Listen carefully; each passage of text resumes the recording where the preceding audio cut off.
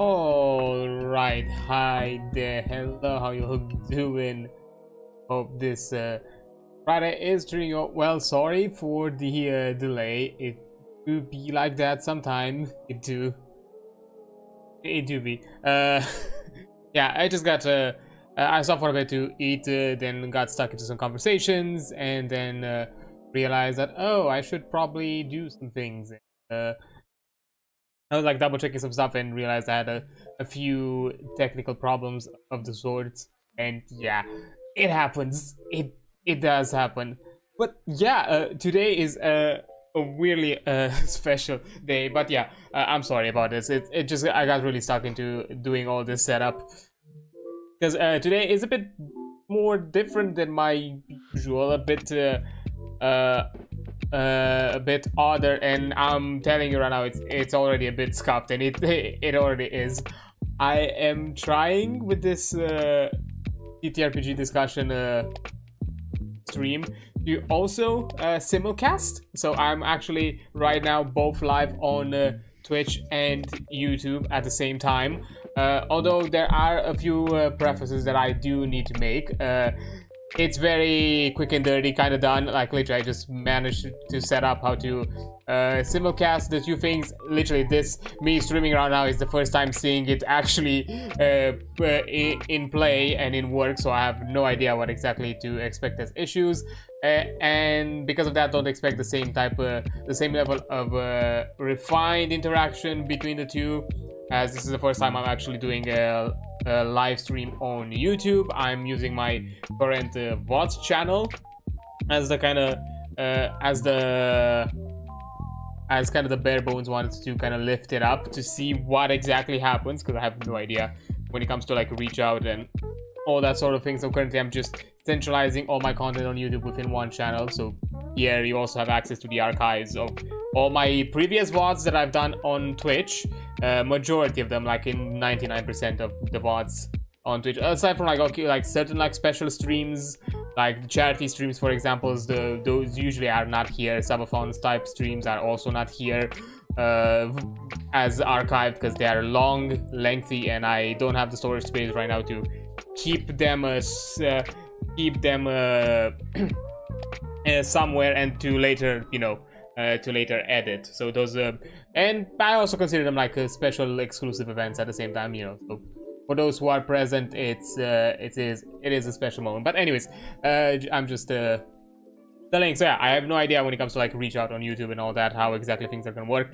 I am trying my best to put things out. I'm still learning, and I'm still trying new things here and there to push out my reach out to different places. One of them is trying to make announcements on different type of platforms. I think right now I've also added like a Twitch story right as I just went live, so people are aware that I'm live, although I'm not sure exactly how that works, but I'm just doing some things quick and dirty. And technically TikTok, whenever something is uploaded, it's kind of uploaded around the time I usually stream. Technically, depending on the day, maybe a bit early, which makes me think that maybe I should delay the upload a bit longer, or put it at a bit of a later hour on TikTok. We'll see. But yeah, I am still experimenting, trying out. So yeah, to kind of again preface. Right now things are done quick and dirty on the YouTube end of things, so no bots, no nothing, no interaction. I have both chats up here, like both Twitch and YouTube, as separate chat windows, because I'm also using like a clean OBS. I'm not using the Stream Elements one, because I want to detach myself, and literally after trying to do the setup for this, it probably kind of is going to encourage me by, I think, 2 weeks from now. Next time we're going to talk about like something TRPG related. I hope I can set up stuff a bit better, because I think StreamerBot, from what I've heard, is really good at setting up things for multiple platforms at the same time. So with 2 weeks availability, I might be able to set up something a bit better. So yeah, there's nothing on the YouTube end on that sort, but I am gonna keep a and a hawk's eye over there and see how things are happening. Also, hi there, Punking, how you doing? And also another thing, to be compliant with Twitch's terms of service, because I do not, I'm a little guy and I don't want to be hit too hard. Everything that you see on stream, overlay, presentation, everything of the sorts, is based around the Twitch channel. So all the, you know, subs, followers, and donators are based around the Twitch metrics. And similarly with the chat is the Twitch chat. So if you want that kind of exclusivity, or at the least you want to, you know, be presented here within the stream, go towards the Twitch side of things. If you are fine with being a bit more, if you want to be a bit more anonymous, I think YouTube might be a lot more up your alley for the lurker types and those who just want to be around to vibe and hear me just yap about things. Also, hi, Punky, how you doing? I'm also fine, just out here putting things together and trying to make sure everything is set up nice and dandy. Because there's been a lot of things tech-wise that I've had to deal with, and I've started to learn, like, even on the base end, like, I was not fully aware that I could have had separate audio tracks on OBS and even set up audio tracks in real time, and which ones are kept for the live stream and which one are kept for like the Twitch VOD. I didn't know that was like a thing that I could do, and now I know. And I'm sorry, what? How can I do that? Oh, are you multi-streaming or setting up for a VOD? Right now, I am multi-streaming. I'm both on Twitch and YouTube at the same time.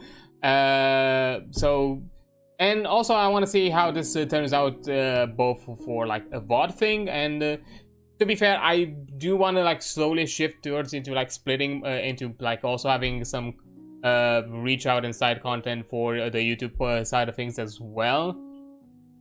And for certain topics, I want to offer the possibility of multiple platforms having the reach out, the ttrpgs being one of them, because, you know, I'm a big fan of ttrpgs. I love talking about them, so I want as many people as possible to have an opportunity to kind of come here, reach out and have a discussion, or just simply hear me vibe and yap about ttrpgs. It's also a way for me to kind of set up things, also to see how everything works out on the VOD end, because technically if I run live on YouTube, that means that I don't need to archive my videos anymore, because they are kept live, they are already uploaded on the channel, so I don't need to do all of that at all. So, you know, things are a lot better.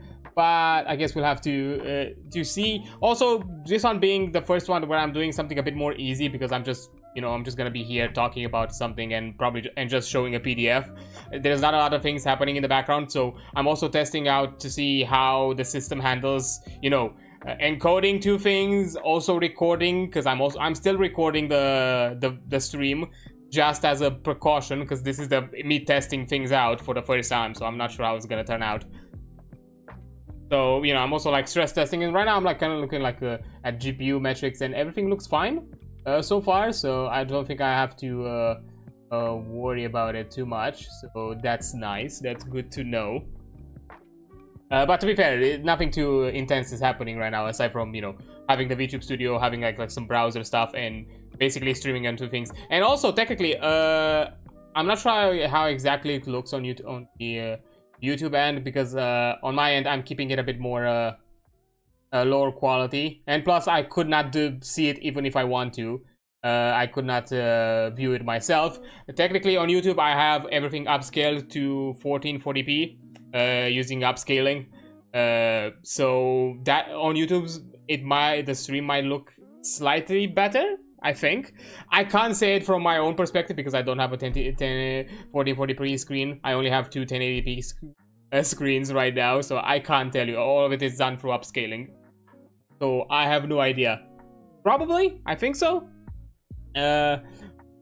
We'll see. I'm not sure if I even with upscaling I would still need a 1440p screen on my end as well, even though technically one of the outputs is 1080p, because for Twitch it has to be 1080p because that's the limit. It can't go higher. That also, for those who are, you know, in the tech side of things, when it comes to like streaming, I'm using two different types of encoders. I'm using the H264 one for Twitch because that's the only one you have, and I'm using the HVAC encoder for YouTube, which is a better, more efficient type of encoder that basically all modern graphics cards have, but Twitch for some reason just did not have the infrastructure set up for it. So yeah, that's kind of the advantage on YouTube. Technically, quality-wise and performance-wise, you technically get a lot better things on YouTube streaming-wise than you would get on Twitch. The only disadvantage right now, which is why I'm saying that it's quick and dirty, and you don't expect a lot of interactivity available on the YouTube side of things, because I have no bots. I have even baseline on how YouTube is set up. There is not really a lot of things. You don't really have stuff like channel redeems or interactions of any sort of that sort. I can start like a Q&A or like a poll from the looks of it. I've not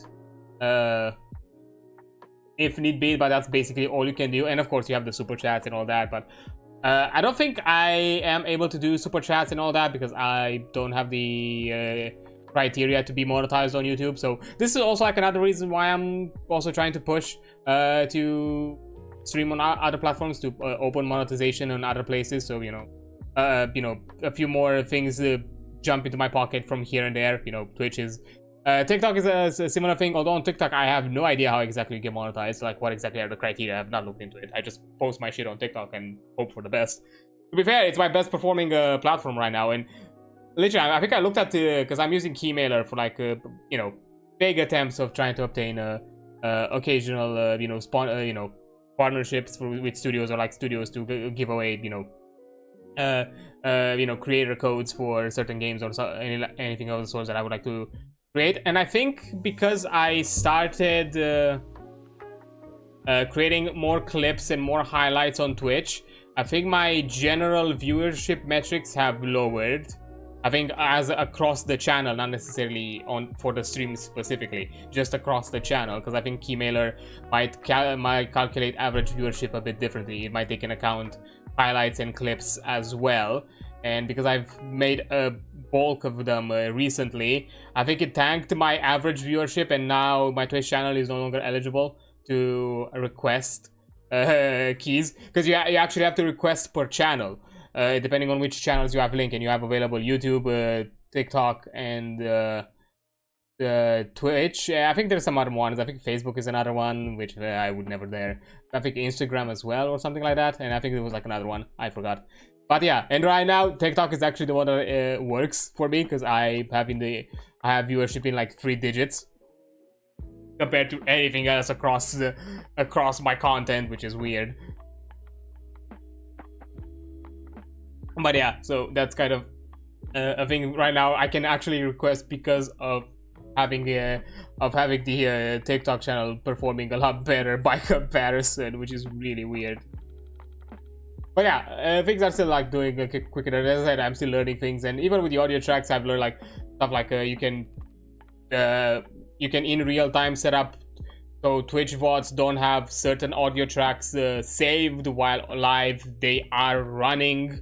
While also at the same time, you know, I'm doing my audio split, so I can easily edit. Right now, because of how I'm using simulcasting, I don't think I'm gonna benefit from that, which will really depend on how, you know, the stream overall is gonna look in the future and all that. Because this is gonna be the test run in a way to see how everything runs, and then we'll see in the future how stuff's gonna go. Because yeah, but yeah, again.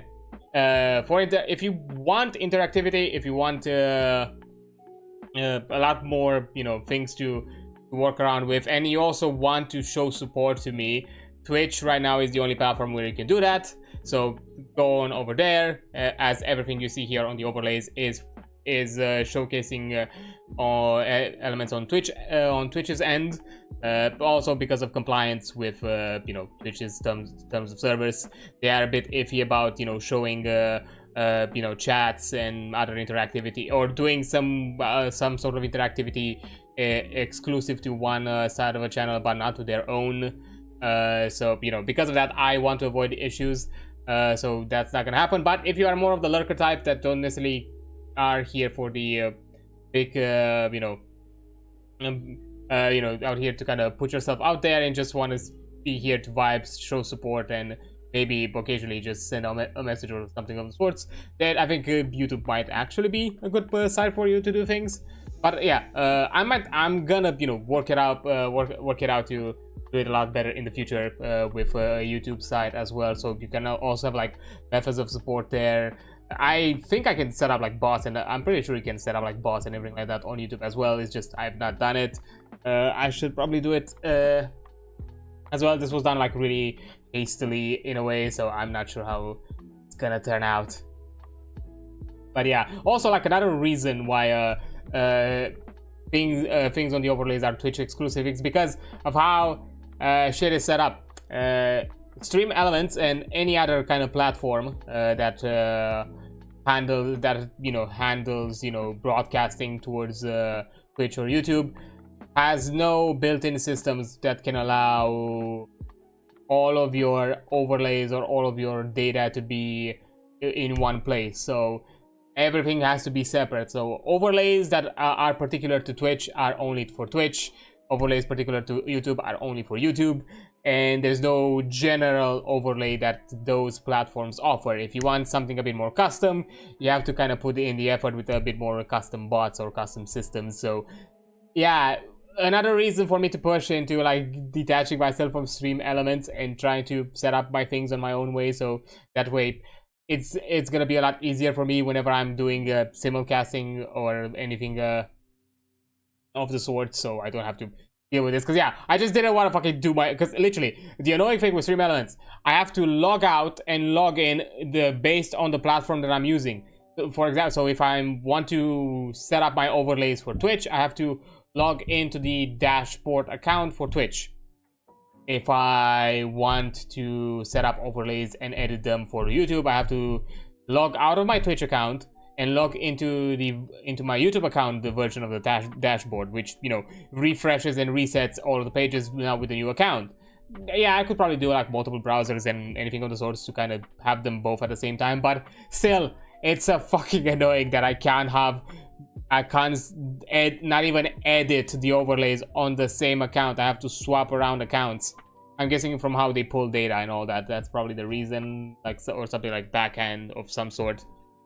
But still, it annoyed me because literally I just wanted to quickly like put on my stream alerts and realize that I had to relog, and there's no way for you to like pull information from the other account, like not even like duplicating your alerts or anything like that. No, you have to do them again from scratch.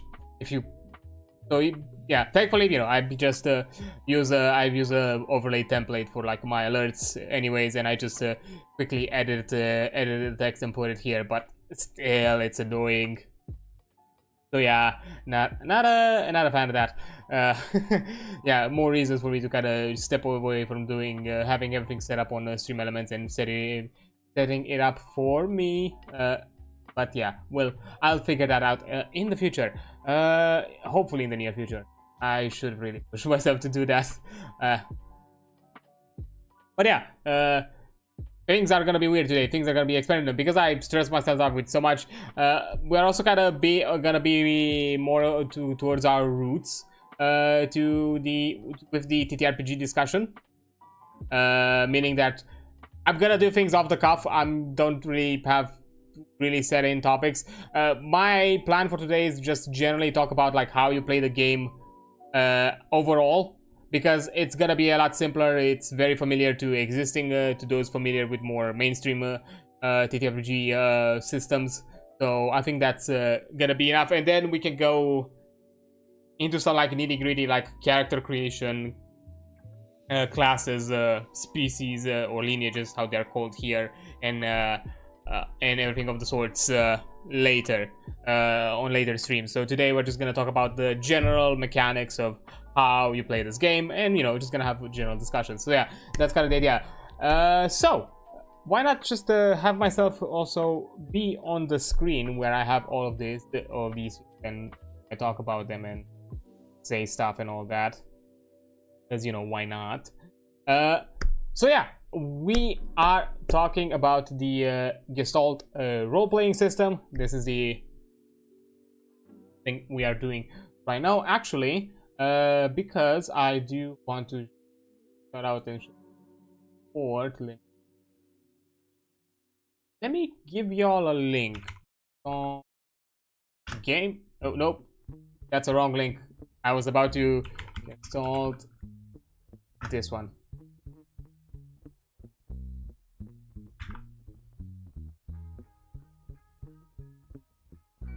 Got it. So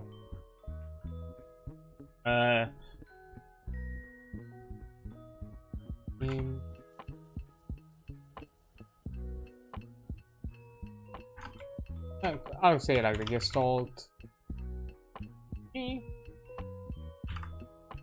and here is the oh, hold up. Apparently, I'm not logged in into my chat on the on my dock, because I have to use a browser link. Son of a... Okay. Fine. No, I can't log in today. I know, because it's gonna be annoying. No, I'm gonna have to. I guess the chat is just gonna be a preview on my end. I'm not even gonna be able to interact with it. Obvious fucks. As I said, this one's gonna be very scuffed because I'm just setting things off the cuff, so I have no idea what's gonna happen. So here's also for YouTube as well. I can pin message. There we go. So you have access to it and all of that sort. So yeah, I'm just out here talking about it. But before I jump into discussing about the Gestalt role-playing game, so there are a few things I do want to mention about these types of stream. These are ttrpg streams where I want these streams to be an open platform and an open space for discussion of anything ttrpg related. I want this to be a space where people can ask questions, offer advice, or ask for advice, give suggestions and general ideas. Like to give you a bit of a context, I've played. I'm a TTRPG player for already. Let's see. I'm not like some big ass veteran compared to some other people out here in the space. Don't get me wrong about that. But I think at this point I have like 7 years, more than 7. Actually no, 7 years of playing TTRPGs. I've been a game master for quite a few years as well, specifically for D&D. I've been a dungeon master, but I do want to extend, and I'm actually planning out a one shot as part of one of the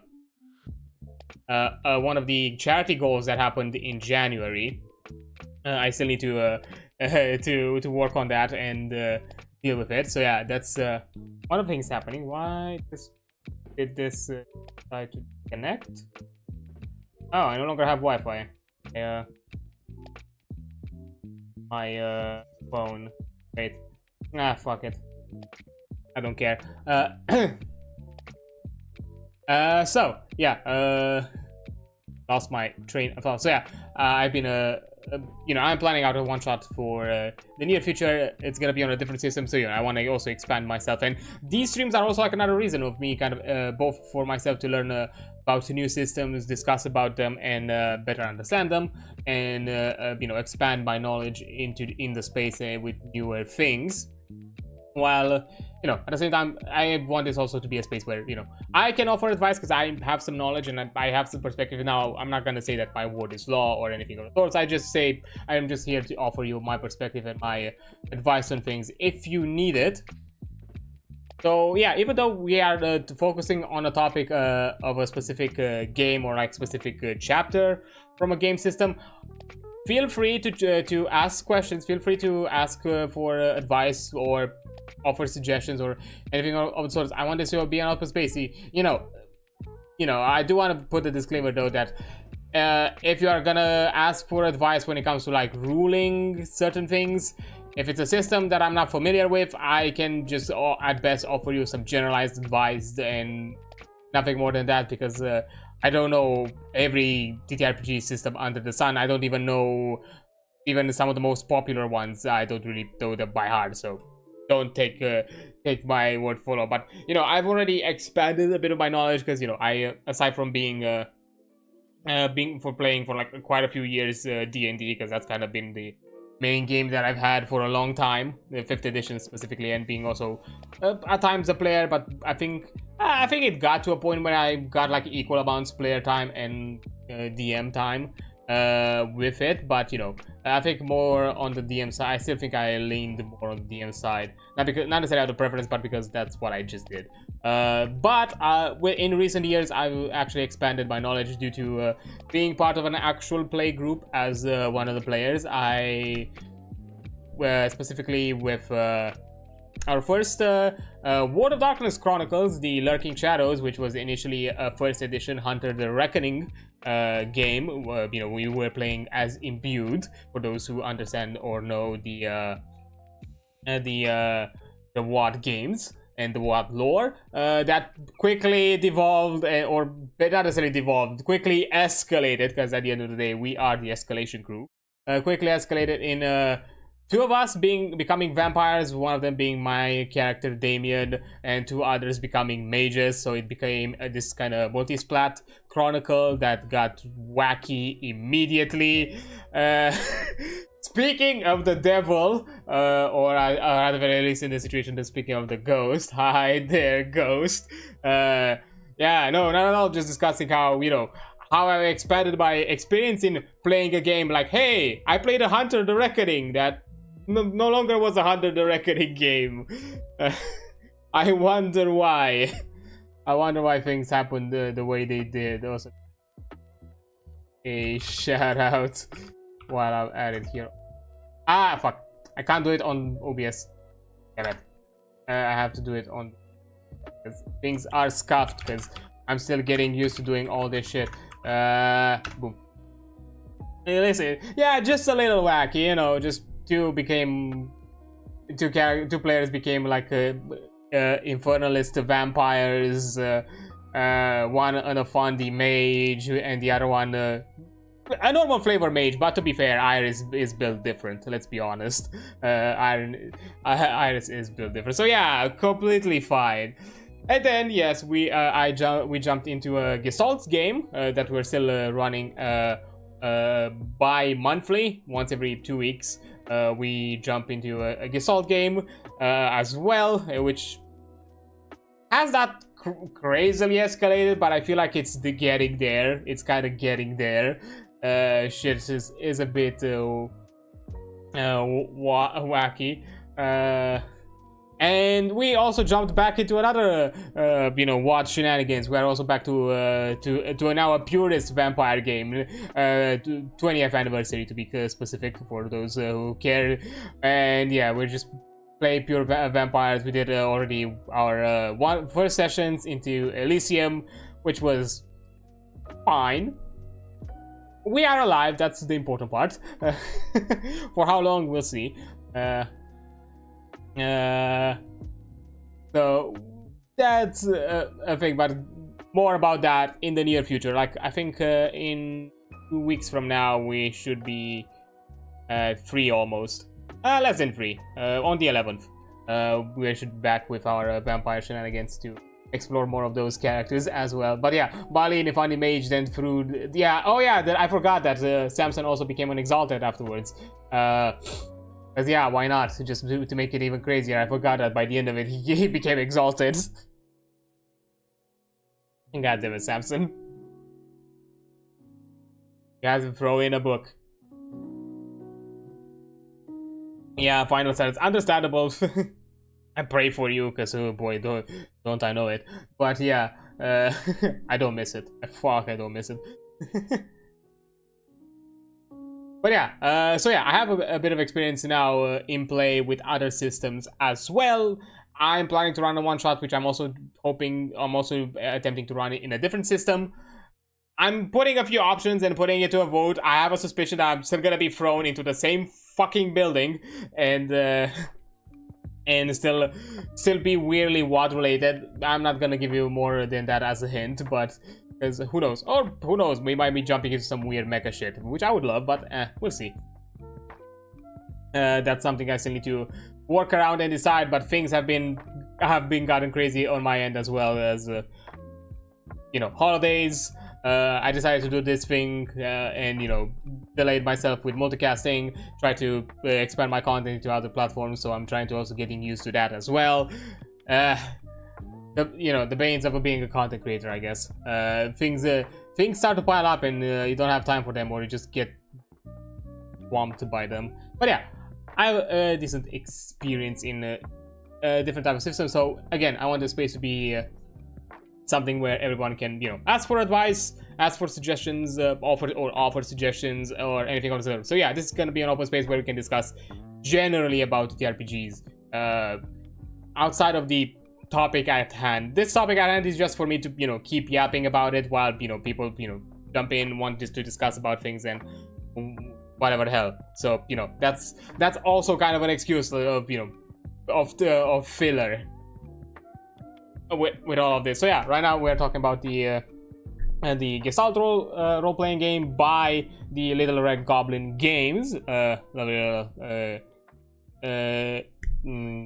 group of game developers. Cause I mean, yeah, I think you're making a game. Yeah, you're a game developer. It doesn't matter what format you do it in. To kind of easily summarize what Gestalt role-playing game is, if you were to think of it, if you were to put a spectrum of D&D 5th edition and Pathfinder, let's say 2nd edition, I'm not too familiar of the ins and outs of each editions because I have not played like I have, aside from 5th edition, I have not played other versions of D&D or D&D adjacent things outside of Gestalt. But from what I know of Pathfinder, I do want to learn Pathfinder because I would like to run some Pathfinder shit in the future.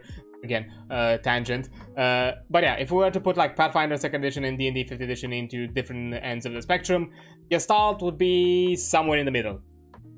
As it offers a bit more customizability, a bit more options, and a bit more choices, both in character creation and in other elements of play than D&D, but not to the extent or to the granularity that Pathfinder offers you. So it's still a bit more simplified, but compared to Pathfinder, but a bit more branched out compared to D&D.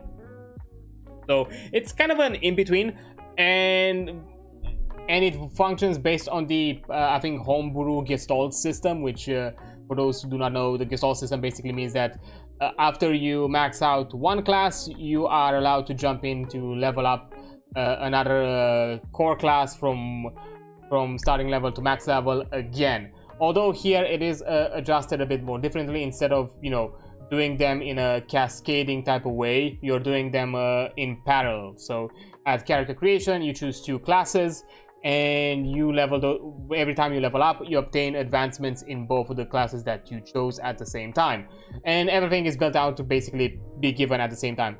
Anything that is generic, like feats, honors, and like ability score improvements, those are generalized across character advancements. You basically get 1 per level. You don't get like, it's shown on both class progressions just to have the reference, but it doesn't mean that you have twice the ACI or anything of the sort. So it's still 1 ACI for that level.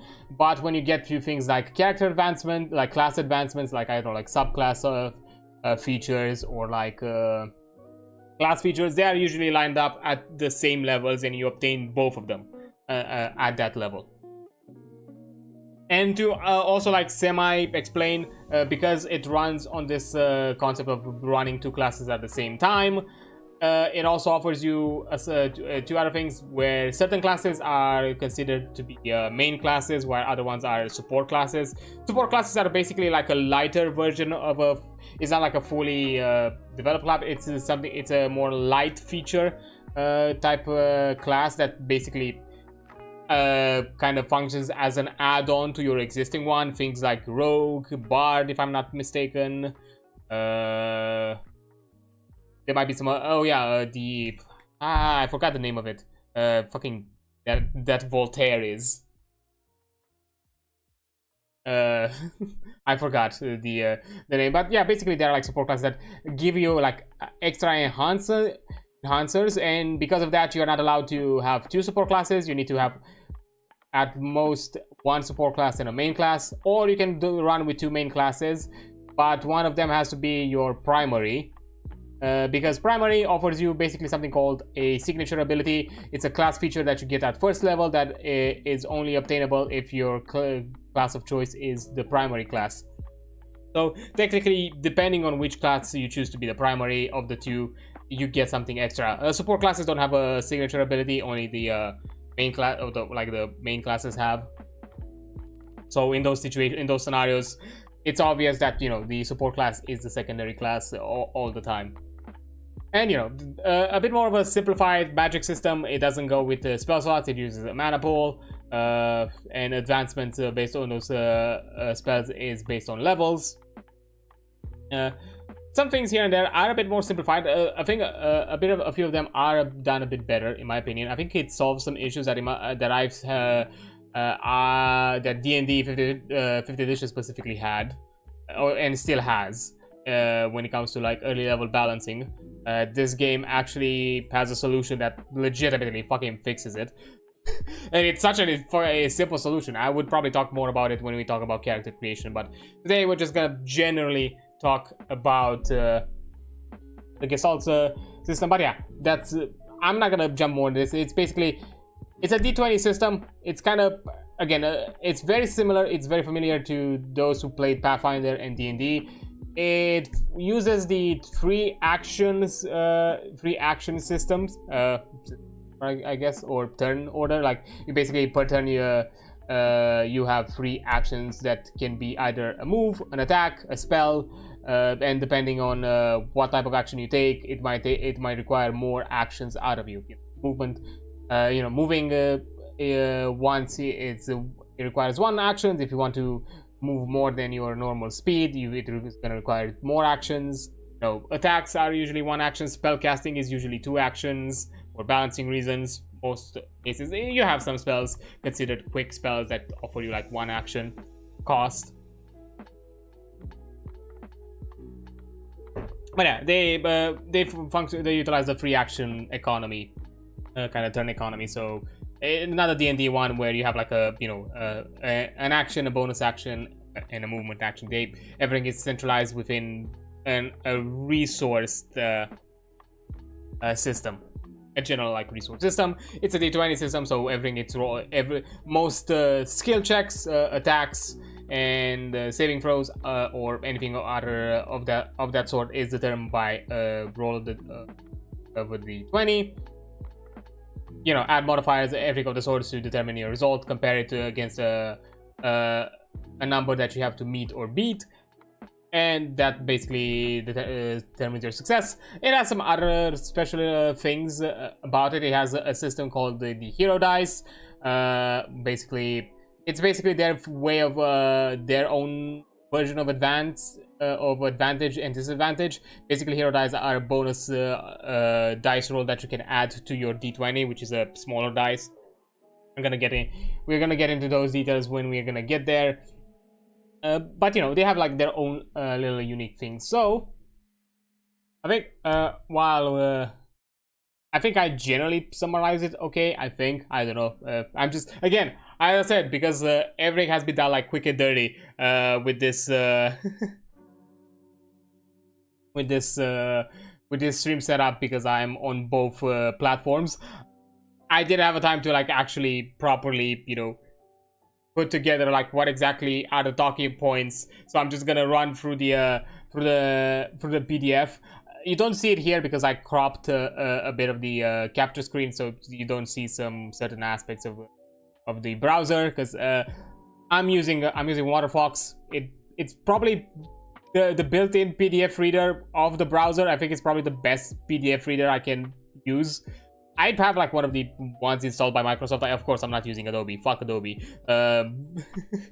But I still don't like it, and it's glaringly bright. This one at the very least has like a dark screen background, so it's easier for my eye, and also it runs a lot better. For some reason, these PDFs, the Gestalt ones, I don't know, it's probably because they have like a lot of images cut together that are not compiled or flattened, and I think it utilizes a lot of data, because they are really slow to load on PDF readers for me for some reason. These but if I do them on browser, they work fine, so that's also like another reason. And because of like the path file in browsers and that kind of thing, I just don't want to give information that might dox me.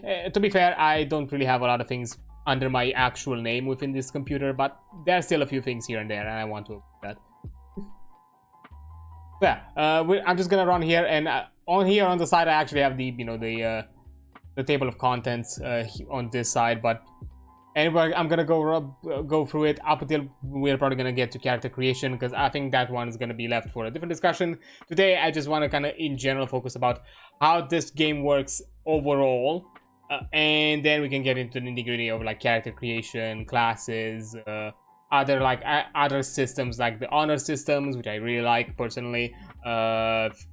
Feats,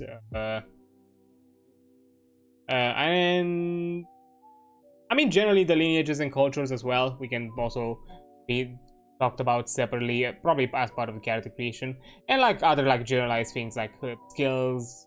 Of course. To be fair, one thing that I can say it is the core rulebook, because this is what I'm showing right now, right here. It is the core rulebook. It's quite comprehensive, to the point where it even has like a good section of like that talks about the game master, the GM section. Even though they have like a separate like GM book, which is even better.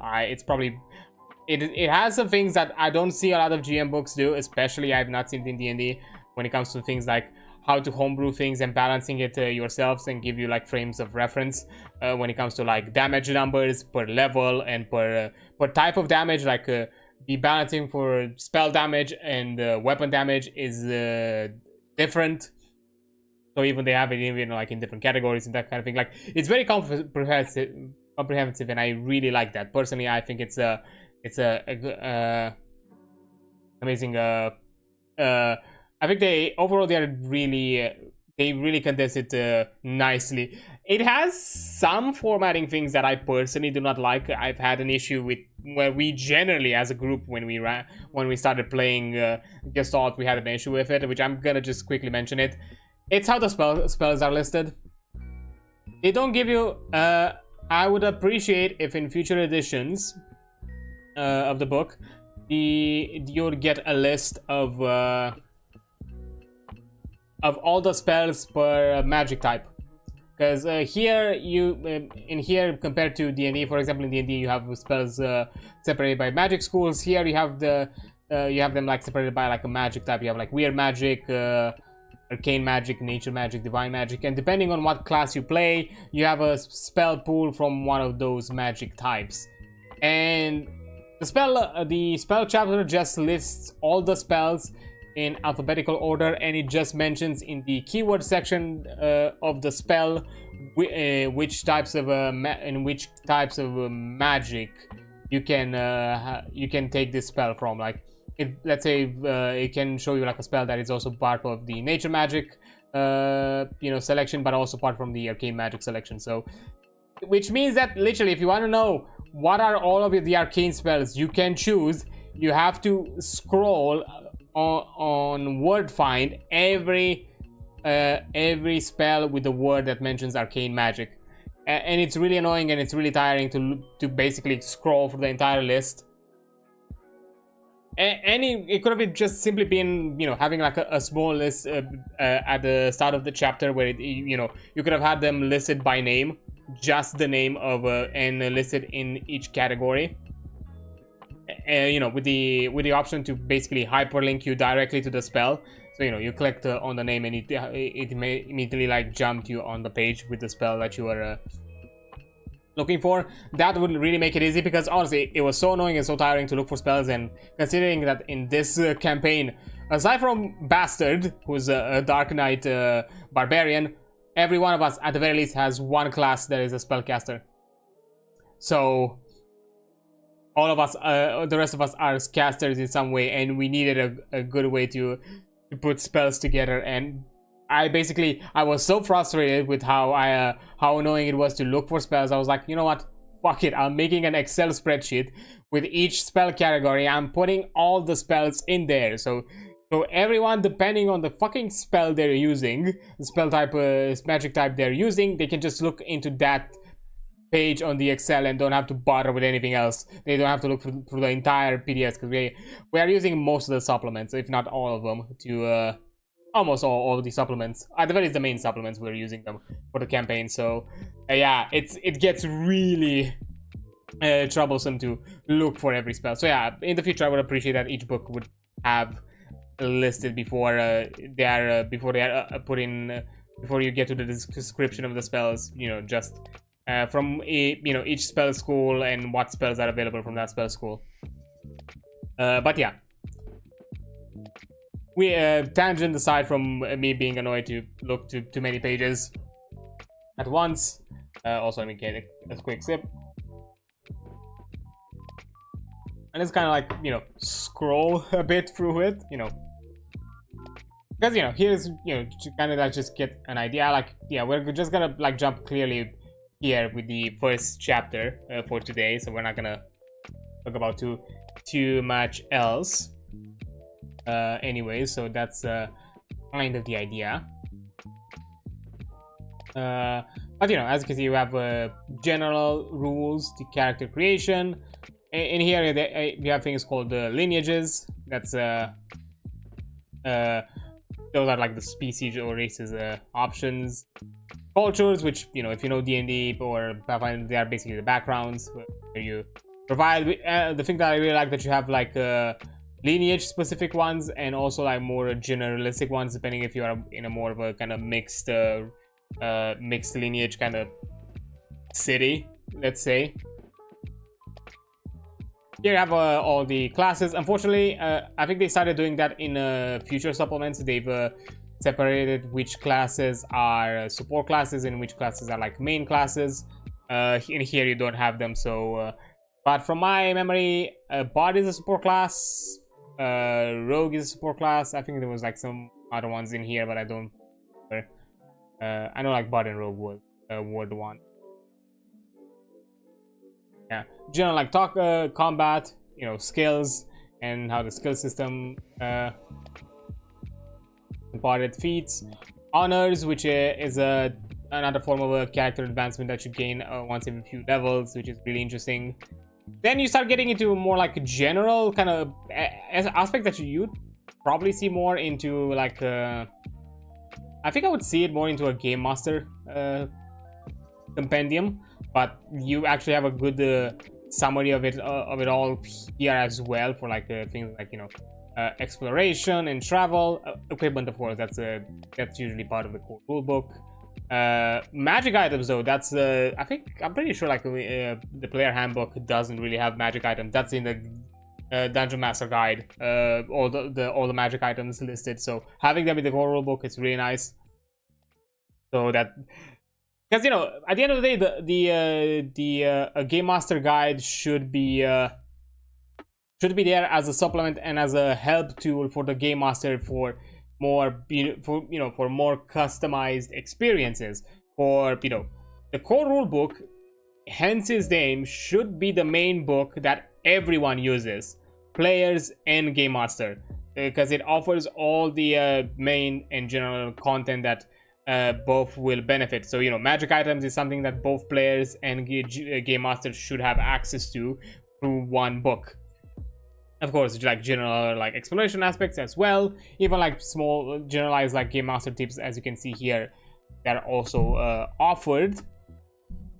And of course, the entire push and not necessarily push, but, you know, more descriptive discussions of how to do, you know, collaborative storytelling, how to you know, how to handle, you know, session zeros, consent, aspects of disability even, which I'm curious to see what exactly. There's probably gonna be like a game master type of a discussion, like a topic on how this game handles like the game master you know, talks well, and of course like a generalized appendix. I don't think you have like monster stats are not really, I think you have like some general, like, yeah, common monsters traits or something of the sorts, but don't really. I think monsters are one of the few that you don't have here in good amounts.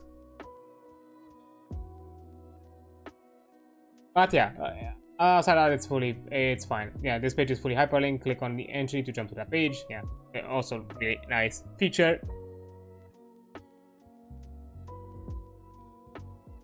But yeah, let's see. What can you say about this?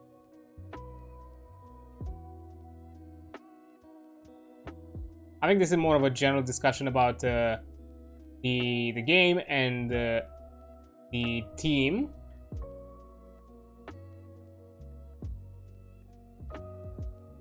But why not? Let's give it a bit of an introduction.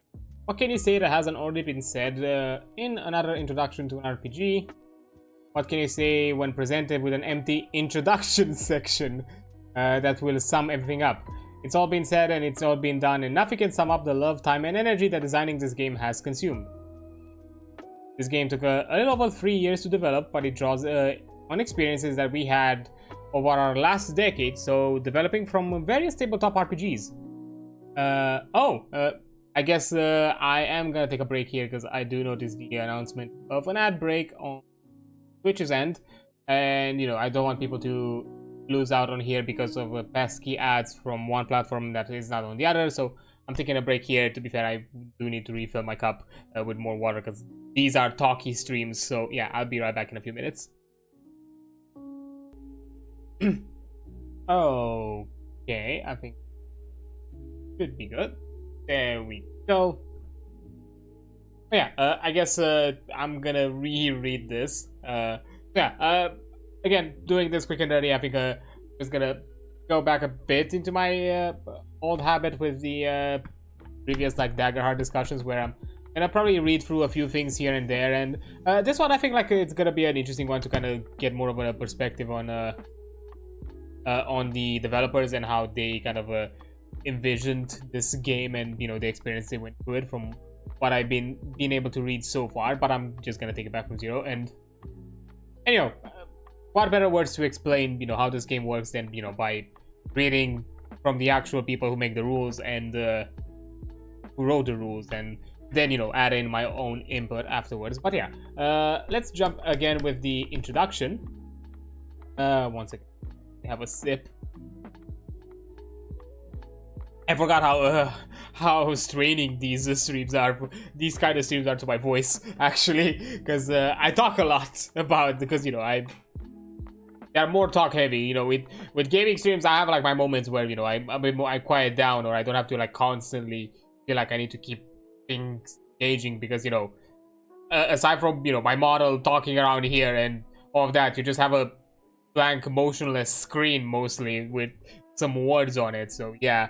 Also, I should maybe zoom in a bit, and I think 150 looks nice. Not too zoomed in, not too zoomed out. So you can also have a bit of a read, and so yeah. Okay, introduction. What can you say that hasn't already been said? Another introduction to an RPG. What can you say when presented with an empty introduction section that will sum everything up? It's all been said and it's all been done, and nothing can sum up the love, time, and energy that designing this game has consumed. This game took a little over 3 years to develop, but it draws on experiences that we had over the last decade or so, developing from various tabletop RPGs. Yeah, from what I know, the creators have participated in, have been part of like, you know, creating groups of other bigger, other RPG system out there is even like big ones. If I'm not mistaken, that some actually come from like things like Pathfinder or like D&D. So some of them actually have experience, you know, designing some of the bigger mainstream systems. Even more than that, it draws from experiences we've had at our table going back to our earliest days of role-playing. The reflection of the hundreds of games, dozens of campaigns, and uncountable fond memories we've had playing the games together. No matter what we played there, were always things we wanted to change, rules we ignored, things we just assumed worked that way, homebrew content we used, some thinly veiled expire of something from our GM's new favorite TV show or comic that got dropped in, and things we added to our games that made them more fun to play. A lot of our designing was driven by our desire to make the game we always wanted to play.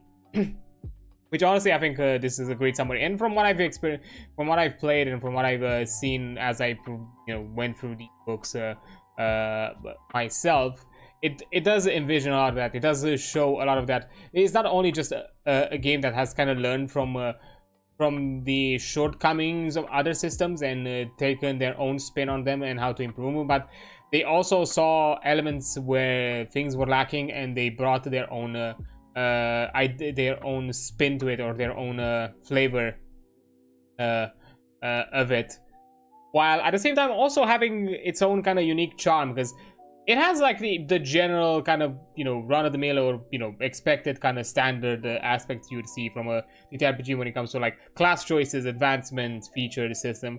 But then you have things like, I don't know, I'm gonna give you like an example. You have a feat called the Trash Panda, which is literally a feat that gives you some benefits for digging around in the trash. I forgot exactly the details right now, but literally you have something like that. You have like a class, I think one of their most recent supplements, where you can be a butler, a fucking butler. So, and they created like an entire system for that, and you know, brought a lot more kind of focus on like I think to be fair, they have the thing with the butler is part of a supplement that is very big into like more like political intrigue type games with the aspects of, you know, of a more mechanical play or like combat type play, because, you know, this one being very akin to Pathfinder and D&D, it is, you know, system heavy. It has a lot of things that benefit for aspects of combat and encounters and puzzle solving and anything of the sorts, but it also brought in its own systems and its own ideas and how to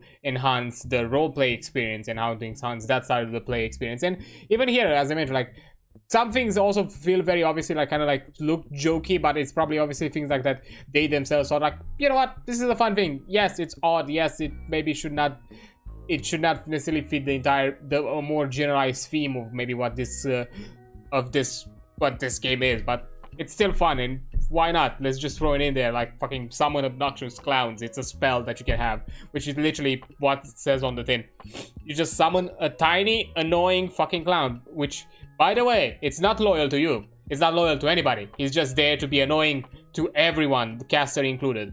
So, good luck trying to get rid of him once you summon them.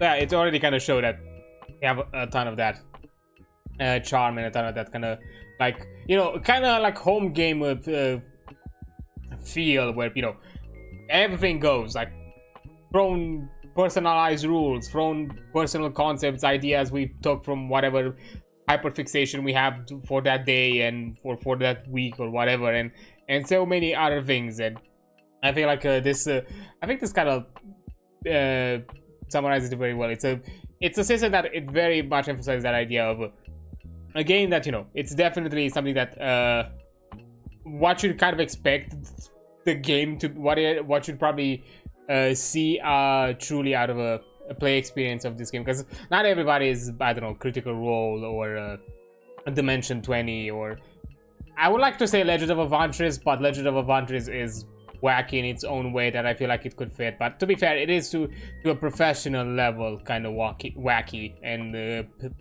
hilarious, and I do love it in their own way. But, you know, not everyone is like some aspiring or actual actor out there to make these types of performances and that are beyond just a play experience.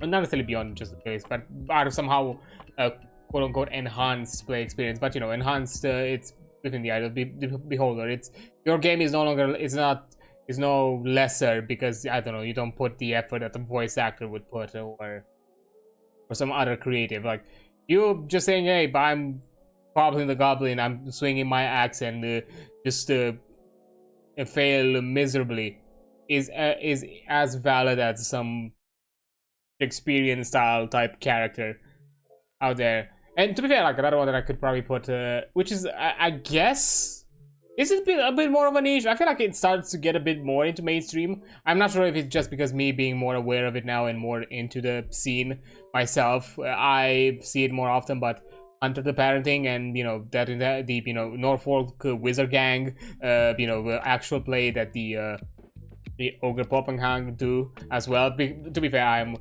I was not I didn't got into them for the TTS series, their Warhammer TTS series. I do want to get into Warhammer at some point, but just not yet. I think like Warhammer is like Warhammer similar to WoD is a big ass fucking rabbit hole that you need to you have to get into, and Warhammer especially consider that it's plastic fucking crack, and that's one side of it that I do want to avoid for the time being. I already am into fucking Gunpla. I don't need more expensive plastic on my shelf. But anyways, I'm getting into a wacky ass end. But yeah, to be fair, that one is also, to be fair, that kind of emphasizes a lot more of the kind of wackiness and equally terrifying and seriousness sides of WoD, but put together and somehow cohesively made. And to be fair, in my opinion, they're the HTTP creators are fucking geniuses in their own way of how they're able to handle all of that, and I'm fucking obsessed with it. I eat up every piece of lore they drop from it. I've not kept up with the Norfolk Wizard Gang. I think I just saw the first character introduction, which annoyed me to hell and back, because I was like, is this fucking Damien but if he was a wizard? God damn it. There's no such thing as originality in the universe, is it? There's no such thing as an original thought anymore. Because literally, I looked at that guy, I was like, oh god, this is Damien. This is literally Damien if he was a mage. Fuck. But yeah, that was kind of like my first reaction when I saw like full on conspiracy theories. Yes. But anyways, yeah. Continuing, got into a big ass tangent. It's gonna happen. Welcome to the ttrpg streams. I'm gonna tangent probably a lot. Okay, so Gestalt comes from a place that is very much Little Red Goblin Games. While we've done original works, the majority of what we've published has been third-party content. I got my start writing homebrew content on forums back in the day and imagined the weird and wonderful thing that could be added to an RPG. We started developing where the original publishers ended. We got to write the wouldn't it be cool and what if we did this, not the original mainline stuff. I'm seeing some similarities and parallels here. We also even set out to the 13 regional variants of Elf. We wanted to write the weird stuff, the stuff people haven't seen before. We wanted to write about bombastic clamhead people, precognitive space monks, wielding bone knives, fighting bone golem mechs, classes based on nonce words like the bizzle whack, axe guitars, love damage, and just whatever weird thing we could think of that day. Gestalt encapsulates that energy and is fed by it. Honestly, I find full-on vibe and respect for that. And to be fair, I think this is kind of probably the starting point of many people. Wouldn't it be cool to do that? And what if we did this? To some extent, I'm hoping that what I'm doing with my own, because I actually have something homebrew that I want to make it public at some point for the Gestalt system specifically in the works. As part of the charity goal, I did mention that I'm gonna make public the subclass that I've designed for the sorcerer class of the game. So I will make that public in the near future. I again got distracted with a lot of things, and I also want to put it on a platform where it can also be like a donation platform at the same time. It's probably like coffee, something like that. We'll see. But yeah, I also kind of am within that same kind of mindset and space. To be fair, I occasionally might derange into this because I can be a bit of a specifics type person and might just jump into this like, what if, you know, we got more in depth and more in detail of all the, you know, aspects of a society or of a concept. But you know, it depends. But yeah, but it's also not our freshman offering. It's something we put a lot of time, effort, and playtesting into it. It's something that took efforts of a lot of people inside the studio and out of it.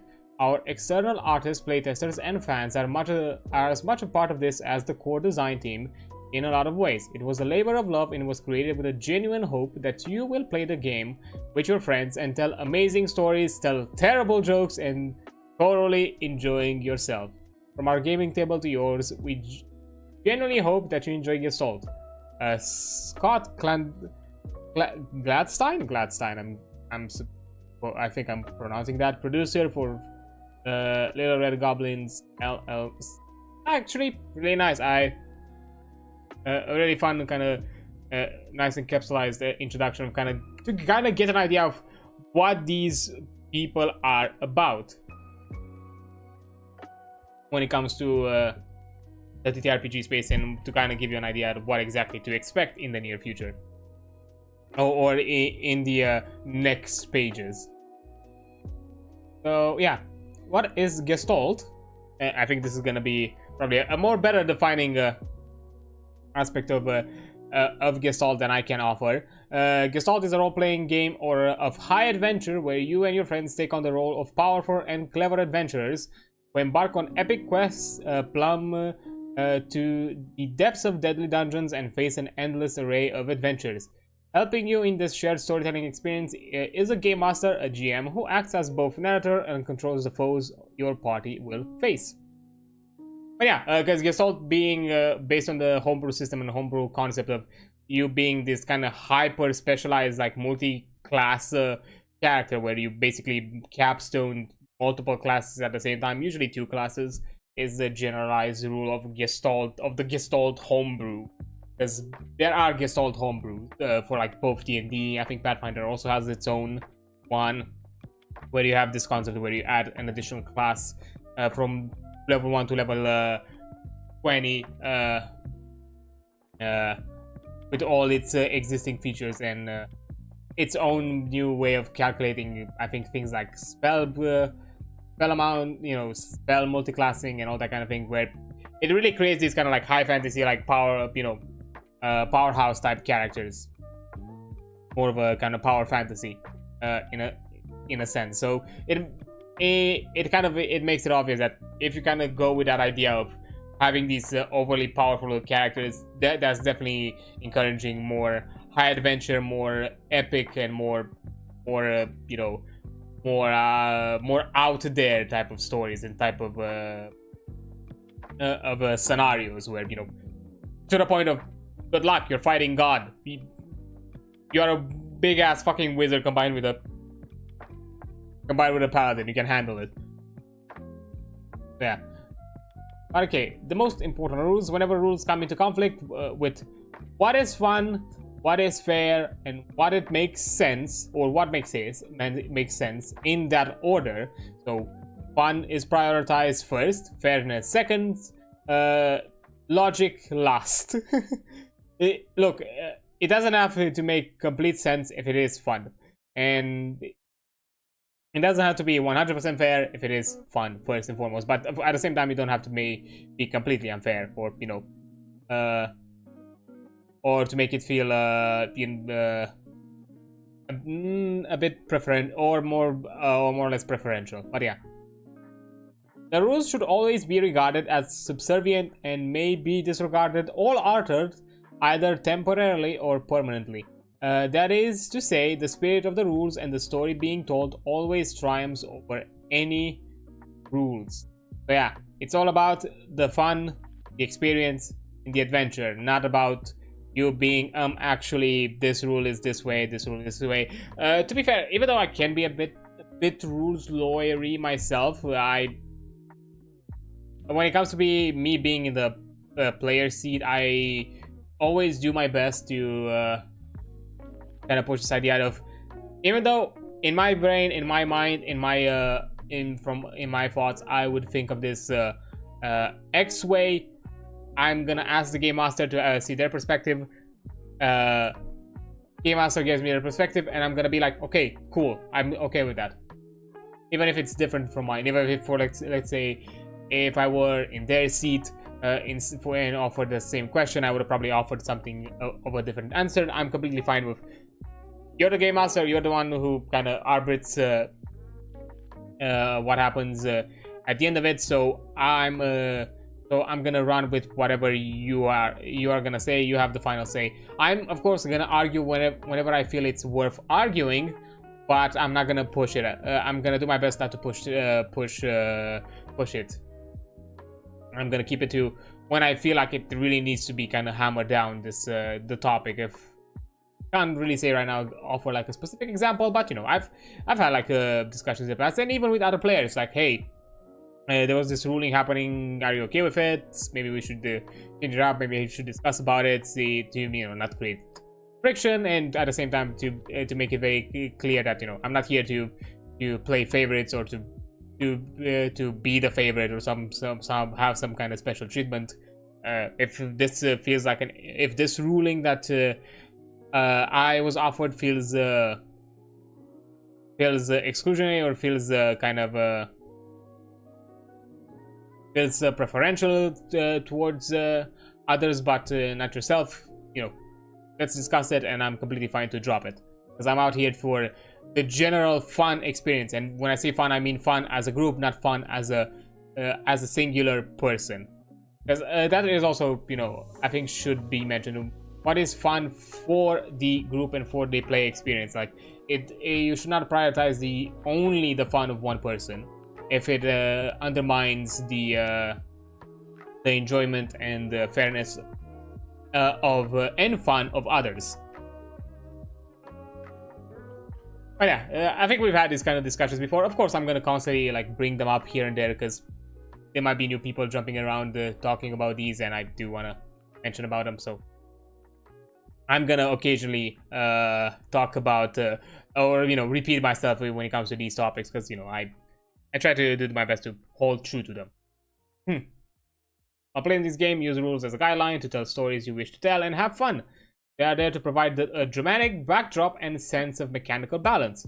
You are not only encouraged but expected to create your own rules, play fast and loose with the rules when appropriate, and make allowances for good storytelling when it conflicts with the rules. If you're not having fun, change something to make it so you are.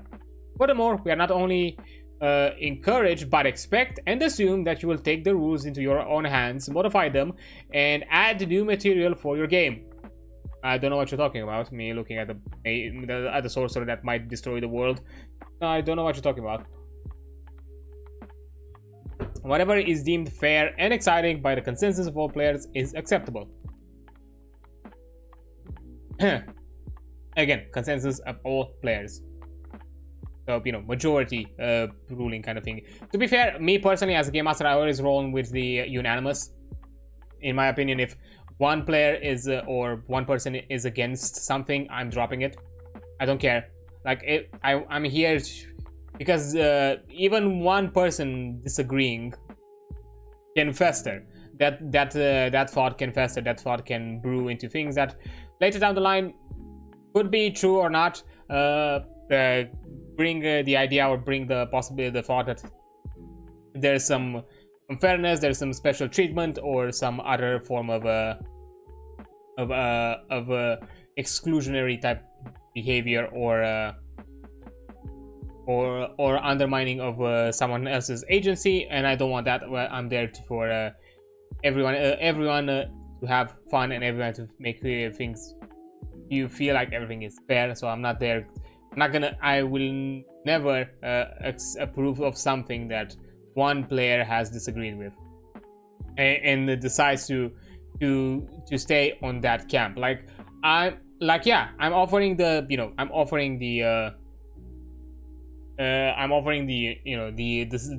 seat to, hey, let's discuss this, let's talk about it, let's see each of our perspectives and see where we get.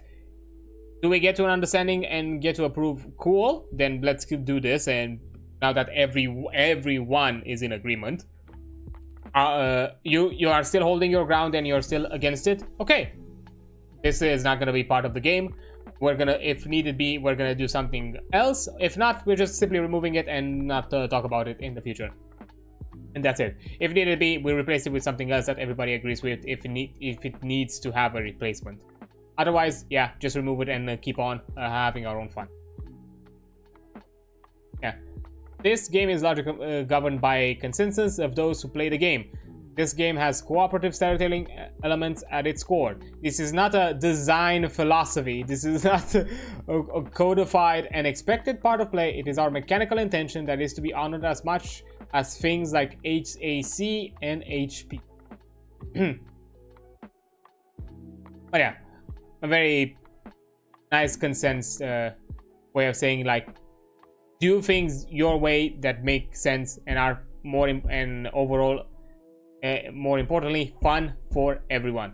Everything else is it's beneath that. It's lower priority. Doesn't matter, you know, to the point where a lot of things that my character has are, aside from, of course, the assassin is mostly there, the sorcerer is there, but the subclass, and I think at this point, with one exception, all the spells that I have are homebrewed by me as I'm actively playtesting them as I play the character. So that's one of them. Also, what else? So yeah, I'm kind of already run with that. Like, I had this concept, I had this idea that the game did not offer it to me, and I wanted it. So I was like, fuck it, I'm gonna make it. Ghost did something similar. She made her necromancer class as well, and which she designed and Marie is utilizing. I think she also had other custom things that she works on behind the scenes. I'm not sure how much these days, because, you know, as she mentioned, girl is in finals hell, so, you know, understandably so, busy with other things. Pray for you. But yeah. Oh yeah, I think I'm gonna, with this chapter, I think I'm gonna run similarly to what I did in the past, of kind of going through it. I might skim through some things here and there, or like go fast with them, but, you know, to see kind of how they present the information and the generalized information here, because this one being the main play of how you interact with the game, I don't think it's that big of a deal to go a bit more in depth with the pages, with the talks, and kind of read them out kind of the way they present it. But yeah, we are finally at the first chapter of how exactly in general this game is played. So, as an overview, the Gestalt is a tabletop role-playing fantasy game set in a golden age of adventure. It is a collaborative storytelling experience where dice rolls determine the outcome of fancy endeavors. Playing this game involves two kinds of people: a game master, or GM, and a number of players. The game master is a narrator for the world and represents the environment, the inhabitants of the world, other than the players, the setting, and the greater narrative. The players create and control characters' heroic adventures, though how heroic they are is a matter of debate. I'm not gonna talk about that myself. Ignore the creators. Ignore the creators. Who undertake challenges, adventures, and progress through the various narratives and scenarios the game master lays out for them. The player always controls their character and states the intent of their actions. The dice of the game master describes the outcome of those actions. So yeah, players mention their intent, game master decides the outcome, and alongside with the dice, by interpreting dice. This book provides a framework for building characters, adventures, and resolving dramatic moments, like combat with dice. The Gestalt Book of Beasties contains enemies and allies for game masters to use, and future books will contain even more content. Remember though, the most important rule surmounts all other rules in this book, and the content in this book is meant to serve as a framework for the kinds of stories and challenges your group collectively wants to tell and experience. So yeah, these are frameworks, these are guidelines, these are things for you to use, but not something you hold yourself by as law. Yeah, Supplies, you'll need the following things at a minimum to play. As a player, you need dice, at least one d20 or 20-sided die, 12-sided die, a d12, a 10-sided die, a d10, an 8-sided one, a d6, a d8, a 6-sided one, a d6, and a 4-sided one, a d4. Multiples can be useful to make rolling easier, especially for spellcasters. But yeah. Another thing the player needs is this book. Congrats, you already have something on the list. This is the core rulebook to give you all the information you need to play the game.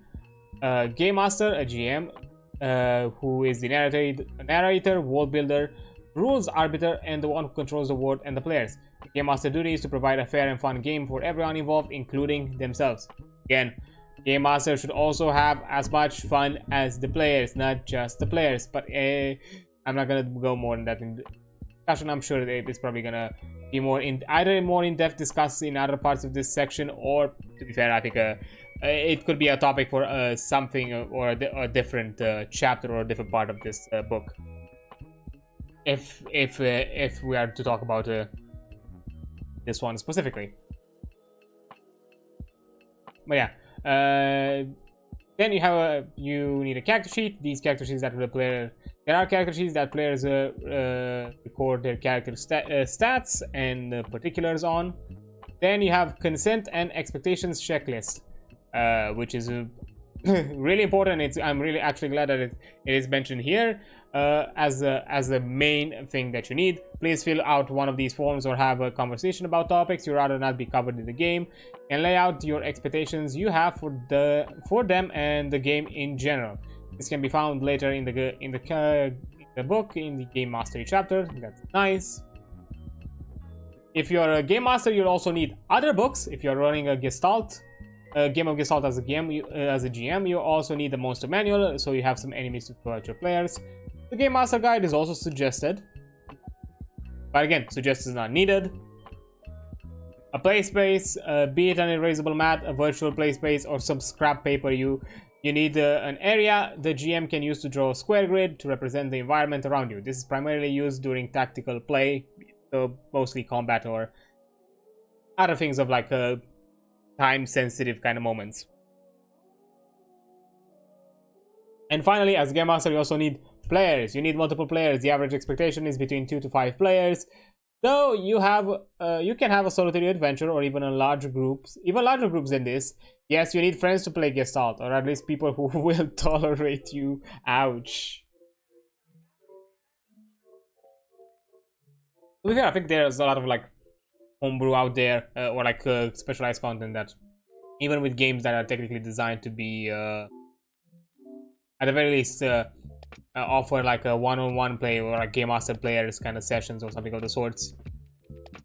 I think there's like homebrew or like a third-party content designed around a system that it is then adapted to have solo game experiences, because those are also like interesting. And at some point, I would like to like do a stream where you can play some sort of like a solo ttrpg where we make something. I don't know, maybe we make a character or something of sorts and kind of experiences. I've never played one myself, so I'm actually kind of curious to see how would the play experience be like. So yeah, we'll see about that. Maybe something for the future. And then modes of plays. There are two main modes of plays. The first one is being narrative, and the second one being tactical. Narrative is more freeform and is used to describe scenes while traveling over an extended period of time, during a free exchange of dialogue, or when particulars don't really matter. During narrative plays, characters can just describe their actions without any need for dice or a map indicating where they are. If a dice source is required, it can be done so long as the Game Master and players agree it is relevant and fair. So yeah, most of the kind of are out there for the to push forward the story, the narrative, the play experience, and not necessarily the play experience, the story. And then you also have the tactical play, when is when things are the most dicey, when things like combat occurs, or when the exact location of a creature and objects matter to each other.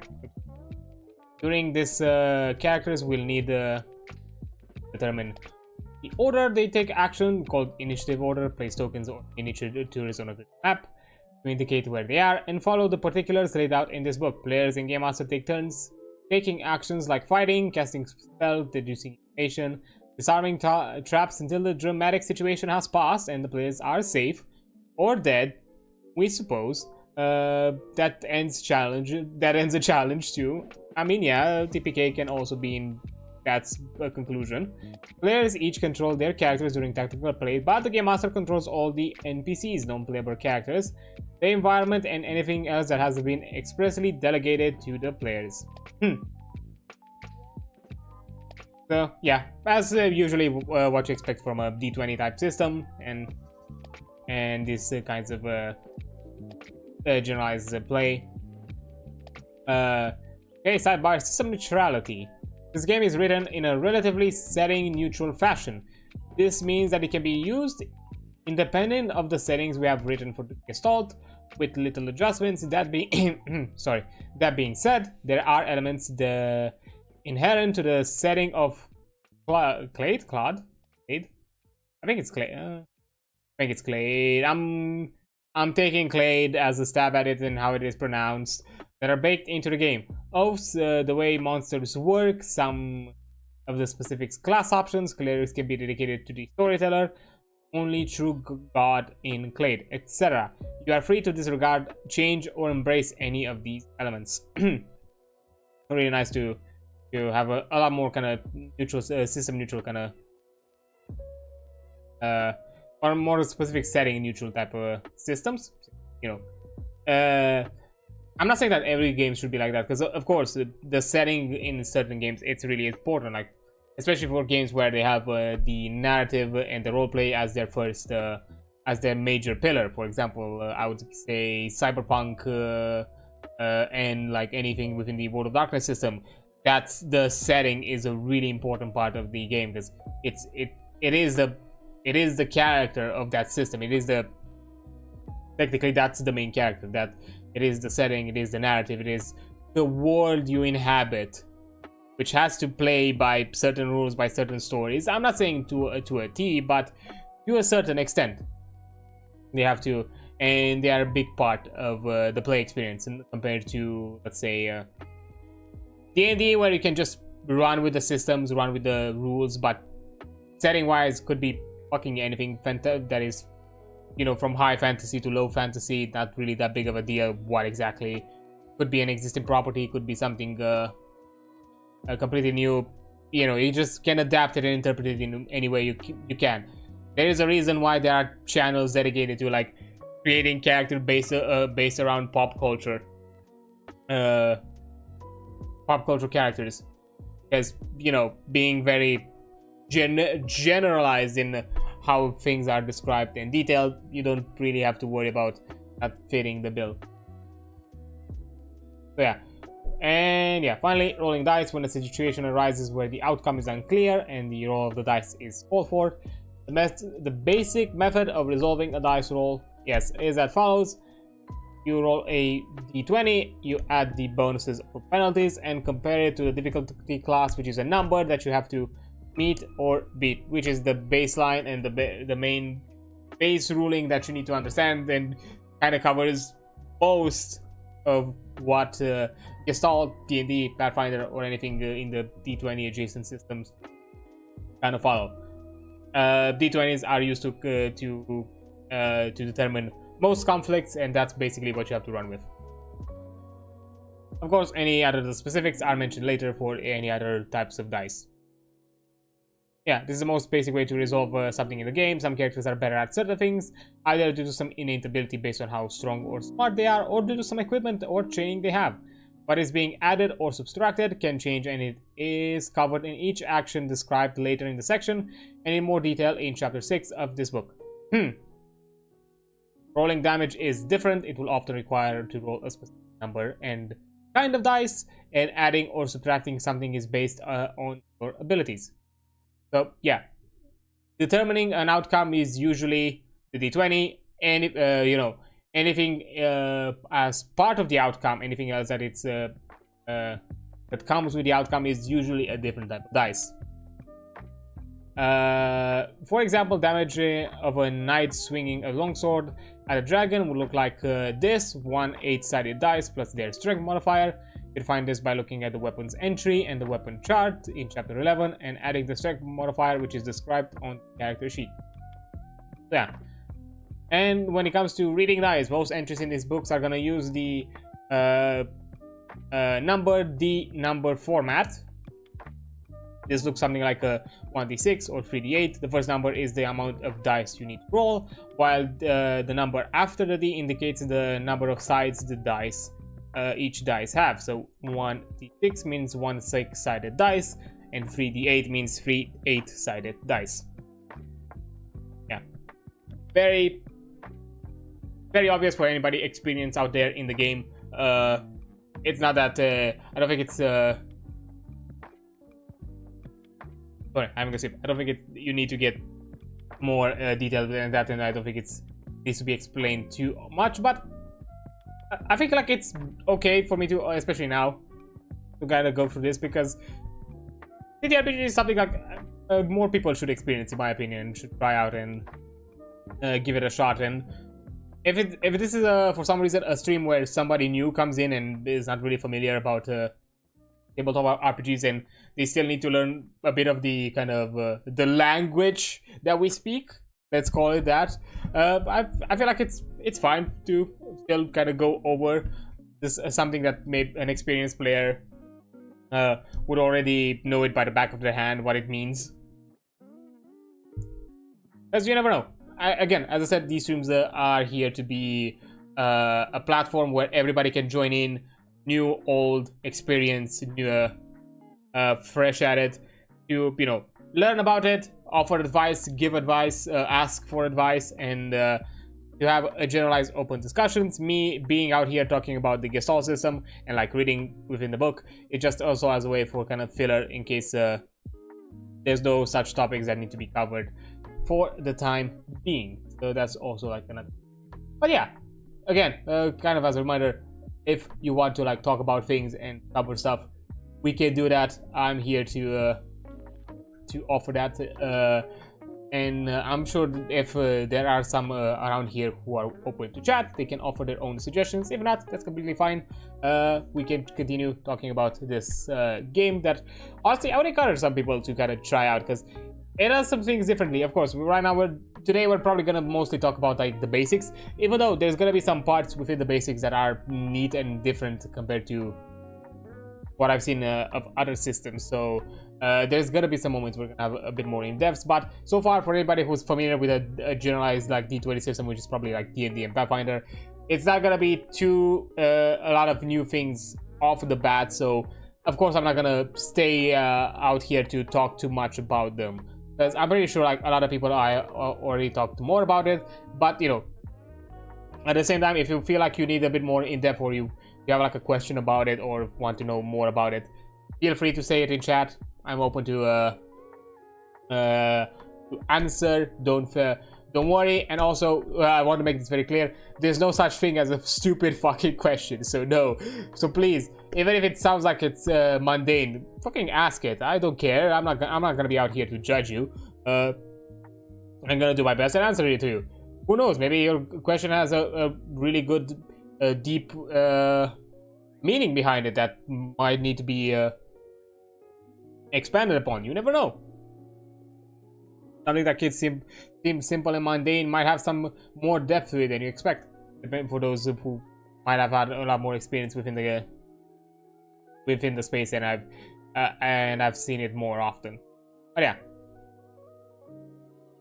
yeah, generalized using this book. It has 16 chapters, many charts, and a lot of sidebars. I do like the sidebar section. It's kind of a way they kind of add additional context and additional like contextualized rulings or edge case scenarios that are really nice to kind of offer it, to the point where, you know, whenever I kind of design something, especially within the nomenclature, like, or within the kind of design format that this book has, I kind of adopted it, and it's really useful to kind of add additional context and in in a way that it's kind of separated from the main gist. So, you know, the main topic or like the main descriptor does not get bloated with too many specifics, but at the same time, if the specifics need to be told, you have the sidebars as right after to look into those. So yeah, sidebars are best thought as commentary on each section and may offer game masters insight into what the design intent is on even hints for players on how to best utilize the information in a given section. So yeah, it also can offer context. I think I have like sidebars that give you a lot more kind of like narrative suggestions in like some of my stuff that I mentioned for the sorcerer. Some sidebars like in how you should interpret certain. To be fair, they have something different called here like deeper rules, which literally as I was to mention, deeper rules. Certain sections of these books have a deeper rules subsections. These rules are used to cover specific instances, rule interactions, and granular mechanical rulings. So yeah, something a bit more hyper specific that may not be encountered on a constant use with whatever mechanical rule you are applying. Generally, you can safely ignore them. You only really need to use them if there is some dispute or weirdness that is impacting play. That ability seems really strong. Does it work like that? Or the enjoyment of the party? Otherwise, just follow the best interpretation of the rules. We'd actually prefer that you not read them unless they are relevant to a given situation, as they can slow down play. So yeah, they're there to offer context if you need them, or offer you you know, more details on the specifics if you really need them. But if you are out there in the moment and just want to do your own interpretation, fucking do it. Just don't think too much about it. Oops, I just realized that I was like hitting my mic pretty often. My bad. Really need to get like an arm mount soon. But yeah, formatting and texting. We use specific styles of formatting to highlight certain game elements to the reader. Brief list of relevant information. Spells are formatted this kind of like more italic kind of purple outline, or purple kind of stroke. These are more capitalized and in purple yellow. Honors are in a green and also capitalized. Class features are, you know, are not necessarily capitalized, but they might have some sort of stroke kind of blue coloring. Talents use the same style as the class feature, but as well, classes are capitalized.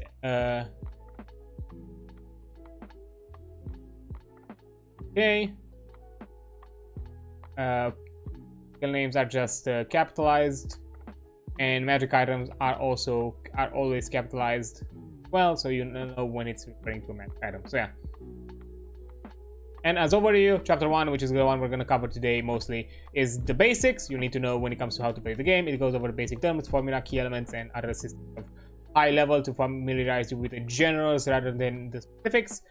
Chapter 2 is character creation, delves into the specifics found both on character sheets and NPC entries. It also covers things like character advancements and other topics relating to both updating and understanding the character.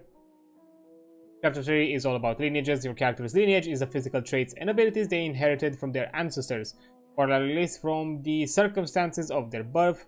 Chapter 4 is cultures. If a lineage is your physical trait, your culture represents the social, communal, educational, economic, and even religious aspects of your character. So, you know, the culture. Each character selects one, even if it's not linked to their lineage. Okay, just because you're an elf doesn't necessarily mean that you have an elven lineage. You might have not necessarily had an elven upbringing when it comes to cultures and you know, and education and, you know, religious viewings and socials and, you know, social norms. Chapter 5 covers character classes. These are it's essentially your adventuring profession. And in Gestalt, you get to pick 2. In this book, we covered the 10 character classes: Bard, Berserker, Cleric, Druid, Fighter, Paladin, Ranger, Rogue, Warlock, and Wizard. And in Chapter 6, it goes into the rules of combat. It covers encounter layouts, statistics, the statistics you need for combat, and death, and big list of other actions you can take. Chapter 7 goes into details on skills. These are the largely non-combat skills your character possesses. They cover things like how acrobatic your character is to their knowledge of military tactics or arcane lore. Okay, Chapter 8 is Feats. Fate is an amazing ability that your character is granted that is outside of their class. In Chapter 9 is Honors, which is something more new to, which is something more specific to this game. An honor is a social advancement or other way of your character has grown in their cultural or social influence. Easiest example I can give you that is an honor here in this game is Knight. A knight is an honor. You can be like a knight. You can have some sort of I think guild hall is an honor. You have some sort of element that offers you a social status. And in general, honors are there to be a character advancement more for the social and narrative side of the game compared to the tactics, which is really cool that they also add advancements in the narrative section, because in the narrative mode of play.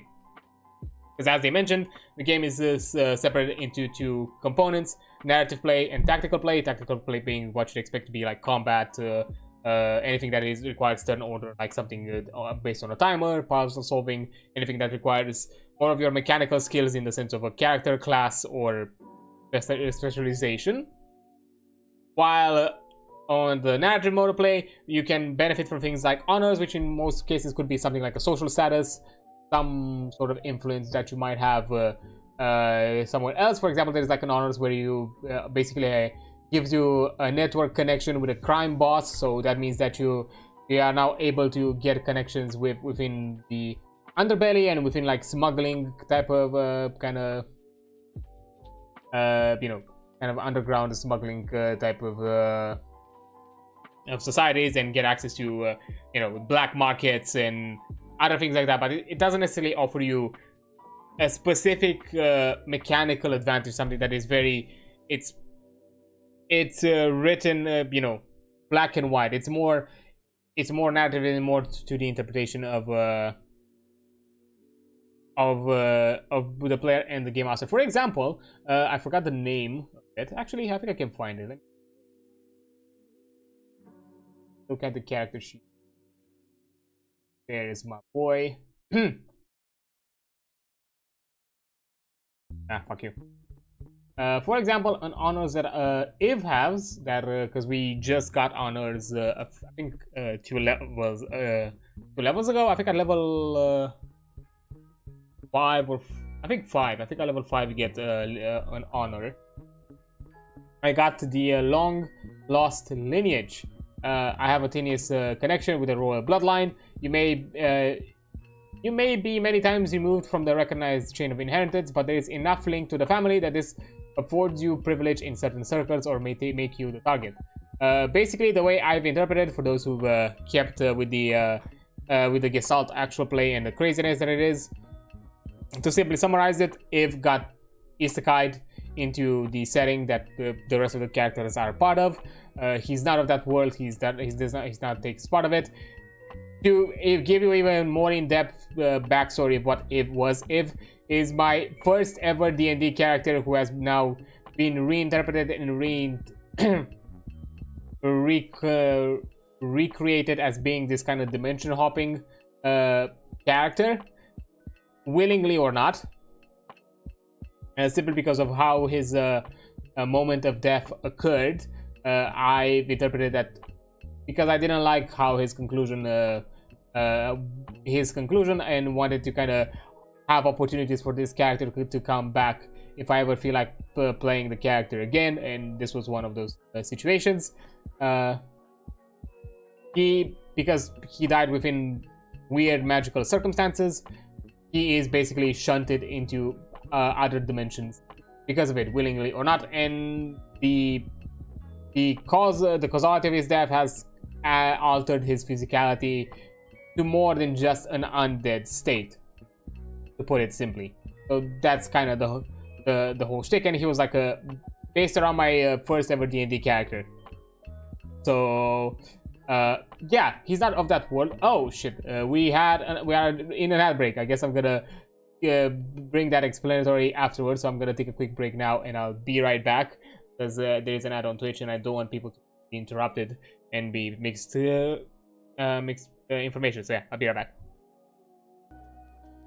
Okay, there we are. Yeah, kind of quickly come back because yeah, we were on the topic of talking about honors and how this is a bit more different because it's basically a social and narrative advancement that your character can get, and it can be interestingly kind of easily interpretable. As I kind of give an example, giving an example for my character Iv, who is basically inspired, or not even at all inspired. It is kind of a reinterpretation of my first ever like D&D character that I played as. I've taken the honor of long lost lineage because he, under his weird circumstances of death, he has been shunted into a different world, different dimension that is not his own. But as Ghost has nicely kind of played it out, Ghost kind of interpreted it like, because I didn't give this to Ghost, it was up to her. I suspected the idea, or I had my own theory about it, to be fair, but she went a bit differently. Where yeah, this is in a way kind of a parallel kind of universe of like Iv's, where a version of him and a version of his family is there, and he's encountered his quote-unquote doppelganger, or actual this universe's Iv, while at the same time also encountering his mother, or at the least this world's Iv's mother. And because of that, with the long lost lineages, I kind of discussed with Ghost and took this interpretation. Like, aside from my Iv being a bit more of a twink than this world's Iv, because apparently he's a bit more of a twonk, apparently.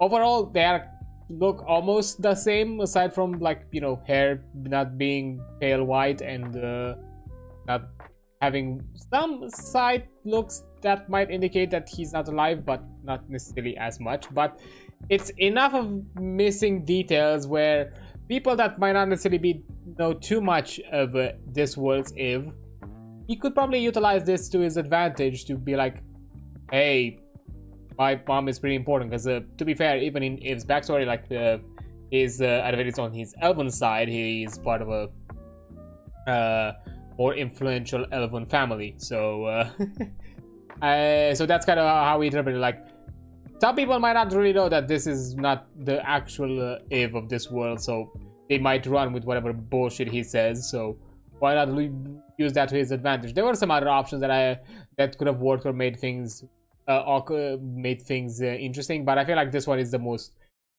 fun of all of them, and I think the one that Iv could probably run with it in interesting ways. So yeah, I kind of decided, like, yeah, fine, I'm going with this one, and I'm interpreting it like so, and everything was agreed upon. So yeah, it's interesting that honors is kind of like a social type of character advancement that you have like there mechanically, and I think you get like 2 or 3 of them per at most. I think there can be interpretation where you can obtain them in other ways, maybe, or at least the game master could have some leniency in that. But this way you have something like actual physical that happens in certain points of your character's progression, and because they happen at later levels, like I think the first one is at level 5, you have already some history in the game. Like, aside from whatever backstory you've figured out, you've thought of your character, and whatever history you've thought of character, you have actual play history with the character, and based on everything that has happened so far within the story you played in, you can make a decision of what kind of honor up to this point would this character have, and have some kind of discussion between game master and yourself, maybe even with the entire party, if it's something a bit more of if you start to kind of harmonize the honor options across the party, in case there might have been some more influential event where everyone has been affected, and that's something that can be discussed, and then a lot more left to open interpretation and open play to what exactly it's gonna mean in the future with its advancement. But yeah, it's really cool. I'm not gonna talk too much about it because I think when we're gonna get into it later in maybe a future stream, we're gonna get more in depth of how I kind of like this aspect of character advancement, because it enhances the narrative pillar, where in some other systems, the narrative pillar can sometimes feel lackluster. Like, you kind of have to, you are the only one who are investing in it. The game itself does not offer you option in how to invest in it. So that's really cool. But yeah, then chapter 10 explains exploration and environmental related topics.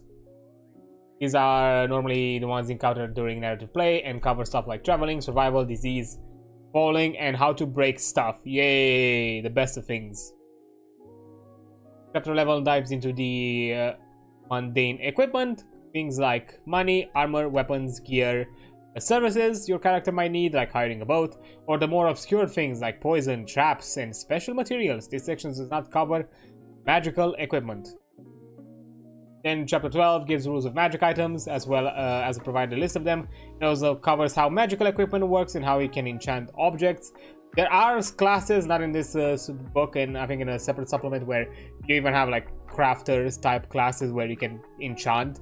And you know, to be fair, they have like rulings more generalized. And not only, they have some more other like rules that are initially might have been seen as the more class specific, but have been given more as a any character with the required skill set can attempt it.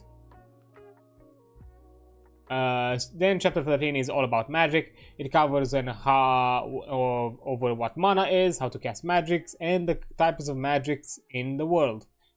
Chapter 14 is the spell list. This covers all the core spells, and future releases will include even more. And which reminds me that I have to update that Excel sheet with the newest supplement book that that got released, because Ghost got it. So we need to update. I need to update those PDFs. God damn it, save me. To be fair, it's just one. It's one book that I need to add up, and I don't think there are a lot of spells. Sometimes some books have a lot of them. Some have a few of them. Mostly all books have some spells, especially at the very least the big supplement books have additional spells. Sometimes, occasionally, some are reprints, which made my life a bit easier, but usually there are. Chapter 15 is for Game Masters, covers deeper topics in running a game. It covers topics like designing a campaign, building encounters, how bosses works. There are specialized mechanics for bosses. Gives some specific answers to questions no one asks, and gets the nitty-gritty on some topics related to the Gestalt system. And chapter 16 is the appendix. It contains important lists like lists of conditions, lists of defined terms, and conditions, and even a random character maker, which I don't think I've taken a look at that, so I'm not sure exactly how that is. We might look at it at some point, maybe after covering the general like character creation. If I look at it, then you have common terms like then yeah, we go into like common terms that you're going to encounter within this book. First one is ability modifiers. Each creature has 6 ability modifiers that represents the most basic of attributes. You have constitution, strength, dexterity, wisdom, charisma, and intelligence. The higher the modifier, the more raw power and potential and talent your character possesses. To be clear, to kind of go back onto that spectrum D&D to Pathfinder, and Gestalt being in the middle of it, Gestalt kind of goes a bit more higher in the modifier numbers than D&D goes. If I'm not mistaken, right now after our recent level up, which we got to level 6, which allowed us our first ACI. Right now, I have a +6 on both my dexterity and charisma, a +2 in my intelligence, and a +2 in my strength, a +1 con, and a -2 wisdom. Wisdom as my dumb stat. Poor boy, can't understand the word for shit. But yeah, so it gets into the bigger numbers. So yeah, I'm a +6 already. I'm as a level 6 character, so with two stats. I think the max modifier is +10, and it doesn't do ability scores. It only does ability modifiers. Then you have absolute, which this is a unique term of this game. Absolute is an infinite value unless opposed by another absolute value, such as an absolute attack roll versus an absolute AC. So yeah, in this game, you're gonna encounter a lot of class features, especially, and maybe some other forms of mechanics or items that will occasionally give you the benefit of doing an absolute something. Sometimes it can be an absolute attack, sometimes it can be an attack roll, sometimes it can be having absolute AC, sometimes it can be absolute damage. And that means, as it mentions here, it is an infinite value, meaning that it decimates whatever it is used against. So yeah, meaning that an absolute attack roll, in almost any scenario, it is a guaranteed hit.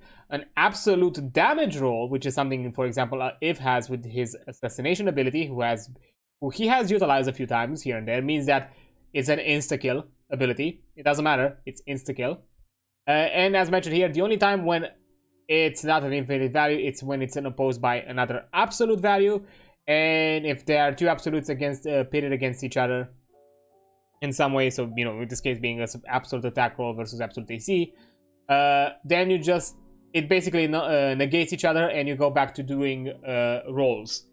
So because there's no such thing as a character having by default in most situations, or like an NPC having by default absolute AC. It's most likely some sort of condition or like ability that offers them that AC. So if it's encountered by an absolute attack roll, they basically negate each other, and you interpret it as if they were not there. That's basically the gist of it. But it's a really cool system, and kind of offers you this occasional moments of of power fantasy, especially with certain characters. As I mentioned, with Eve, because he's an assassin as one of his classes.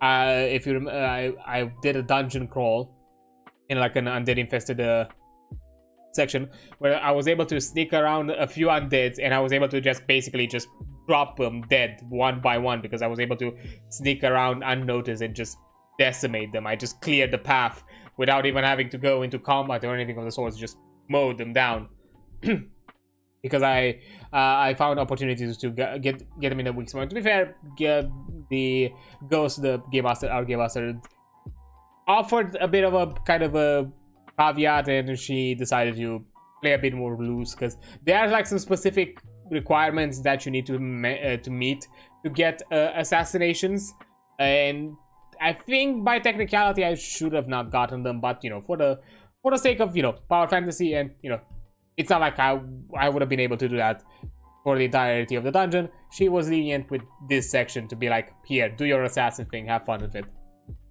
Okay, goes a bit into that rule of, hey, do you want to have like a few moments of fun?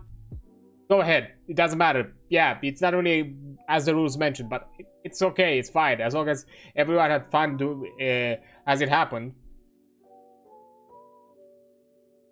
Because yeah, it might sound unfair, but I think I even remember, like, Robe, she even mentioned either at the end of that session or something like that, like, damn, Eve was a powerhouse. Like, he literally mowed down through everyone and cleared us a path. That was amazing. So yeah, literally, even though technically it was a ruling in my favor and not necessarily something that could have applied to everyone kind of had fun with that moment. Like, yeah, me myself having the agency and being the one executing it, and the other ones being like, oh cool, we have this kind of amazing moment, and makes our entire job a lot easier.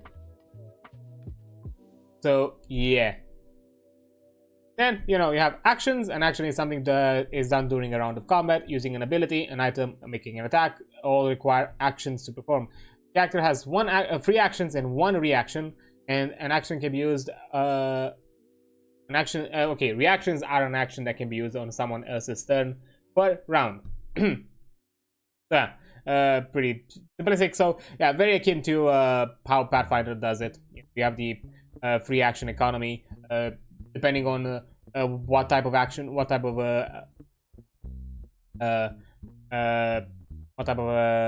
action you want to do. That will require different amounts of of this resource. And reaction, it's something that in most situations it's something more specialized and more specific that can be done during a reactionary movement. Then armor class, something very familiar, a numeric representation of how well a creature avoids damage and how well they can take a hit. This is a number you must meet with an attack roll to damage a creature. Very obvious, if you hit the number or get higher, that means that you hit. If that means that either they somehow are very nimble or way too hardy for the that hit to make any kind of dent. Attack roll, just roll that the dice used to determine an attack if it's your target. Sorry. 1d20 is plus your strength and proficiency for melee attacks, or 1d20 plus your dexterity and proficiency for range attacks. And that's kind of it. I don't think, like, aside from weapon properties, there are some weapon properties that offer you the dexterity for melee attacks, but not a lot of them. If has a few weapons of that sort, but that does not translate to damage roll. Damage roll is still determined by strength. Be very clear. Bonus. A bonus is a numerical ability modifier. Numerical modifier, sorry. So dice roll bonuses may apply to the same things that apply to the same thing. Do not stack. Okay. So then apply to same thing.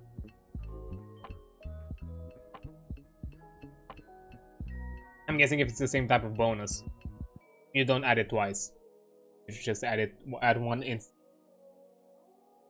I think that's what it means. Okay, class, a broad representation of one's adventuring profession, granting special abilities and combat prowess. Yeah, check. Because a d20 roll which may or may not be modified by another value. Most common ones are, attack rolls, skill checks, spellcasting checks, and saving throws. You have creature is an active participant in the story or the world. This includes player characters, non-player characters, monsters. The creature is expressively not an object or part of the environment. So something living and somehow sentient and then not just the core. Difficulty class DC. When the outcome of an action is uncertain and requires some sort of check, this is the numerical value the check needs to meet or exceed to be successful. Feat is a supplemental ability gain which are not specific to your classes. You can select any feat you qualify for when your class chart indicates you gain one. Then Game Master and GM is the narrative world builder, rules arbiter, and the one who controls all the non-player characters. Game Master duty is to provide fair, fun, and engaging game. Hero dice, a 6-sided dice you can use to add to a d20 roll or activate certain class features. So this is another one that is more specific to Gestalt. Hero dice, one aspect of this mechanic is a replacement of how D&D has advantage and disadvantage. Instead of gaining a d20 reroll, you gain something called a hero dice.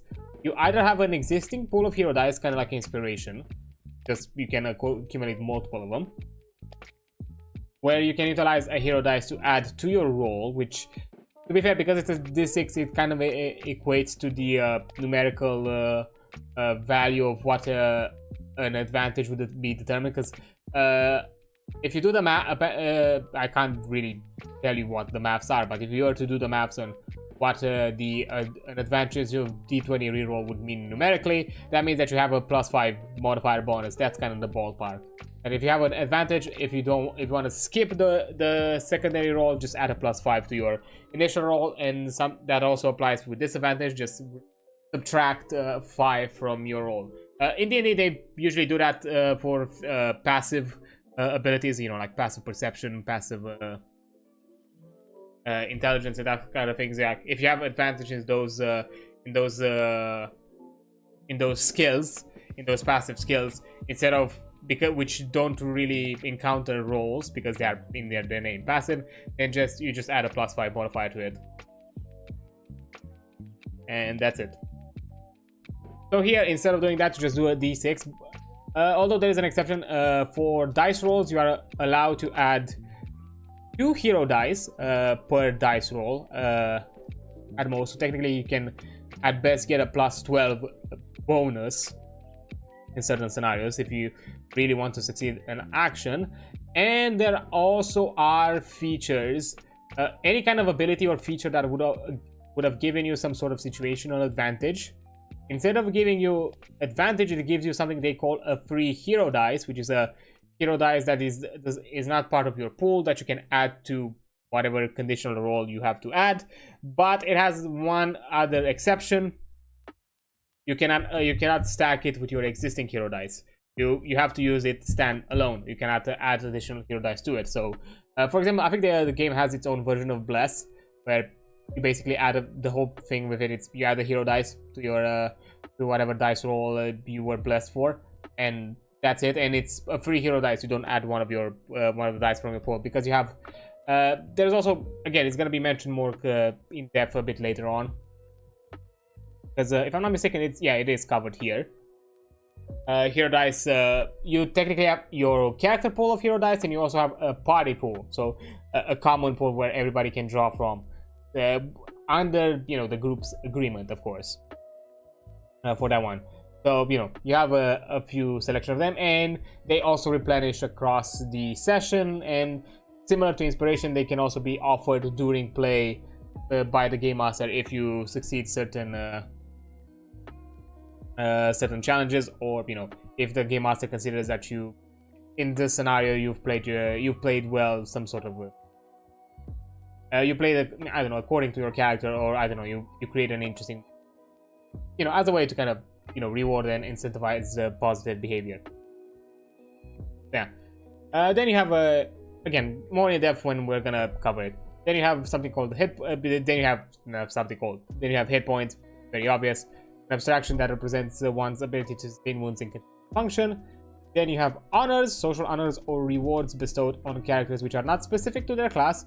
You can select any honor you qualify for, both mechanically and in narrative sense, when your class chart indicates you get it. I've already kind of went about it, like summarized a bit what the whole thing with honors is, so I'm not gonna jump at it more. Innate spells, a spell cast through means other than your spellcasting proficiency. A natural spell, these are more supernatural abilities than true spell cast by a wizard. So yeah, something a bit innate, something that is somehow you inherit in some way. Something could be psionic, although technically there is a class here called the psionic class and something like that, but technically there are some other methods where you utilize like skill checks, if I'm not mistaken, to determine the outcome of casting those spells, instead of doing some spellcasting dice roll where you add your spellcasting modifier. Because innate spells could even be part of a character who's not necessarily a spellcaster naturally, or by trade, I guess, profession. Yeah, initiative, a check that measures how quickly one reacts to combat in the beginning. The higher they roll, the sooner the round the creature will act. So yeah, I think if I'm not mistaken, it has like some insane AC plus 17. So yeah, that boy is quick. Keywords, which is another thing. I think Pathfinder has something similar to that. These are things that describe your character. A dwarf, fighter, wizard will have quick keywords like humanoid, dwarf, fighter, wizard, and spellcasters. These are largely used for effects and qualifying for things like feats. Yeah, usually keywords are a way to add qualifiers and characteristics to your character. Then you can cross-reference for anything in the future that you might obtain as advancements. Because certain feats might require you to be, generally speaking, you might be a spellcaster, not necessarily a wizard, but you might have feats that might require you to be a wizard, or maybe feats that require you to be a dwarf or humanoid, and so on and so on.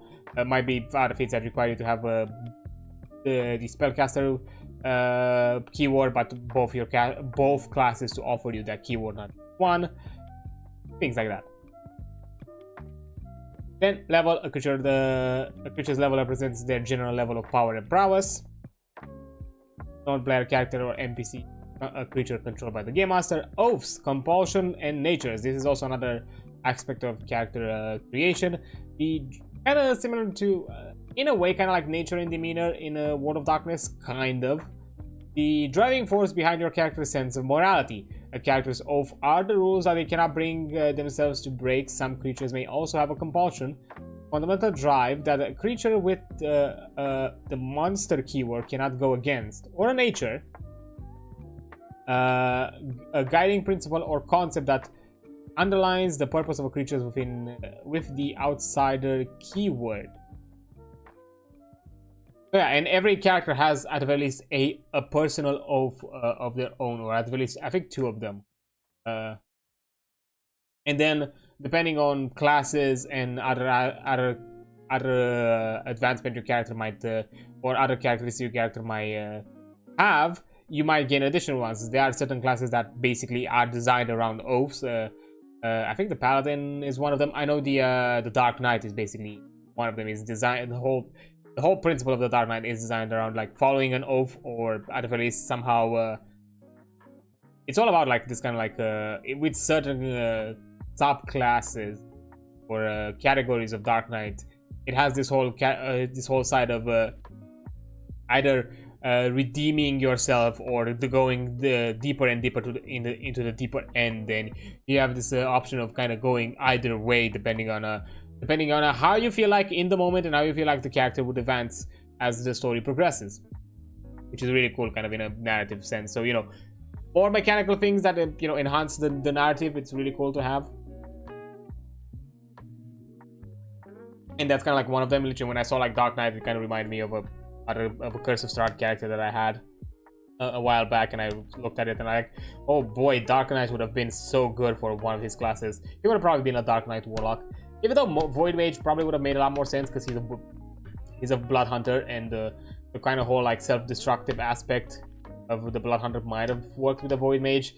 Void Mage is a bit too extreme, so I feel like, and because of how he kind of worked, Warlock would have made more sense, in my opinion. So yeah, I think like Warlock works. But yeah, that's besides the point. Then you have player characters. Any character portrayed and controlled by a person playing the game other than the game master, so players. Penalties are numerical values that are then subtracted from a check. Self-explanatory. Proficiency. This is how proficient you are with a given skill, armor, or weapon. There are the following, skill proficiency categories. You are unskilled, skilled, professional, or exceptionals. At times, depending on how skilled you are at something, you are either when you are unskilled, that means that you only add the relevant ability modifier. For example, if you want to do something like a sleight of hand check, you just add your dex modifier and that's it. If you are unskilled, if you are skilled, you add that modifier plus your level. Again, kind of goes a bit more in that kind of Pathfinder-esque of numbers get big pretty fast with dice rolls. Then professional, where you add your ability modifier, your level, plus a flat free bonus to the roll, and also exceptional, which is the ability modifier, your level, and a +6. So professional and exceptional kind of are their own way of kind of adding your that kind of like flat modifier that the proficiency bonus would have offered you. Technically, your level would be considered a proficiency bonus, considering that it's something that scales up as you advance as a character, while these the professional and exceptional ones are like just flat bonuses. But I'm guessing that, I'm sure like through playtesting, through a ton of playtesting and all that, they probably figured out the math and realized that professional and exceptional fit well here in these brackets when it comes to like results and all of that. So yeah. Then you have resistance. Some creatures are more resistant to particular types of damage. Resistant reduces the indicated damage by an indicated amount. So yeah, in here resistance is not necessarily half damage. Resistant means how much damage they resist. Let's say, for example, they have a resistant 5 and they take 7 resistant 5 in fire, and they take 7 fire damage. That means that they only receive 2 fire damage. So anything above 5 is taken, and that's it. That's kind of how resistant works here. So it's not necessarily a flat half modifier. So it still kind of offers you that power fantasy play in case let's say somehow you are an insane nuker fire spell caster and you hit someone that is resistant to fire, but basically you're basically telling everyone around you, and the victim included, that your fire is so intense that no amount of fucking resistance can surpass it. So, you know, cool for like more narrative moments. Then you have round, an encounter that is measured in rounds during an individual round. All creatures that have a chance to take a turn act or rounds represent 5 to 10 seconds in the game world. When the rules refer to a full round, it means the span time from the start of the first creature's go turn to the end of the last creature's turn, and a minute is 10 rounds. So more or less kind of goes into the 6 seconds per round ruling within an average span. Rounding, occasionally rules will ask to round the result of value. Unless otherwise stated, always round down to the nearest whole number. Gestalt does not use fractional numbers. For example, if you are asked to take half of 7, the result would be... Yeah, that kind of makes sense. Saving throws. A saving throw represents a creature resistance to a specific kind of special attack. They are creatures' natural passive resistance to certain things that are made automatically. There are 3 kinds of saving throws: fortitude, your resistance to illnesses, poisons, exhaustion, and so on; reflex, split-second reactions, and your ability to avoid area of attacks; and will, your resistance to mental effects. So yeah, with saving throws, they kind of narrow it down to 3 main categories. You know, body, soul, and mind. Technically, yeah, 2 forms of, body, reflexes, and the mind. Well, body, reaction, and mind, I would say. Let's say call it like that. So, how resilient you are, how quick you are, and how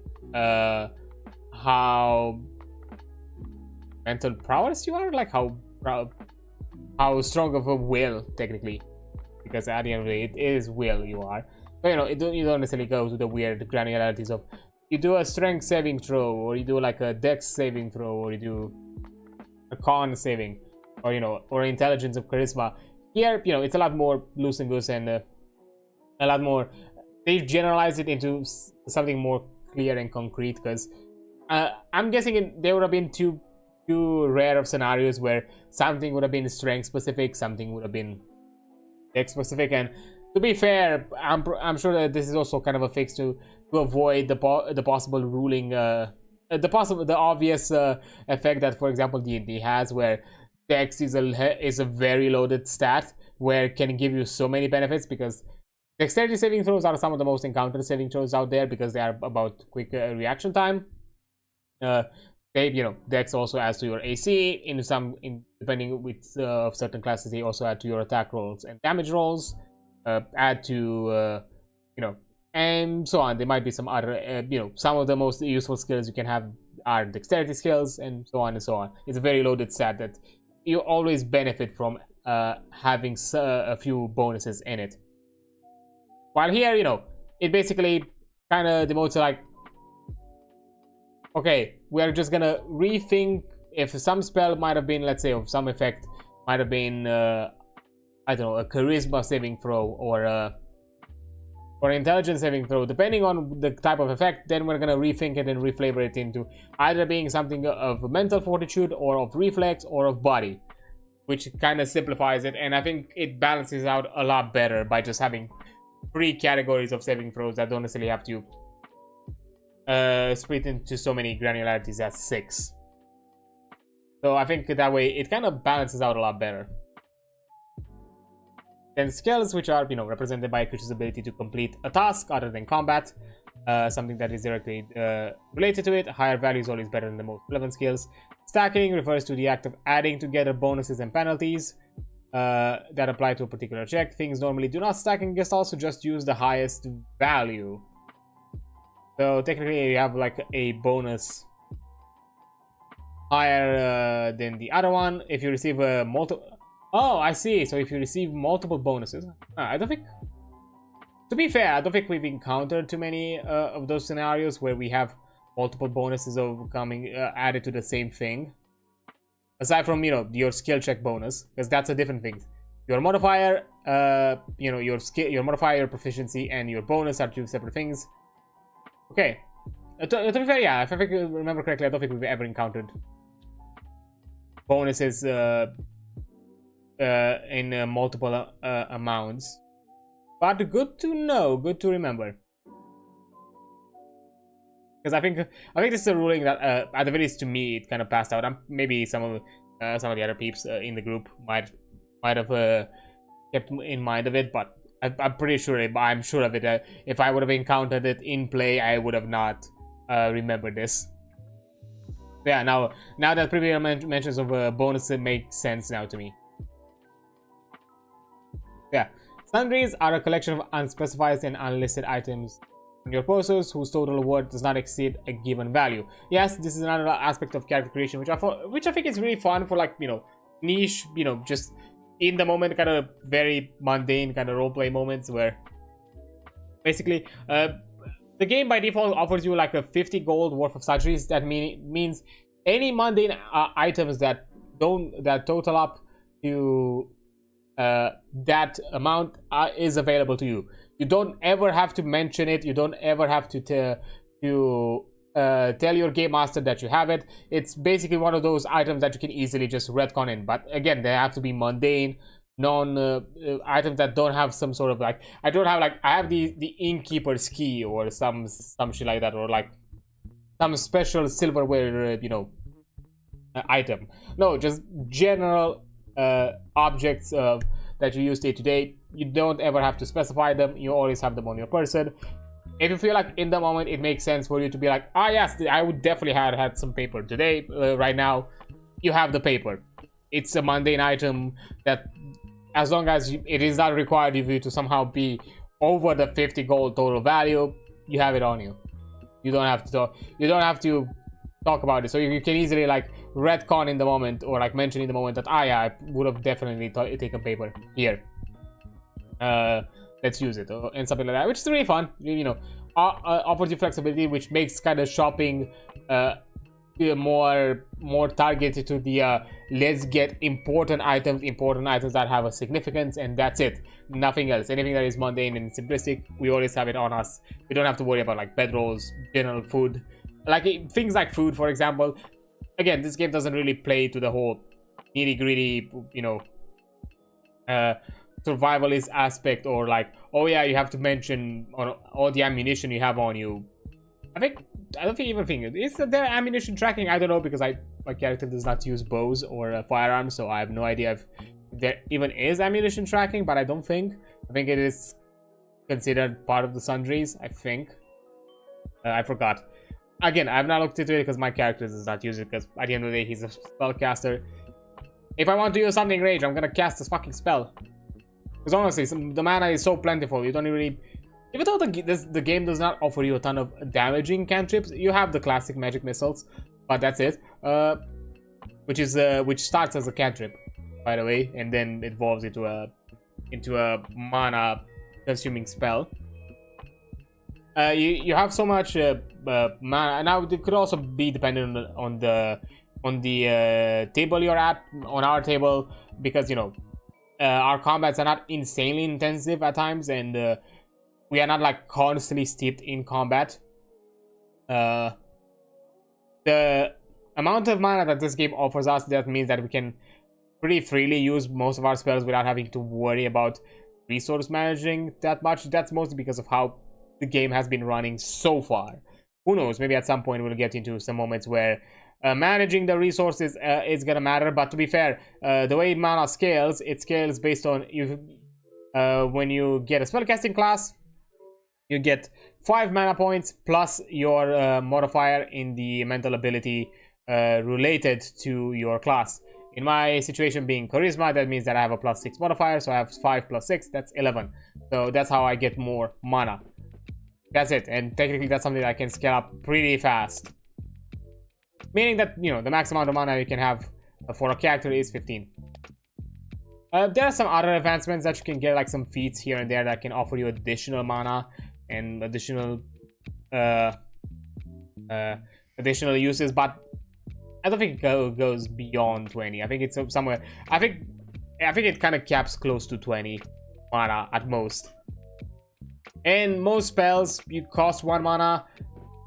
When we're gonna go into the spellcasting section, there's some other ways to add additional mana to the to your spellcasting by offering different effects. Basically, in this game you have meta magic, but meta magic is not a class specific thing like how in D&D it's part of the sorcerer. No, everyone can do meta magic. It's a spellcasting skill check that you need to pass. If you succeed, you then apply the effect. And aside from that, there is also like some other requirement of most meta magics also cost an additional mana. So basically, aside from the normal cost of your spell, you add an additional mana cost if you want to modify the spell using a meta magic. And also the whole thing of you need to beat the DC and having to succeed that. But yeah. Then threshold. Some creatures are resilient to damage up to a point. If you take the listed damage or less, you take no damage. If you take more damage than your threshold, you take all of it. So, in simple terms, let's say you have a threshold of 5. If you get 5 damage, you take no damage. If you take 3 damage, you take no damage. If you take 7 damage, you receive 7 damage. Like, it's not like resistance where you reduce the damage amount. No, you are immune to a certain point of let's say force or lethality, or you are resilient to a certain certain force. Like, let's say someone gives you like a weak punch, of course you're not gonna feel it, even though maybe for some more weaker body creatures a weak punch could still do an impact, while getting like the full impact of a punch you would actually feel. Somehow it will pass through whatever general resistance or I don't know, body tension or even personal armor that you might have until you feel the full force of it. Think of it kind of like breaking the armor, like a threshold, like someone heavily armored that up to a certain point it does not receive armor, it does not receive damage because they ping off the armor. But if you hit really hard, that means that it breaks the armor and that full force goes through, like it's not dampened by the armor in any way. So yeah. Then finally, turn. In a round, each participating creature receives a turn in which they can perform a wide variety of actions. A character can perform 3 actions on their turn. So yeah, that's kind of like the generalized things, and I've kind of like talked about it, and these are gonna be all of them kind of mostly mentioned in more in-depth now. But yeah, as probably you've seen, overall, if you're familiar with the D20 system like D&D 5th edition and Pathfinder, you're gonna be very familiar, and you're gonna easily grab this game, because in many scenarios it behaves the same way as D&D and Pathfinder. Again, I will still say that don't immediately assume that something works like in D&D, because I've made that mistake and realized that, oh, they have a different ruling here. I probably should have double checked, and I now have to rethink how I do some things, because for example, one of them that I did not realize, because I went by D&D logics, the weapon, you have the finesse weapon property here like in D&D, and I think Pathfinder has something similar as well, which allows you to replace the strength modifier for melee attack rolls to dexterity. Now in D&D, when you do that, you also replace it for the damage rolls, meaning that you add your dexterity for the damage rolls. In Gestalt, it's only for the attack rolls. Damage rolls still utilize strength, which means that it's still important for your character to have some points in strength if you want to scale up your damage, because weapons, at the very least the mundane type of weapons, scale up to a point. Afterwards, afterwards you need to kind of advance your own strength, your own power into it. So it makes it important. It still keeps strength important, so, and removes some of that heavy loaded aspect that dexterity has. It usually had on D&D at the very least. I'm not sure if Pathfinder does the same. Again, I don't know the nitty-gritty details of Pathfinder, but at the very least, if we compare it to D&D, it does not work like that, and which is completely fine. And to be fair, ACIs are very generous in this game. Believe me, ACIs are very generous. You're not gonna feel like you can't advance your strength, even at the very least for incremental amounts, because in my case, that's kind of how I run, because the whole point with an assassin is, you know, they get the deadly property for every weapon they wield, and the deadly weapon property means that you always deal the maximum damage dice of the weapon, specifically for the weapon. Any other like bonus damage dice that you receive from other sources, that's still rolled, but the weapon damage dice, it's always the max result. So it makes sense for my character, because considering that it does consistent max damage to consistently hit. That's more important for an assassin than it is to have higher strength. But of course, to not handicap myself and not to penalize myself, I still improved my strength here and there. Right now, I think I have a +2 modifier to my strength, so that means that all my dice at the least do a bit of extra damage. All my weapons, they do a bit of extra damage. I think I do like 8 damage per attack, because most of my weapons do deal d6s, because, you know, those are usually the dice damage ranges for finesse weapons, you know. But you know, Assassins is about consistency, dealing consistent amount of damage repeatedly. That's the whole point. But yeah, it makes sense.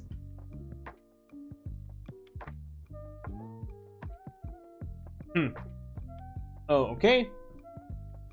But yeah, let's jump into the first aspect, the ability modifiers, which is the term describe relevant physical and mental capacities of a character.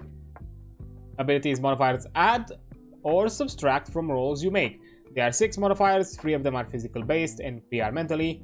Constitution, Dex, and Strength are the physical ones, while Intelligence, Wisdom, and Charisma are the mental ones. You have a maximum bonus for players at the very least.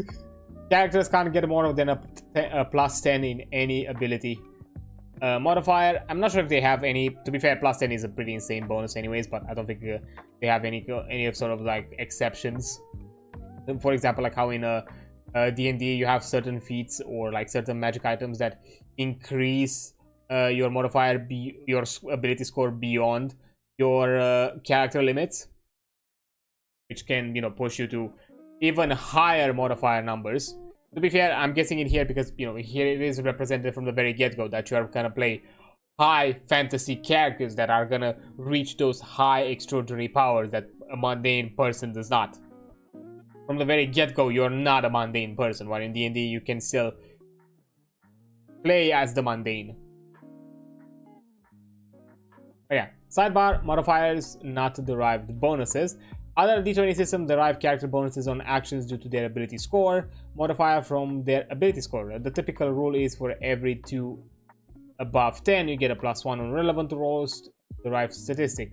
This system skips that entirely and just gives the bonus to the character based on their ability score. You have a +2 strength score. We just call that the ability modifier in this system. So yeah, to be fair, ability scores have always been very niche. Even in D&D, I think it's very rare you use ability scores as a determining factor for anything. Usually, I think for like the more extreme cases, if you know, it is mentioned that if you have an ability score of 0, which can happen through certain abilities of certain creatures, you die. And you know, certain amounts of ability scores can tell you kind of if the character is somehow mentally or physically impaired to a certain state. Even here, it kind of gives you some examples, which we're gonna skim through. Lowest possible versus minus or blank. Okay. The lowest possible penalty a creature can have in an ability modifier is a -5. If it goes below that, they cease to function in some fashion and are considered defeated or probably dead, depending. Some creatures totally lack the need for an ability modifier.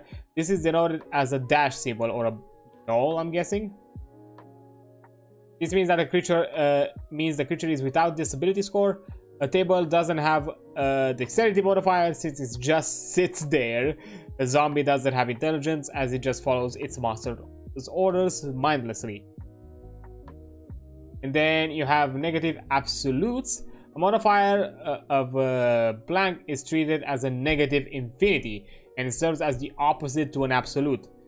A dash or a null is an infinite penalty on a roll. Unlike with an absolute, two scores of a null do not cancel each other. They both just fail. Two corpses placed next to a chessboard will never play the game. Fair. Thing is derived from a blank are listed have a listed the bonus of a +0. They simply can't do the action. So yeah, they're basically incapable of doing the action. That's the whole thing. And depending on certain what exactly could that modifier, could that lacking ability be, it could have some heavily impact on your character if it somehow applies to a player character at some point. Like, for example, strength, physical power, it is how much your body can impart onto others, punching walls, lifting things, generally being big buff person. So the null option, basically the negative infinity. Creature lacks a strength modifier. This generally reflects a creature lacking a physical body or means of impacting the world around them. So guessing a ghost would have this, because they technically are lacking physical form. So, okay. -5, the creature cannot meaningfully exert prolonged force, though it may be able to contract or expand occasionally. A -3, this is someone you describe as weak or feeble, so, just below average. +0, this is the physical strength of an average person, so yeah, I expect. +3 is the strength modifier of a soldier or the professional who works with their body. A +5 is the strength modifier of a bodybuilder or Olympian, while +10, to kind of emphasize how monumental the bonus is, the strength modifier is akin to a mythological figure like Hercules. So yeah, if you have a +10, there's very few things in the world that could match you in skill, of course, aside from, I don't know, fighting God. Dex is your physical accuracy and flexibility. It is how physically precise you can be. The null version is the creature lacks dexterity modifier. This reflects any ability to move. As mentioned, a table just sits there. It cannot move of its own accord ever. Unless it's a mimic, then I guess joke's on us. The creature cannot be expected to stay upright for very long. Think of a toddler or do anything with any degree of precision if you are at a -5. At a -3, this is something you describe is someone you describe as clumsy. At a blank, this is the accuracy and flexibility of the average person. A +3 represents the bodily control of a circus performer or a professional dancer, or the precision of a trained marksman. +5 is the modifier of a master surgeon or the agility of a world-class acrobat. While +10 would describe someone with unerring aim or superhuman agility. Oh, you are fast as fuck, boy. While constitution is your physical, I don't know why I say it like that. I kind of breathe in between the words. Your constitution is your physical resistance to hardships. This is how much punishment you can take and keep going.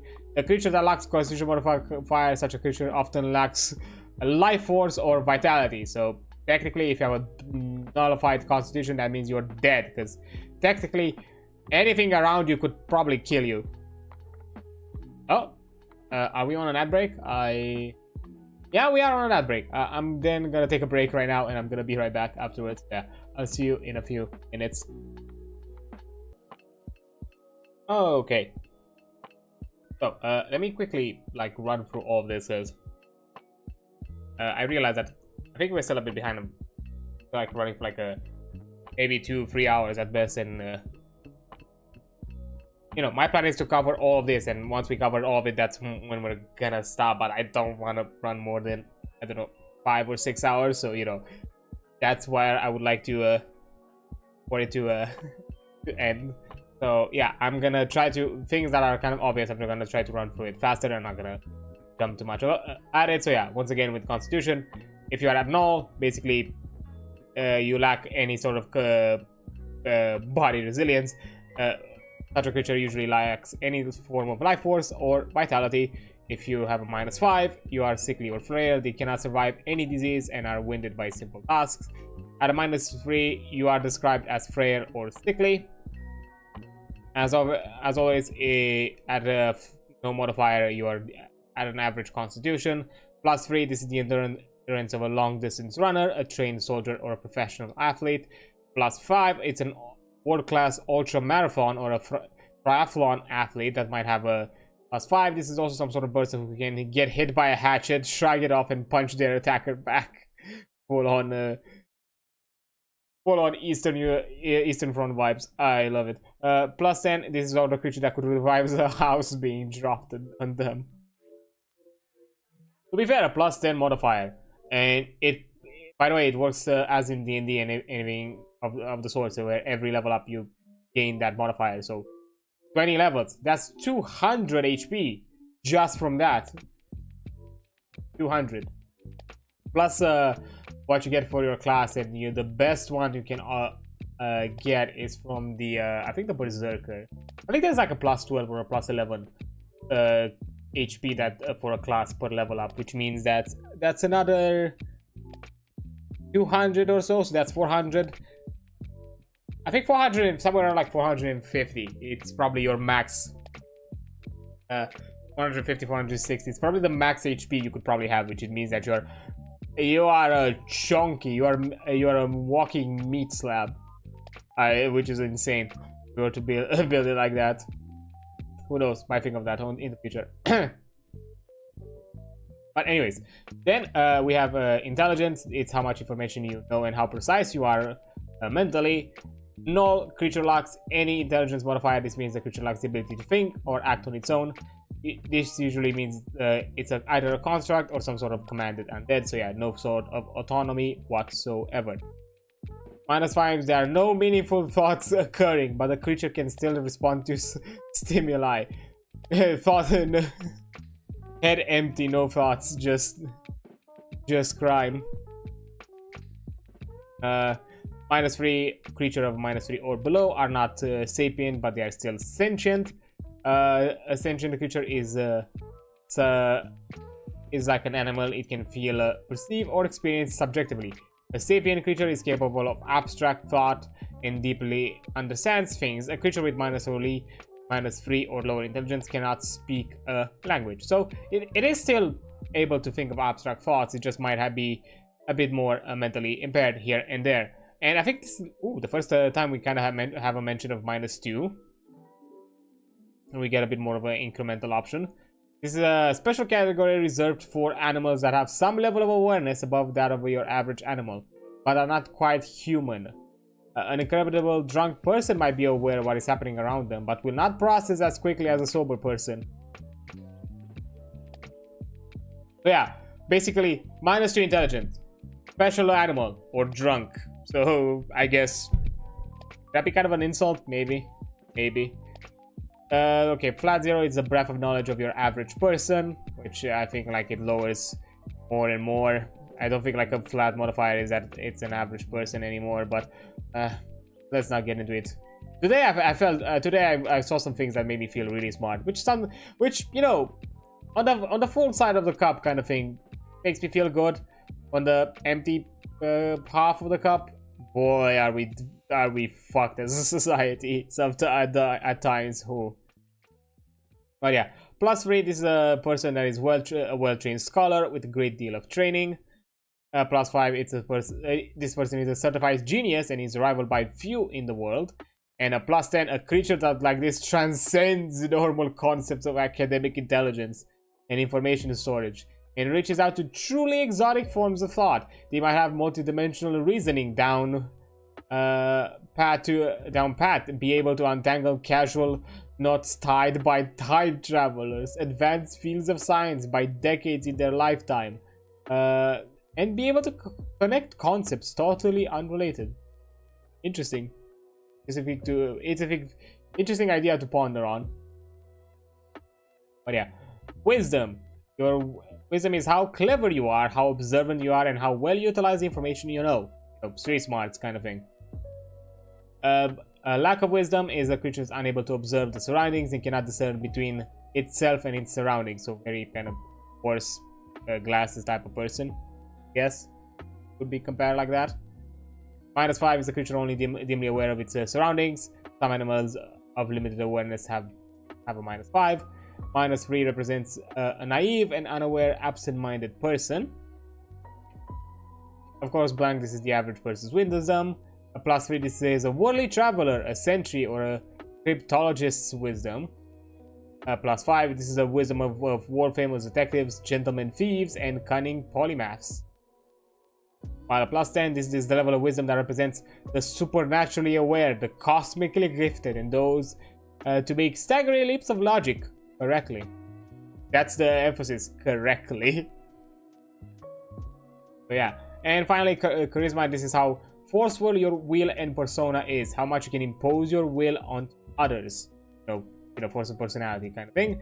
This creature lacks blank. This creature lacks any means to impose itself on its surroundings or influence others. You just lack the entire riz. No such thing as the riz on you.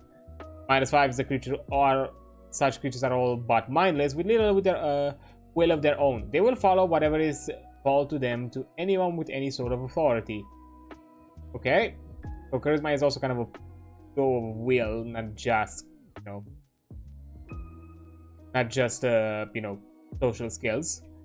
-3, you would describe someone like this as rude, tactless, or socially inept.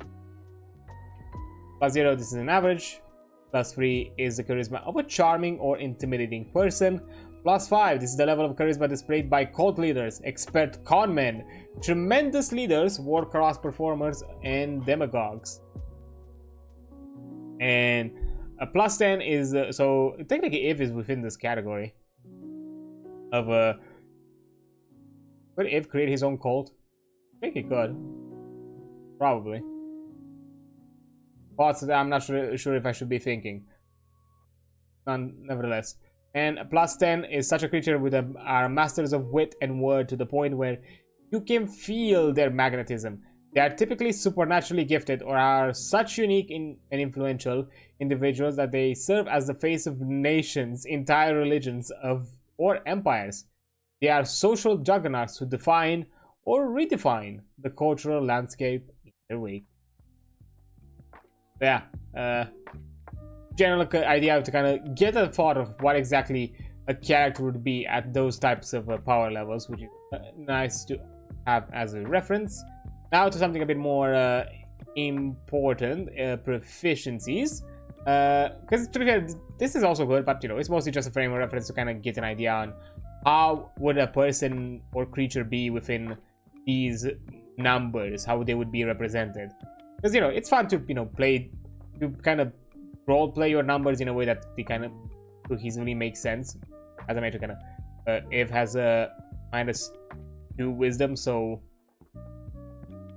not necessarily naive or unaware, but he's not fully there.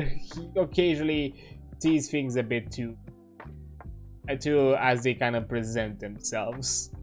Yeah. Proficiency. This is how proficient you are with a given skill, armor, or weapon. You're either unskilled, skilled, professional, or exceptional. Depending on how skilled you are, you use a different formula. So yeah, as we mentioned before, if you're unskilled, you just add the modifier from your ability, and that's it. If you're skilled, you can also add your level alongside with it, so up to a +20 if you're max level. If you are professional, you also add a flat modifier of +3 alongside it. If you're exceptional, instead of a +3, you also add a +6. And also the other mention, negatives. If you have a negative modifier, it imposes a penalty to your proficiency. So if like for example, Eve has a -2 in wisdom, and I'm somehow exceptional in something, I can add basically my level +4, because my ability modifier would subtract this flat modifier. So that's kind of how it would be. Then, common uses of proficiency rolls. Attacking, you roll proficiency. You roll a proficiency roll, typically using strength for melee attacks and dex for range attacks.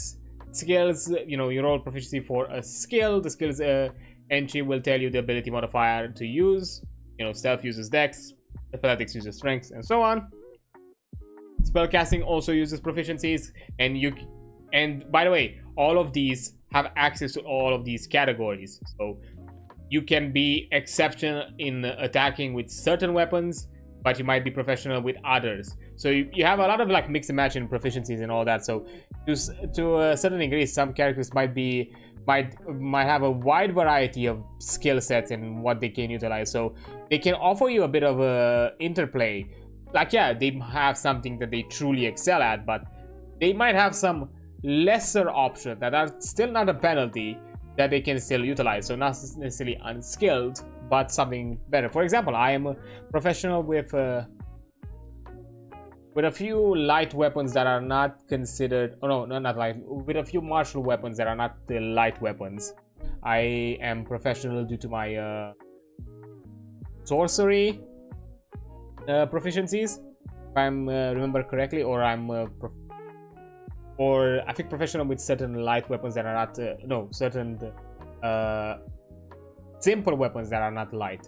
Because I think if I remember correctly, assassins are exceptional in all light, martial, and simple weapons. That's it. While sorcerers are professional in all simple weapons, no matter the weapon property. So that's kind of where there's a bit of a discrepancy. Like I have a few within the simple category. Technically, I have two layers of proficiency depending on the weapon type. Yes. And again, this also applies to spellcasting. So you can even excel. Most spellcasting, majority of spellcasters give you professional. Exceptional can be obtained. I think it can be obtained as a class feature for like a support class. It is the Paragon. Now I remember. It's a Paragon. It's a support class that basically it's an enhancer to your main class. So basically, it makes you. It is a support class designed to hyper specialize your primary class, make you even better in it.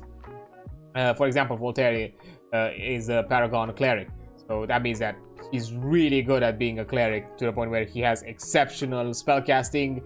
A lot of the meta magic he can utilize, he can achieve, he can succeed at it without even putting much effort. So insane shit like that. Yeah. So yeah, when attacking with a spell under adverse conditions, attempting to apply meta magic spell or spellcasting check is called. You roll a proficiency check. Such a skill uses a mental ability indicated by the class or other sources that grant you spellcasting. Yeah, and there are some other instances where a proficiency roll might be required. Such instances are spelled out in their descriptions, and the ability modifier utilized is called out. Yeah. Okay, sidebar. What ability score modifier to use for spellcasting? Multiple sources. To gain spellcasting from multiple sources, you use the ability score defined by in each of the sources for your respective spells. For example, Betty, the blessed, is a wizard cleric. The wizard uses intelligence for their spellcasting, while the cleric uses wisdom. For her wizard spell, she'll use her intelligence, but for her cleric spell, she uses her wisdom. Unspecified. When you gain spellcasting, gain the spellcasting source that should tell you of that. When you gain spellcasting, the source of that should tell you what ability modifier to use. If it does not, discuss with your game master what would thematically be most appropriate. So yeah, usually the class will tell you what modifier you utilize, and then otherwise, if not mentioned, just make something thematic. Sidebar with negatives. You can have a negative value in something. For example, if you are unskilled in your reflex and have a penalty in your dex, you can have a negative reflex save. That would mean that you just roll a d20 and your modifier would lower that value rather than add to it. So yeah, modifiers negatives still apply. Capacity plus versus proficiency. One's ability to do something, capacity, and one's skill at someone, proficiency are two different concepts. A character who is not a spellcaster has no capacity to cast magic. It cannot be bestowed upon them without training, aka selecting some class, feat, or etc. that will grant them the capacity to use the magic. Skills. You can attempt to use any skills even if you are untrained. Weapons. You can attempt to use any weapons even if you are untrained. Armor. You cannot wear weapon in your class, does not allow you to. You lack the capacity if somehow you ended up in it or lose the capacity. You are debuffed and the max dexterity of the armor becomes 0 until you remove it. Yikes. That's a rough one. Basically kind of tells you, like, you know, like, let's not make the obvious mention of you know, some light armor or some sort of like leather jacket or some padded armor. Let's talk about like a full plate armor.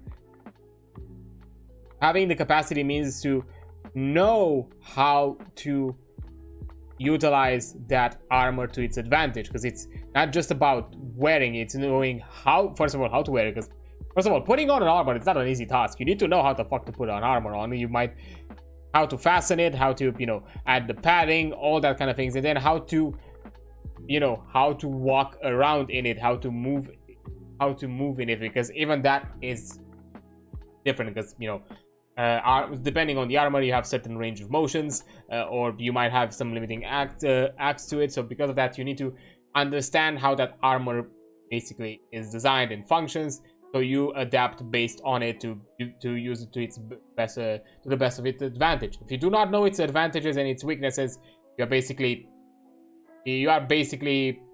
in a weak state. You're gonna be easily taken advantage of, because you do not know your own advantages and disadvantages while wielding it. While with a weapon, hey, you have a stabby end. If somehow you manage to hit with the stabby end, you succeeded, or, you know, or the blunt end, I guess, if you somehow manage to swing it in the right direction. Because usually missing with something that it's blunt, it's more about, like, you know, depending on how wieldy the thing is. If you like wield, like, let's say a warhammer. And spellcasting, you do not have the capacity to cast spells unless a class or something else grants you the ability. But yeah, for example, the most common place this shows up in a character's ability to use armor. Fighter has the capacity to use the light, medium, and heavy, while a wizard has only the capacity to use light. A wizard defense proficiency determines how good they are at defending themselves, which relies on that armor. But having a higher skill at defending oneself does not bestow the capacity to use heavier armor. Yeah, the way armor is calculated and all that, it's just because you have better defenses in modifiers, does not mean that you all of a sudden learn how to better armor. Ties. In the result of a tie, when the result of a roll exactly equals the DC opposing it, the tie goes to the one initiating the action, usually the attacker. So yeah, meet or beat the DC kind of thing. Difficulty or DC. When you attempt to do something, the game master decides how hard the task is. Often this book will lay out exactly how hard something is. Other times the game master will have to use their own judgment to determine how hard it is. The number that represents this, it's in its difficulty class. Universal difficulty classes, meaning that the game master can quickly decide on a DC of a given action based on these simple tenets. So yeah, something trivial is a 5 modifier. These are simple that don't generally require a roll, although depending on your bonus and what you can roll, could be funny. Easy, it's a 10. These are tasks an average person can do without concentration. 15, which is an average difficulty. These are tasks that an average person might find difficult, but could do with some skill or if they tried long enough. On DC of 20, these are tasks that people with special skills or professional in a craft can commonly do.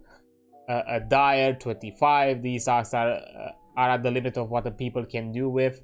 It represents peak fitness, war class, mental abilities, and so on. Heroic being 30. These are supernatural abilities that require supernatural or heroic skills. At a 40, it's legendary. Checks like these are beyond the abilities of even most adventurers. So they write stories about doing things like this.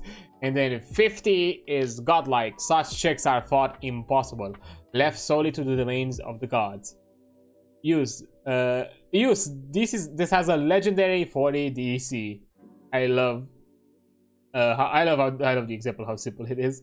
Yeah, godlike. I think there's like a meta magic that has like a godlike DC. I think it's like an or something close to it, which is a very like which basically turns the spell into an world-ending spell kind of thing, like apocalyptic, if I remember correctly, which makes it basically makes that spell into a powerhouse. It basically deals absolute damage, if I'm not mistaken. Like, because with spells don't usually do absolute damage. So you know, having a spell that does it, it's insane, especially for AOE spells.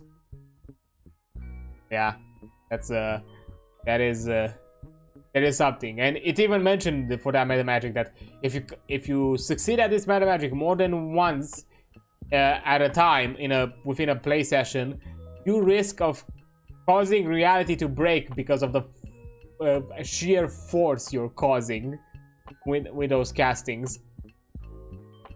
So yeah, it can get crazy like that. But yeah, general and vague. The universal disease are intentionally vague and be able to stretch to cover a wide array of situations. The game master has the discretion over these. They may not even push them up or down to suit their needs. Something that only a professional at the top of their field could do, but isn't quite supernatural. It could be a 27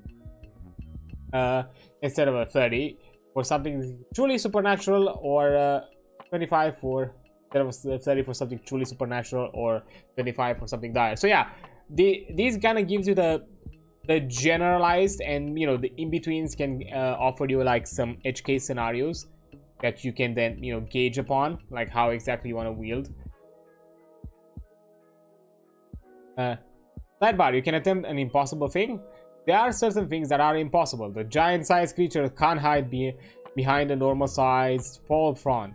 There are two schools of thought on this. The first being, if it's impossible, you can't just even attempt it. And then there's the second. Let the player roll for anything and find the narrative to the result. Generally, Gestalt is more in line with the second school of thought. Let the player roll and try to explain it. Like, yeah, I act like a statue next to the palm tree, and a hyper-realistic statue. That's how I do it. And people believe it. However, a game master needs to balance these two extremes. When determining the tone of their game, when a successful result would impact the tone of the game, they can disallow it. But generally, the spirit of this game is the players are heroic and can do things that normal people can't. Don't take it easy on them, though. Make them explain how they do the impossible thing. It is a great opportunity for role-playing and shenanigans. Oh yeah. Now, we're getting into the more interesting mechanic that is more akin and more... that is a signature of this system. Hero dice. The storyteller loves stories, mysteries, romance, drama, and acts of daring. The storyteller in this scenario being the true god of the setting, Clade, of this RPG setting. So yeah, to represent his favor or disfavor, as well as heroic nature of the party, there is a pool of hero dice. You can spend one hero dice to add 1d6 to any d20 roll. If you do this on a critical failure, it is no longer considered a critical failure. So basically, it's no longer an automatic fail. You now have to take into account the total result and see if it succeeds or fails. You may do this either before your roll or after the roll, even after the result is known, but before play continues. So yeah, you have to decide in the moment. If play resumed and we went with the outcome, that's when you kind of lost your chance. But up to that, it's up to you. Just choose the moment you feel like you want to use a hero dice. And there are two kinds of hero dice pools, yours and the party's. You can spend one hero dice on a given action unless otherwise stated. Hero dice pool reset at the beginning of each session. And the bonus from hero dice can stack with anything other than other hero dice. Sidebar, I recommend you use a hero dice. It's perfectly acceptable, even encouraged, for a game master to encourage a player to use a hero dice. the player is already close to success within 4 of the DC. If this will undercut the story or destroy the tension, don't do it. So yeah, advise it, but you know, if it's a figure within the tension, yeah, it's not necessarily, but you know, you can advise it, especially for new players or players who are still getting used to the system. Even I at times may occasionally forget about it. Now, after playing for a bit, I have it a bit more in my reflex to kind of remember, like, hey, I have hero dice, I can use that. To be fair, I have the hoarder mentality of like, I need to use this in the perfect moment, or in the moment that it truly fits, and that's usually that's a general thing that I have a problem with. It's not necessarily something that is about the system, because I'm sure like someone who use them a bit more freely without putting too much thought on when exactly is an opportune moment of use matters. So yeah. Heroic saves. Any player can spend 2 hero dice to reduce an absolute damage to normal damage, or attempt to save with an absolute bonus. This can be done before or after the result of the dice is known. This can only be used by players, not NPCs, and represents the storyteller's favors, their unwillingness to let the story end, or just dumb luck. Hey, it happens. Okay, no, I'm making the save. A player has already added 1 hero dice to the saving throw, but still failed. It is acceptable to allow them to spend 1 more hero dice to activate the heroic save. Good to know. Also, I don't think we've discussed too much about the heroic save. To be fair, we've never encountered moments of dealing with absolute damages or absolute DCs. So yeah. Or you know, to do like absolute DC. Technically, this one could have been done, I guess. Interesting.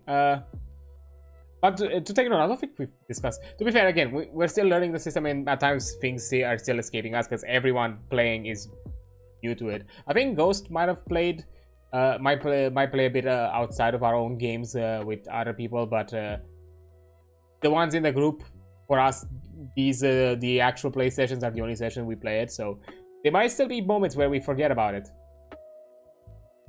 So yeah. Then you have your personal dice pool versus the party dice pools. There are 2 pools of dice where you as a player can use. One is your personal one that you can only use, and the other one is the parties, which is governed by the consensus of all players. Your personal pool can never go above a total of 10 hero dice.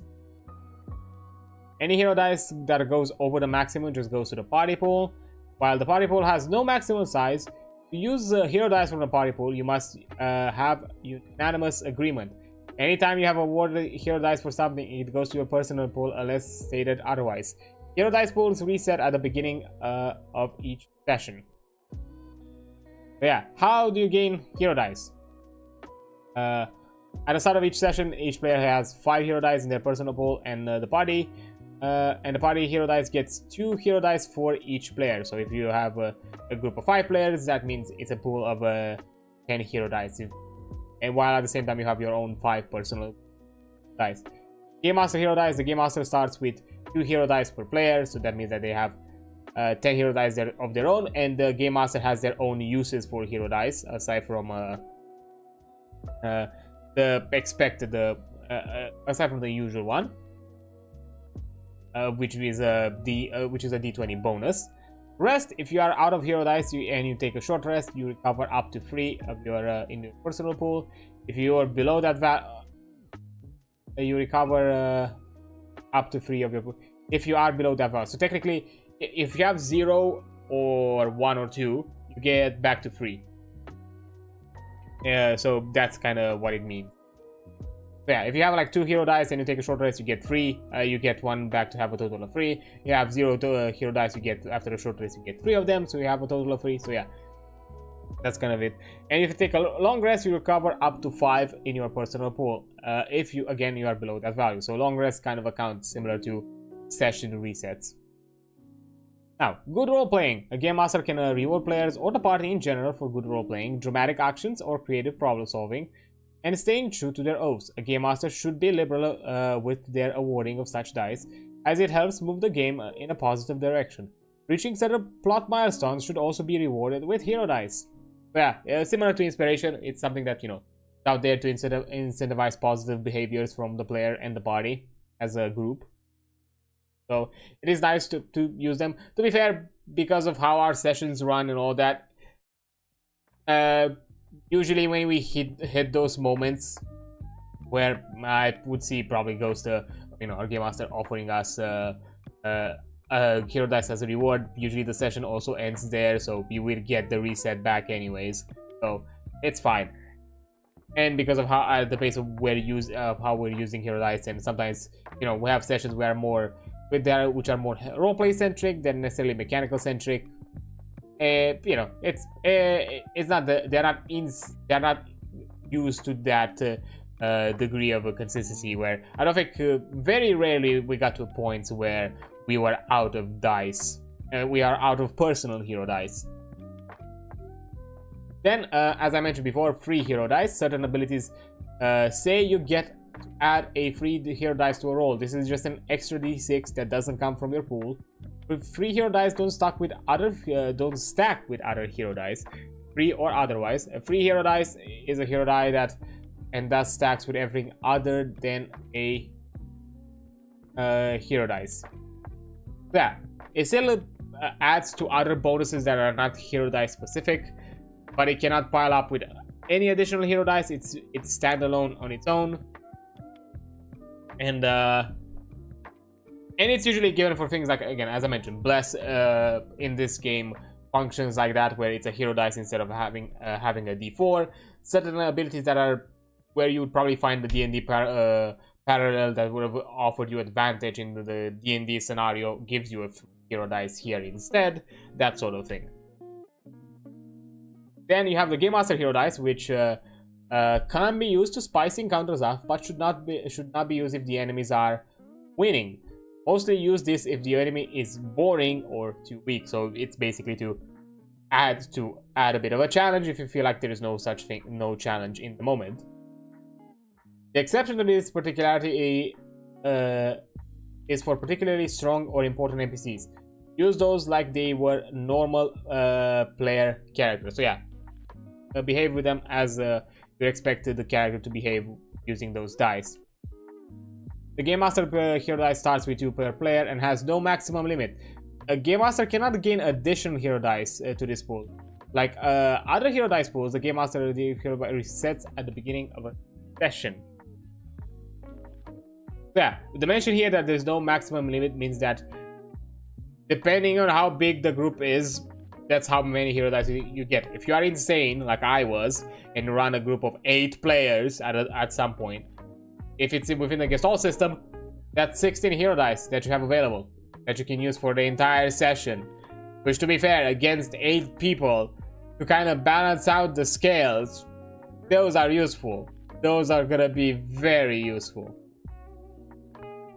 Sidebar: narrative significance. Some enemies have a trait called narrative significance. This gives them plot points. These are essential pool of a Game Master hero dice specifically for that enemy. Yeah, plot points are something a bit different. They are kind of like a separate resource, similar that functions like hero dice, but they are exclusive to a specific type of enemy, usually bosses or very story important enemies. For example, I think when we fought the weird ass tentacle monster, we got to the he had a few plot points to resist some effects, and we did a lot of shenanigans to try to deny it, and or at the very least utilize that resource, because it's kind of similar to how you would see it in D&D with legendary resistance. That's kind of the whole thing with plot points, is it's a resource.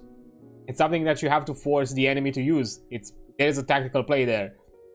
So you as a player hit them with so much bullshit that they run out of it. So when the important bullshit comes up, they can't escape. They have to deal with it now. And that's basically, I think, what we did, if I remember correctly, what we did with the tactical monster. Because I think I added some bullshit to it to make it reroll or give it a penalty to the roll, and just made it even worse, and that was glorious.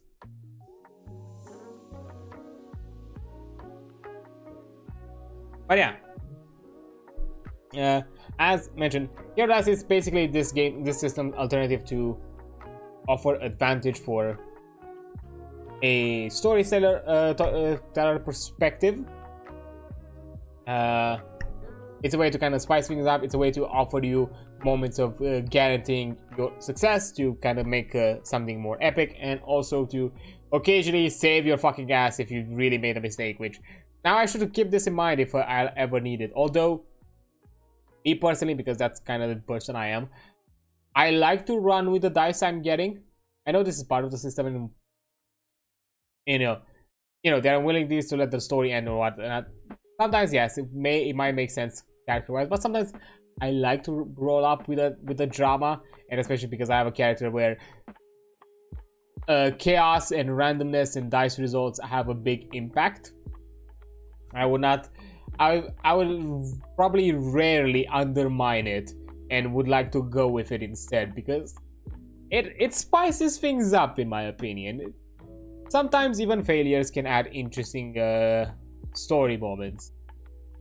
So personally, as a player, especially with the character that I'm currently running, I will not go with this too often.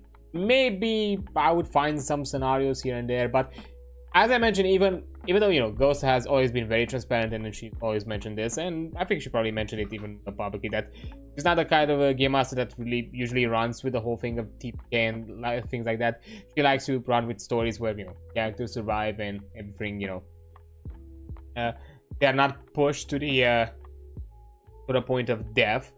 Although at the same time, she mentioned that she's not gonna illogically force it for a character not to die. She's just gonna never make scenarios, or at the very least, in most cases, never make scenarios where a character would die. Let's put aside the weird false swarm demon temple that we went through, full of cultists that almost turned me as Damien, Iris, and Samson into Swiss cheese, while Ambrose ran like a murder helicopter through a fucking wall and left us behind. Which, to be fair, in character, don't get me wrong, quite in character, how the behavior. I'm not mentioning that I'm salty about it. I'm mentioning how the scenario was, and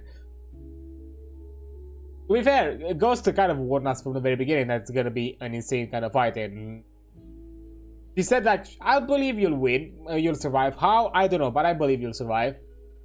To be fair, because they both Damien and Ambrose utilized a storyteller vault homebrew for Bollies that offered them some bloodline options that, with some additional disciplines that made things a lot more crazier and a lot more interesting for the Infernalists. There was one option for Damien that I could have taken from as Damien that basically would have gotten me a nuke. Like, I could have nuked the entire room.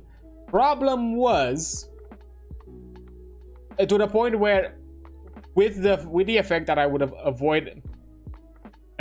would have not affected most of my players, most of my party, with one exception, Iris, because literally the spell mentioned, the discipline mentioned that it would not impact any Bali or anything affiliated to Infernalists, and Samson was an exalted, kind of akin to what we were dealing with. Ambrose was a different type of Bali as well. Of course, Damien being the one who would have triggered the ability, he would have been fine. Iris being just a run-of-the-mill mage that had nothing crazy, demonic, of that sort of thing. She probably would have not survived the experience, and she was already a bit in a rough state. So yeah, I decided not to go with it because Damien, especially in that state of Damien, like maybe if things would have run a bit differently up until that point, maybe there would have been some version of Damien who would have coldly chosen the the kind of quote-unquote greater good sacrifice that, you know, Iris's death would have meant to clear the entire fucking room. But this Damien, he, especially being someone close to the group, he would have not made that kind of sacrifice. Nah. So yeah, said pass. Which, yeah, to be fair, again, there probably could have been a possibility for but again, a small probability for Iris to survive, and that's an odd that those were some odds that I was not willing to bet on, even as a player. And yeah, and again, as I thought, I mentioned this was also something that I feel like even within the character's choice would have been something that Damien would have done, aside from me not feeling that I don't want to kill a player through this. But anyways, I don't know from oh yeah, about the scenarios that, you know, would have killed us and all that kind of stuff. So yeah, also considering that, you know, Ghost herself mentioned that she's not really creating a ton of scenarios, so very rarely she creates scenarios where there is a possibility and a chance of us dying. Technically, even our last combat with the whole thing of holding down the front from an encroaching army, technically, if we played it dumb, could have killed us. Dave almost died. Like, he was almost just was a pushing of swords. Yeah. So technically, depending on how you played it, to be fair, if had a plan, or at the very least a very suicidal idea of how probably could have pushed the armies, or at the very least delayed heavily the armies, with a not so calculated risk at the same time, but he would have done it. Why? But you know, didn't really probably should have taken into account the whole idea of Angel Twink robot just dropping the nuke several times across the battlefield. So yeah. But anyway, so because as mentioned, because, you know, Ghost is not really the type to also push heavy on the case scenarios. Again, this might not necessarily be too much out there, but again, as I said, I'm the type of player who likes to run with that. I think, you know, again, deaths are equally interesting as anything else in the game, so I'm not the type to deny death in most situations. I think very rarely I've had deaths that I felt were kind of unsatisfactory. There probably could have been some other deaths here and there that would have not been the greatest. I think even some other characters who have had some like really near death experiences would have not been the best ways to conclude a character, but still, I would have been able to run with it. Again, technically, because as I mentioned, if it's a recreation of a character of mine that died because I wanted a different conclusion of his story, could be seen akin to that one of those few occasions where I didn't really like end, or at the very least the way he concluded through his death, or if there is any death, it would be different. But yeah, that's a whole other story. But yeah, these are hero dice. Really cool system, really cool way of thinking of advantages, which is a bit more, you know, volatile, a bit more flexible. Goes both ways, and also is a more detailed way of how it can also be like a reward system. A thing that is not mentioned here, hero dice can also be utilized for certain abilities. Certain abilities obtain an enhanced effect if you spend a hero dice to use them. So, and in some cases you might add the hero dice to that bonus. So there are other ways for you to utilize the hero dice, not just for adding flat bonuses. But this is the most baseline version that everyone has access to, which is something which is their own take on how you would take advantages and how you would reward the good narrative play and all sorts of things, and how to add tension and challenge to your scenarios. But yeah, that's the generalized use of it, while it also has some more specialized depending on the class options. We have more reasons to use the hero dice and more reasons for you to, you know, interact with the world and with the things around you to the point where, you know, you are rewarded more back and so on. But yeah, now jumping into armor class, which functions a bit. It's a kind of a mixture between D&D and Pathfinder. It has one of the things that I wanted D&D to. I've homebrewed in D&D, not realizing that Pathfinder had it as part of it, and has a similar one here. Which, you know, I'm gonna just jump to it when I'm gonna read it. So armor class, or AC, is a numerical value that represents how hard it is to hit someone. This is a combination of how agile a character is, how much armor they have when they make an attack roll against the target. When you make an attack roll against target, I put a weird pause. You must meet or beat their AC to hit them. If to find your AC, start with 10. Add your proficiency with your defense. Use your using your dexterity as the relevant modifier.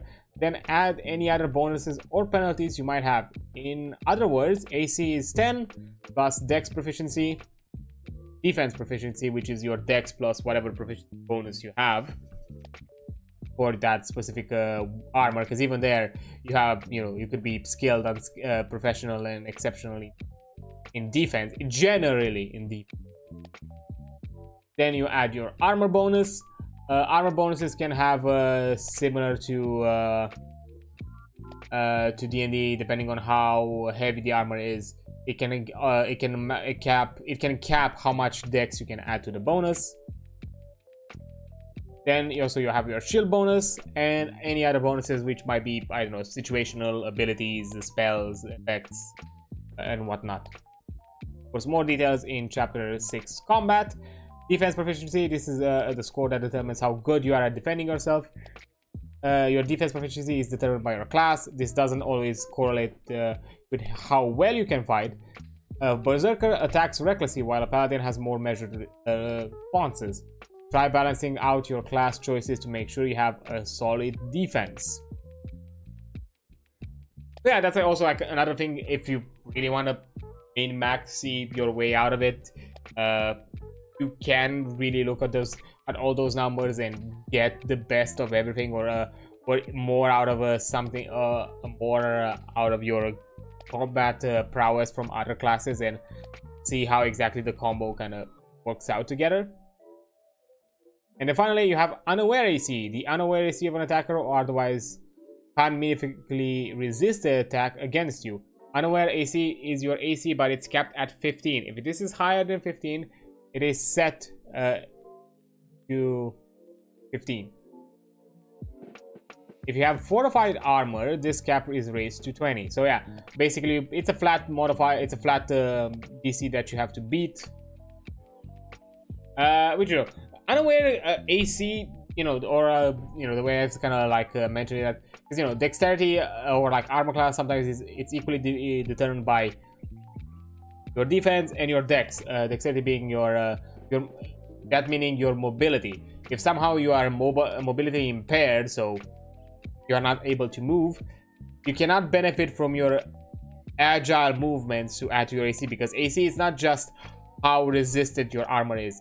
It also means how can you make, you know, how can you position yourself in such a way that, you know, incoming attacks are, you know, missing you, glance across, you know, are like glancing blows, or, you know, slide across you. It's not just about taking the blood from you. It's a mixture of both movement and resistance. And if one of them is removed, you only have the other. So, you know, if dex is removed, let's say somehow you become restrained, impaired in some way physically, that means that the only thing that protects you is your armor. Your agility does not come into play, because there's no way for your body to move to avoid the attack. It's only your armor, and that's it. Here it's kept a lot more simple and direct in giving you a flat number. I think like Pathfinder does the whole thing where you just don't add your AC, you don't add your dex to it, and you don't add the dex and maybe some other modifiers to your AC and use that as a calculation. I think it was like flat-footed, and I think it was like a 3.5 thing where it was specifically named. I forgot the names for it. So yeah, right now Then we have sidebars. It's okay. We have a sidebar. It's okay to tell your players the enemy's AC. It is okay to tell the players an enemy's AC if they hit a few times to speed things up. It shows trust in your players, and it's pretty reasonable in game because after a few rounds you have a pretty good idea how strong the enemy is. If you're still a little iffy about it, have them make an identification check. Yeah, that makes sense. That's completely fine. I like a bit of that personally. I like a bit of that kind of tactical play where, you know, the players kind of have to, because, you know, it adds a bit more engagement in my opinion when it comes to combat, where you know, the players not only have to just, you roll a dice, see a number, oh, number equal or bigger, I hit. Keeping, at the very least for a while, that mystique can keep the players engaged, because I've seen examples or I've seen scenarios where, you know, certain players might keep track of those numbers, or like, I don't know, across a turn there might be a player who just keeps track of it, like everybody does their attacks and numbers down to see, okay, 18 that hit, 13 that misses, 17 hit, 15, and you know, they start to kind of narrow it down and see, okay, what is the minimum threshold and what is the max, and you know, to the point where, you know, they themselves can simply then deduce simply by playing and by paying attention not only to their own turn, but also paying attention to the other player's turn, which, you know, it's a good thing to do, because that also can by paying attention to your party's turn, because, you know, it's a cooperative game, that then can open up like to you know, to moments of like, oh, this player is prepping up or is doing this thing, I have this thing that can play really well with it, either to help them out or to help me out because of them doing this, and make my next turn a lot better, or their turn a lot better. So let me do that. So, you know, it's important not only to pay attention in your moment, but to pay attention across, you know, combat. So, you know, and doing small things like this even as a game master can subconsciously encourage players to pay a bit more attention. Of course, after a while you can be a bit forgiving, especially for moments where not necessarily that intense, like, yeah, for a big boss fight, you know, impactful type of a fight, like, yeah, keep that mystery and let the players deduce. Or, you know, I don't know, like a random encounter or some sort of like a skirmish that, you know, feels very, you know, day-to-day or like mundane by comparison. Yeah, you can give it to them after a while, be like, yeah, sure, the AC is 15, you just have to meet or beat that. And that's just me. I kind of personally like a bit of that mystique, to keep it at the very least for a little while. And then another part that is a bit more unique to this. At the very least, they lean into this aspect a lot more than maybe some other systems do. Oaths. When making a character, the player makes 2 oaths that they cannot break. These oaths should be personal, be broad, and have bearing on the story. They don't have to be good, they can be selfish or ambitious, but breaking them should be something your character would only do under the most dire of circumstances. So the Game Master is the final arbiter of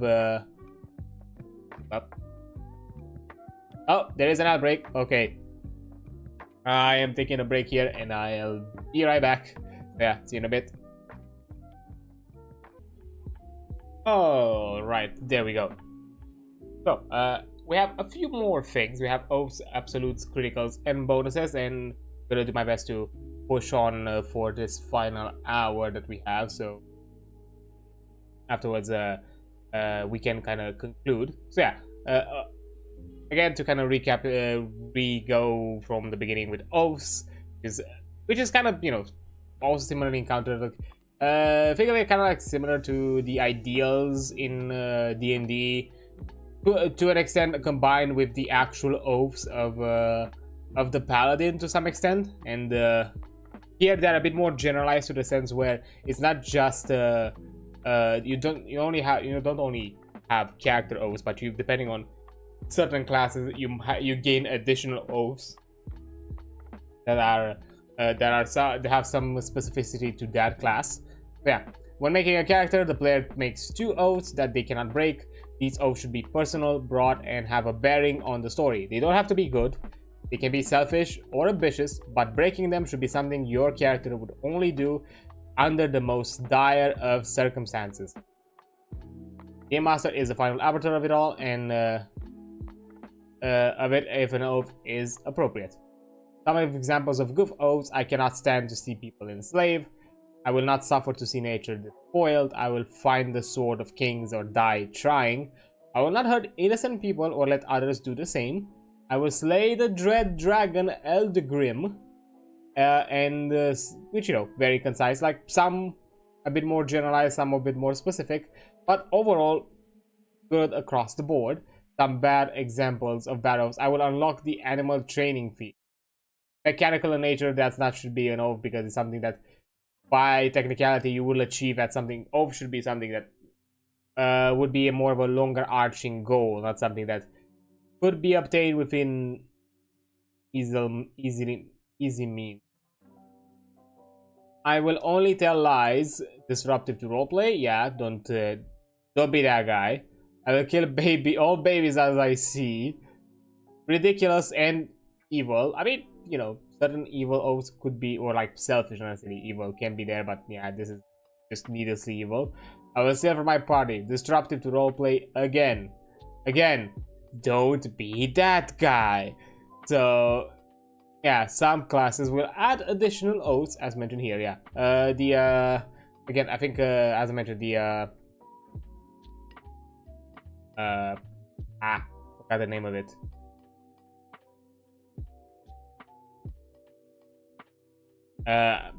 Probe is I mentioned it before, but right now I don't know why it's just at the tip of my tongue. Anyways, but yeah, so oath breaking. A character that willingly breaks an oath is debuffed, and then they cannot spend hero dice. That is a condition until they have repented, atoned, or made amends. This requires great personal sacrifice, or at least a deep self-reflection and growth. If a character unknowingly or unwillingly breaks an oath, the character is not punished so as long as they take some steps towards remedying the situation. Only willingly breaking an oath repeatedly or in a dramatic fashion causes an oath to break. Yeah, a game master should never needlessly place players in positions where they would be forced to violate their oaths. If the parties are placed in a position where a single member will be forced to violate the oath, the game master is encouraged to provide a character to an alternative means of resolution. You don't have to be dumb or selfishly follow your oaths. They are not compulsions. Yeah, equally, you know, as a game master, you should not constantly put their oaths into conflict. It is interesting to kind of create friction and at the very least let them see if they can find an alternative to kind of resolute in a way where they still keep to their oath. At the end of the day, that's kind of their interest.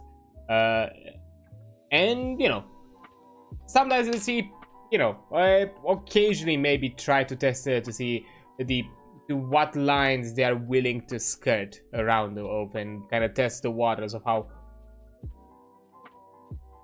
they push it. But both as a player, as a game master, don't take the oaths as being something shallow and something that is unrepresentative. There is something deep about your character that, by principle, they will not go against it so easily or so, you know, so casually.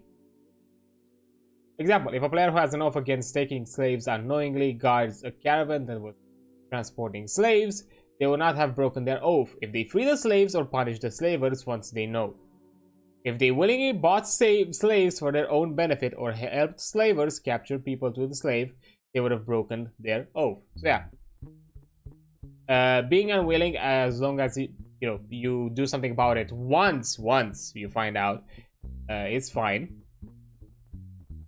But not but being ignorant about it after you find out, and or actively encouraging it, then yeah, that's a problem.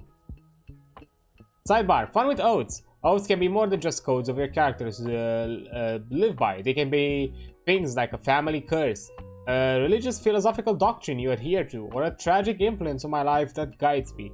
Imagine being a dwarven cleric berserker who is cursed to only pay for things with ancient currency, or an elven fighter bard who is compelled by an ancient oath of service to serve a particular fey house. That said, please make sure that an oath won't blatantly interfere with the enjoyment of others. So yeah, again, don't be disruptive to the other player's fun, and don't make it so your oath somehow undermines other people's oaths or agency or moments of play.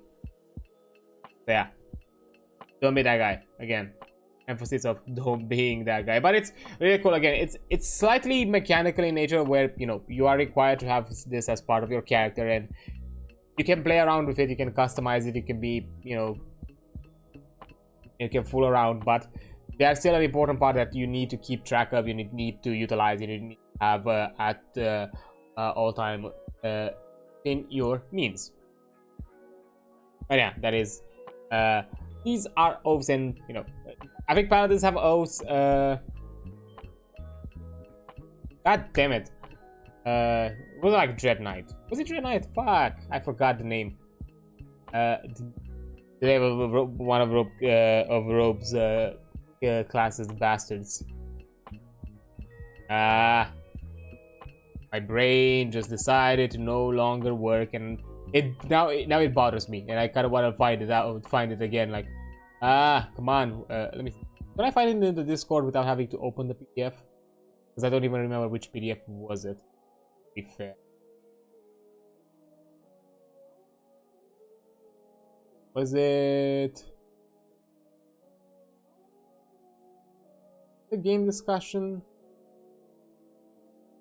Just saying this because it bothers me now, so I can't.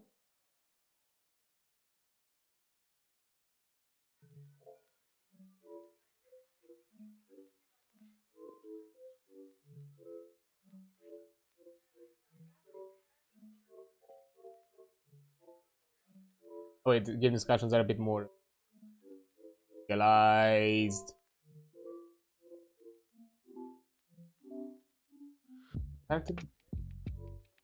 Got it? Dark Knight, there we go. Fuck's sake. My brain just decided not to work anymore.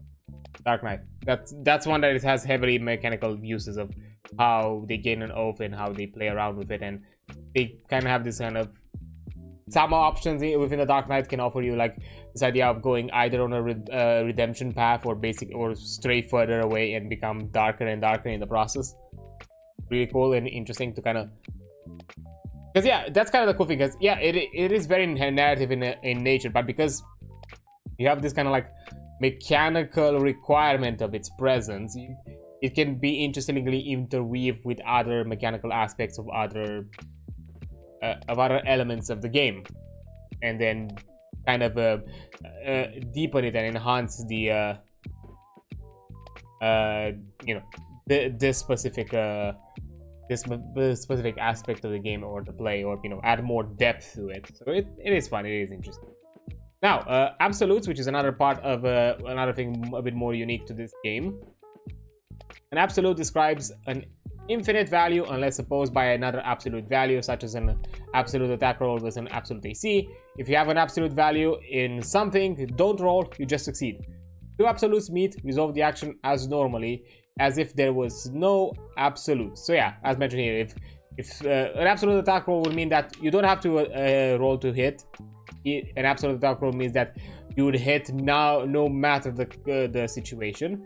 While an absolute AC means that it's an equal thing, where by having an absolute AC, that means that there's no point for any of the enemies to make actually make the effort to roll, because you will never hit this. But if both meet together against each other, they basically negate, and now you do everything as you would do normally, because again, absolutes are not something ever present. It's not something like a character or like an NPC has an absolute AC as part of their character, as part of the the monster stat or something like that. Sorry, had a small cough. No, it's something that it is more situational. It's something that is maybe akin to ability, an effect, some sort of other things that are caused under specific conditions, not something that it's ever present. So that's why it is mentioned that it negates and you do it as normally, because it's not something that it's innate to something. You don't have innate absolute. Maybe there are some rare exceptions, but those probably could be something truly terrifying and truly destroying, something that you probably should have not go against or should not really oppose no matter what. Like, I don't know, fighting a fucking, I don't know, fighting a god. Like, yeah, go ahead, hit god if you want. Good luck. But yeah. Okay, and for deeper rules, one per action, any given action can only have a single absolute applied to it. If multiple absolutes will be applied, you can pick which one to use. So that basically, I think a simple example would be if somehow you have a scenario where you would gain absolute in attack roll and damage roll, you can't have both for the same thing. Like for the damage roll that your absolute attack would give. No, you either choose to have an for your weapon attack, that specific weapon attack, to have absolute attack or an absolute damage, and basically risk one of the other. Do you want to guarantee the hit? Because, I don't know, it's more important for you to guarantee the hit than to do big damage, because maybe you're not caring about the damage, you're caring about some other effect. Or do you care more about basically pulverizing the creature and you're willing to gamble on hitting the creature? That's kind of the thing. So yeah, example, if you made an attack with an absolute bonus and an absolute bonus damage, you can only pick, yeah, which absolute you do. Literally, I didn't even... I thought that this was like a separate example, a separate rule, not literally the example I just made, but yeah, basically that. Partial absolutes, if something would reduce an absolute, such as taking half damage, it still is an absolute value. It's still half of infinite. Yeah, infinity, you know, infinity cut by half, it's still infinity, so it's still absolute. Immunity means absolute, and immunity to something is an absolute value against it. So yeah, you know, being immune to fire damage means that no matter how much fire damage you get, you're immune to it. It's probably one of the few rare occasions where I guess it can be considered absolute. Absolute and critical hits. Absolute are treated as if they were critical hits for the purpose of triggering effects. However, do not modify the damage. There is no double absolute damage. If the absolute part is negated, it is no longer treated as a critical hit. Okay, so basically meaning that if you do an absolute attack roll, that means that your damage roll would be treated as a critical, meaning that you do double damage your roll. So you technically still get a benefit from doing an absolute roll than choosing than just choosing. But then again, maybe you're not looking for the damage effect, and maybe you're looking more because there are certain weapons, for example, that offer you a critical effect aside from the double damage. For example, I have a parrying dagger where if I cause a critical hit, which actually happened in I think the last combat scenario, if I get a critical with that the parrying dagger, I can disarm for free any creature, the creature I attack. So you know, they get disarmed, they have to pick up their weapon again, and all shenanigans ensue. You know, depending on certain scenarios, them being disarmed might be a problem. So, you know, maybe you're more interested in getting the effect than necessarily getting the damage. Maybe the damage is something that is not crucial or monumental to the moment. Maybe you are not looking to kill the person. Maybe you're just looking to get something out of them, and maybe certain effects that a critical hit would offer you are more pertinent. Oh yeah, speaking of criticals, very similar to any other D20 system, natural 20s are considered critical successes. When you roll a natural 20 D20 roll, this is a critical success. The critical success still needs to beat the DC or equivalent. It is not an automatic success. Okay, so here you still need to meet the number. your attack is so for attacking, your attack is a critical hit. You deal double whatever damage roll for your weapon plus the critical effect listed in the weapon if it has one. If you do it with a skill, you add 5 to the result of the skill check, so you get a bonus, a flat modifier bonus. That's nice. And if you critically save, which I didn't know that you could do that, you add 5 to the result of the save check. Nice, good to know. I'm not sure if I ever took account of those skills and saves, specifically as well as with saves, because I'm not sure if I think VTT would still show it as a critical roll when you do a saving throw. I think. Thing is, the ND does not, because we jerry-rigged the 5th edition like D&D like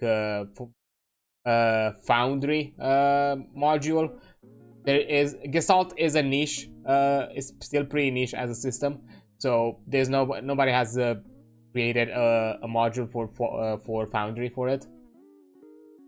And we initially discussed about it. If there is worth putting the effort, it would be a lot of effort, and especially because none of us are really familiar to how to import, how to create things in Foundry, and it requires some aspects of scripting and coding skills that I've never done in the past, so I would not really be sure how to tell you how to do it. I might be able to figure it out and learn it in the process, but it will take a long time, and that's really if I have the time for it anyways. But yeah, we are jerry-rigging it, and I might have a suspicion that it might not show. It might just give me it might just show us the total bonus without, because usually the dice roller it has like a special image when it is a critical. The number is, you know, colored green or something like that. But I don't remember if for the saves we've ever. To be fair, it might have been the scenario where we never did a natural 20 to a save. But I don't know. I'll have to double check in the future. I'll have to keep an eye out for it. But I couldn't know. Actually, I don't think I've known that. Like, hey, fun fact, because I'm still playing the system and I'm still going with it. I'm still learning some new things as I'm reading this, because I'm the type of player that I like to learn as I go. Getting too bogged down into reading the rules, I either simply will forget or just lose interest after a while, and just simply like to go do it as I go and just jump at things that I find, you know, a bit more important. Of course, there are moments where I probably should pay attention to and look at to see what exactly are the rulings, so, you know, not necessarily caught with my pants down.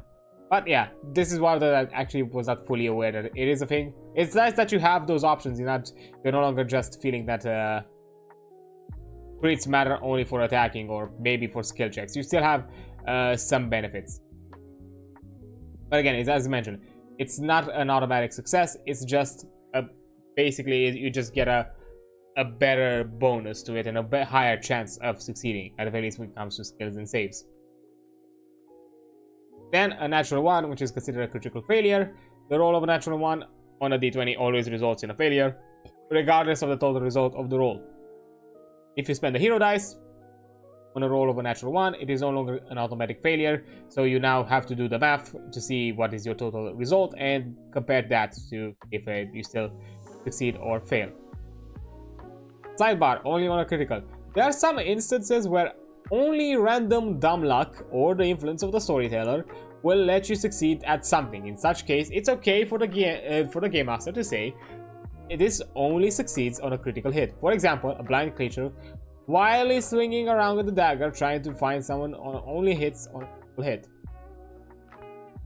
So yeah, that's kind of a fun little thing. And to kind of give an incentive of that, in my versus Strahd campaign, I had my Aasimar character who was it's kind of something I kind of somewhat homebrewed in a bit, which is more of I called it kind of more of a corrupted Aasimar, which is an Aasimar who, instead of having an angelic guide, it had an infernal one. So he basically now was guided to infernal creature, and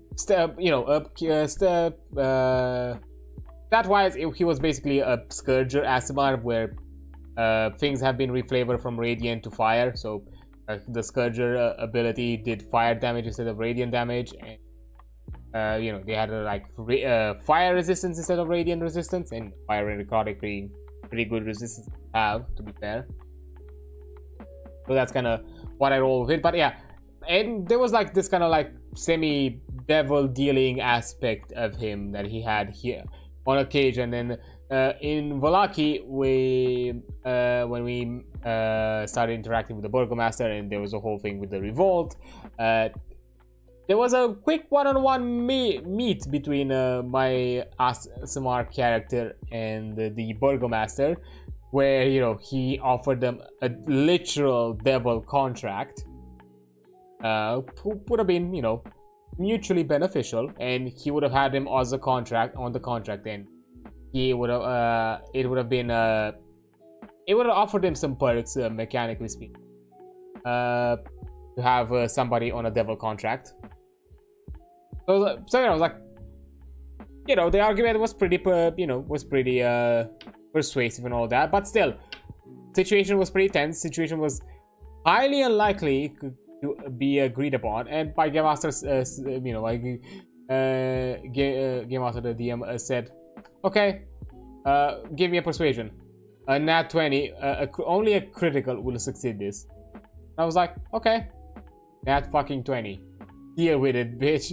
To be fair, unfortunately, I think no matter the situation, my Burgomaster still died, because the revolt still happened, even if we didn't jump at him.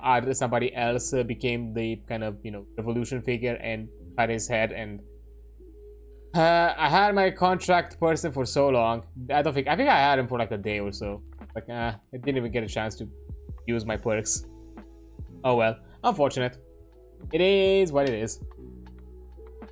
But yeah, there are some occasional like tense moments like this. To be fair, these are like just sheer dumb. Like, sometimes it could just be some really intense moments where we like, this person is very adamant in their position, but maybe there is a sliver of chance where your argument somehow rings true.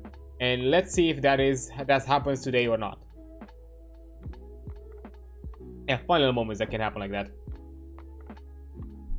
Yeah, and finally for today we are talking about bonuses. A bonus is an improvement on a roll of the dice. It often comes in the form of an extra dice, a hero dice, or a bonus damage dice, for example, and less commonly a numerical addition. Bonus to the same thing are not additive in this system. They do not stack unless specified. Only the highest bonus applies to a given roll. Yeah, no bonus damage dice. Bonus damage dice is an additional iteration of the damage dice of your weapon. If you had a weapon that dealt 1d8 damage and you had one bonus damage dice, it deals 2d8 instead. Bonus damage dice do not stack unless otherwise noted. So instead you use the highest bonus damage dice you have on an attack roll. Bonus damage dice are specifically not hero dice. So yeah, in this scenario, if somehow you have two instances that would have mentioned two instances that apply at the same time, that mentions that you gain bonus dice. Let's say if you have one instance that tells you like your weapon deals additional bonus damage dice, and you have another effect that happens at the same time where it mentions that you do 2 additional bonus damage dice. You don't do 3 additional. You pick the highest, which means 2. So in this scenario, let's say you have 1d8 with a bonus damage dice and effect, and 2 bonus damage dice effect. You pick the 2 bonus damage dice, and the total will be 3d8. That's kind of what it means. So yeah, people rules don't stack. Bonus damage dice don't stack with other bonus damage, numerical or otherwise. You may pick. In the event where there is some confusion or disagreement over what is the better bonus, the player may choose. Okay, so you still have some agency to it if you feel like some bonuses do not work with others. No stacking bonuses. Bonuses don't stack at all, period. On a given roll, you can add 1 bonus. If you have multiples, you can decide which you prefer. So yeah, again, from my understanding is you have let's say the damage dice, the hero dice, and your modifier, and whatever other bonus you have. Those are it. Or I think the hero dice is part of the bonus. And depending on what your hero dice does, you either take the hero dice or you take the bonus. Multiple bonuses, you can have multiple effects. If it is provided an effect rather than a, if it provides an effect rather than a bonus, they can both apply. For example, if you have a sword that deals fire damage and a class feature that adds bonus damage, I could have both on a damage roll. If I had a sword that added bonus damage dice of fire damage, and a class feature that added bonus damage, they would not stack.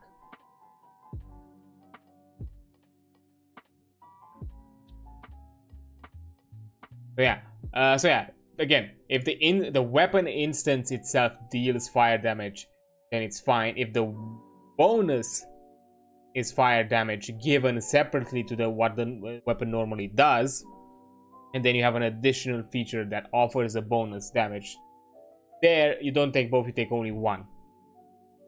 By the same token, if I had the option to add damage dice or a flat numerical bonus, I would have to decide which I would like. Okay. So depending on the certain situations, hero dice stacks with any bonus, any other than hero dice. So yeah, hero dice are the only exception where they are a bonus separate to the other bonuses. So you still have to choose which bonuses. So yeah, I'm guessing this is also kind of for a balancing reason, so you don't get into crazy numbers. Because again, this system goes a lot heavier into kind of power fantasy moments, where you're gonna, and it even mentions a bit later down the line that this game is not necessarily designed to be challenging. You're gonna have a lot of moments where you're just gonna steamroll. So I'm guessing there is a lot of parts here and there where you're given some limitations simply because you're already doing a lot of it. So just doing a bit more, just removing a bit of it won't make that much of a difference. Or at the very least would keep things a bit more, slightly more grounded. But yeah. Deeper rules, sources versus bonus. When rolling dice, you need to be aware of the source and the bonus. The source is what you're using, for example, a sword, an eldritch blast, a spell, etc. Plus whatever modifier is applied, and a bonus is a modification or enhancement to that. Also, this stacks. Specific bonuses may allow you to stack with others. Again, if it is mentioned as stack. When in doubt, it does not stack. There may be instances where you are unsure if something stacks or not. But if it does not mention, just go by the general rule of not stacking. And absolute bonuses. Absolute bonuses to rolls replace all other bonuses until they run up against an opposing absolute. At this point, after the absolute have cancelled each other, any other previous bonuses apply. So yeah, if somehow you get an absolute bonus instead of a absolute damage or something like that, you just do that. And I guess to some extent absolutes can be considered bonuses depending on how you look at it and how you receive them. So yeah, but you know, they apply as normal as absolutes would be. They basically overrule everything, and everything becomes everything that is applied with that absolute becomes absolute. And okay, the Game Master bonus. The Game Master can also assign a bonus to something if they wish. This stacks with other bonuses. They could do this because something was cool, dramatic, because the player was intelligent, or just because. Yeah, why not? We're like, hey, what you're trying to do there is pretty cool. Sure, add the bonuses together this time around. Let's see how it goes. And finally, in the last rule, I would just quickly look at what exactly, if there was anything else behind after the example of play, is the rule of cool. Intrinsic to this system is the rule of cool. Players need to be rewarded for doing dramatic, exciting, daring, and otherwise cool things. This includes playing into their oaths to the point where it dramatically affects the story. In short, if an action or decision makes the story better and more exciting, reward the player for it. A player taking such an action gains one of the following at the Game Master's discretion. A hero dice, it can be spent on the action or saved for later. A reduction in the DC of the action by 5. Mitigation of reduction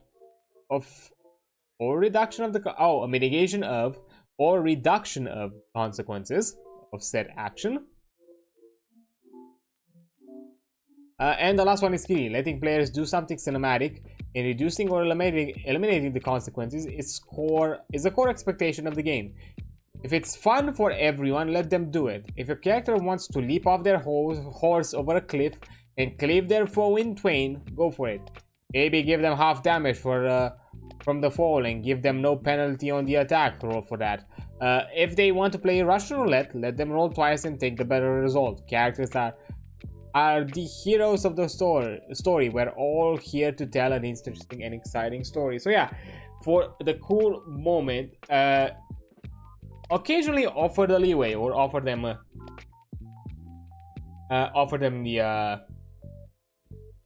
the moment for kind of like dramatic play. Like for example, for the Russian roulette, if they're trying to, like, I don't know, bluff someone, not necessarily bluff, more like egg on, and there's someone you doing something reckless, and be like, okay, this is a risky play you're doing. You know what? Because I like what you're doing here, and I would like to see you. I would like to see how this would this turn out if you succeed here. Roll twice, get the better result, and to give you a chance to actually not shoot yourself in the head. That philosophy goes deeper. The game master should act collaboratively with the players in terms of storytelling. If it makes things interesting, it's perfectly acceptable for the player to ask, "Wait, they're an orc? Can I say they're my cousin?" The game master has a discretion to allow it for a more engaging story. "Hey, cousin, let's go bowling."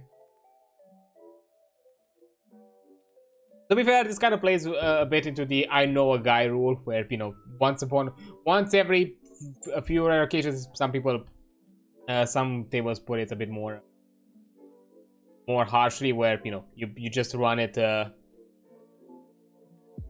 I think you run it once per session or once per, I don't know, one instance per character sometimes. Of, you know, hey, I know someone that is pertinent to the story, so let me just play into it, and that sort of thing. So yeah, rule of core is important to have. Rule of core it's good for a fun story moments. It's good for enhancing the story to make it crazier, or who knows, you just move it in directions that maybe you're not expecting, but at the same time you think would be fun. Because at the end of the day, again, as it was mentioned at the beginning of it all, this is the top priority is for everyone to have fun. Everything else becomes secondary. Fun is a priority one. Fun, fairness, and then logic. Yeah, it makes sense. And then, you know, we're given kind of like an example of play, which, you know, it's nice to offer, but I don't think I'm gonna go through it because it's probably a bit lengthy. And for those, you know, familiar with the game, they probably understand. And again, as I kind of went through it, you can probably see overall, if you've played the D&D, if you play the Pathfinder, this system is basically almost identical. At the very least, at its core, it's almost identical. It has like some small little changes here and there to basically enhance, and, you know, as the creator said, from their past experiences, they're both as players and as creators in the space for other properties and other systems.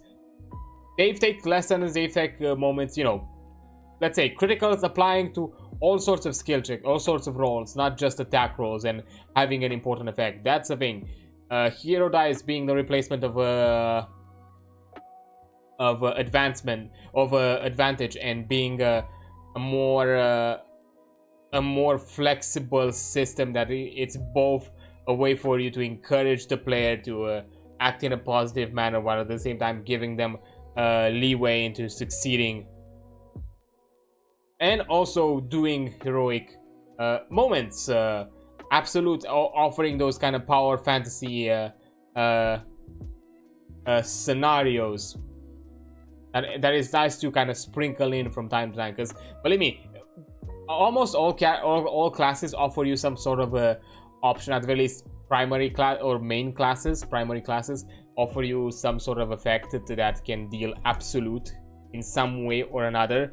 But I can tell you from experience, they all have some sort of requirements. They're not necessarily given like extremely like willy-nilly. You need to meet some requirements to do them. Like, it is power fantasy, but it's not necessarily 24/7. Of course, if you tweak things right, you might be able to trigger your absolutes a lot more often than others. You know, in my case, for example, as an assassin, they are a lot more situational. They are a lot more based around the state of the enemies that I'm facing, compared to maybe some other characters where they might need to meet conditions that are not necessarily directly connected to the enemies they're fighting, and you know, so on.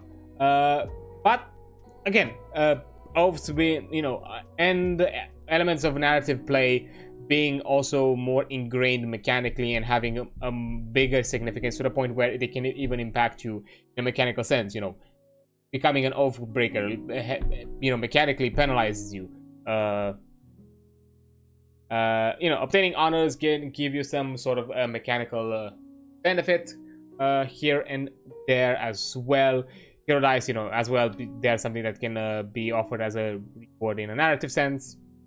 Obviously, the rule of cool works the same way.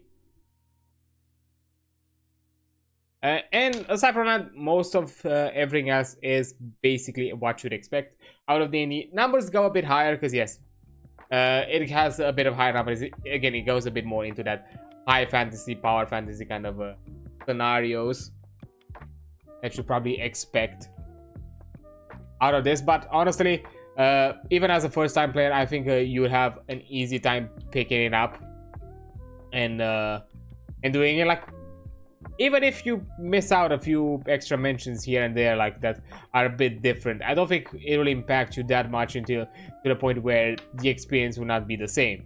Overall, if you take the general parts of it, it's an interesting it is an interesting play, and I personally do enjoy it, and I personally do recommend for those who want to kind of strain, at the very least kind of push away, not necessarily push away, but distance or experiment within the circle, or like something element games that are like D&D adjacent. Or I'm saying D&D because in most scenarios I've heard more the talk of people not being willing to budge from D&D than necessarily Pathfinder, although I would expect that even in Pathfinder there are similar scenarios. But you know, I know a bit more of I'm applying the stereotype a bit more with D&D players than necessarily Pathfinder players. But if you feel like, you know, you want to go within adjacent spaces, this is a good start because it's a bit of a step forward. It's not a big leap of a Pathfinder, but it's there. It's a more significant leap.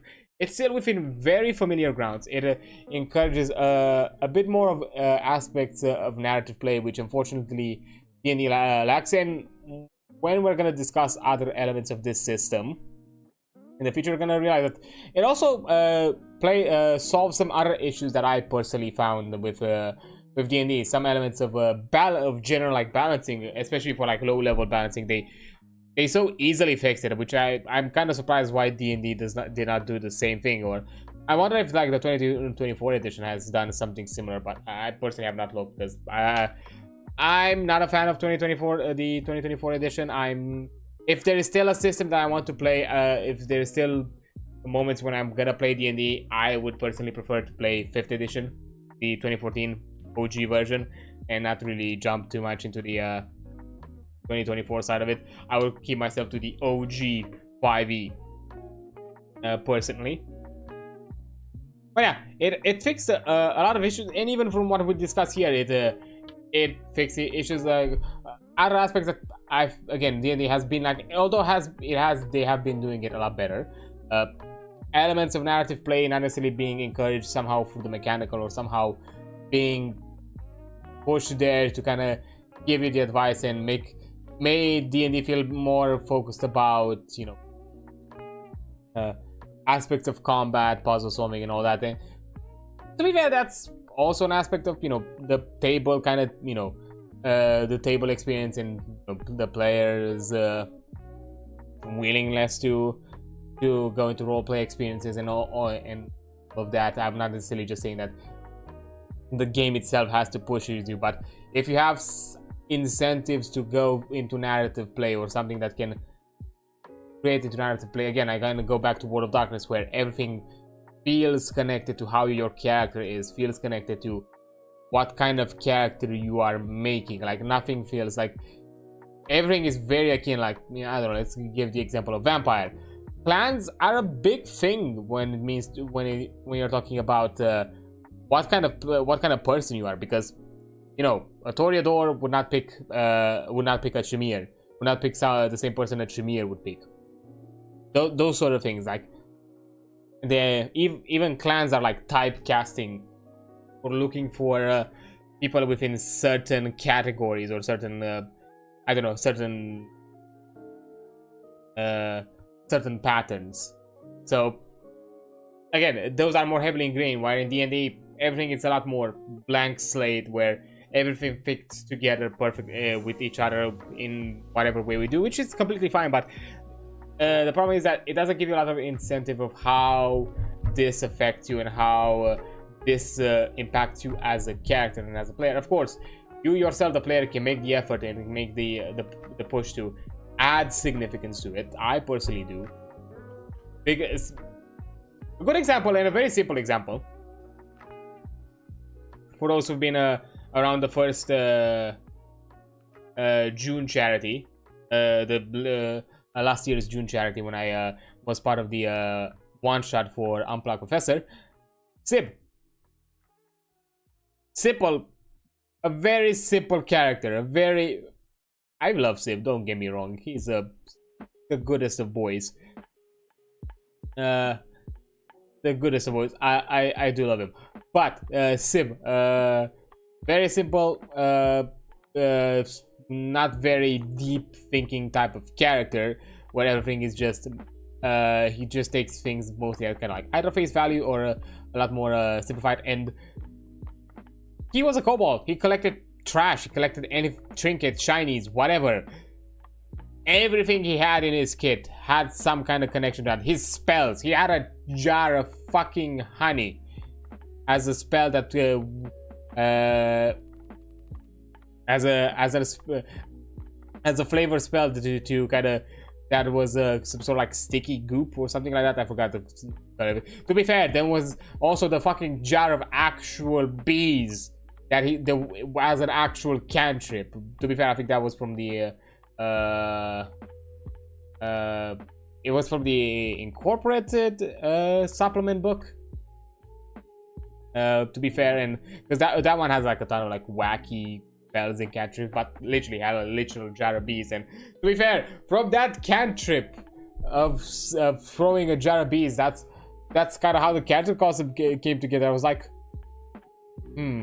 kobold, Stormkeeper, it has a satchel of bees, yes, and everything just went with it. The spell bubble was just a large jar he put on his head.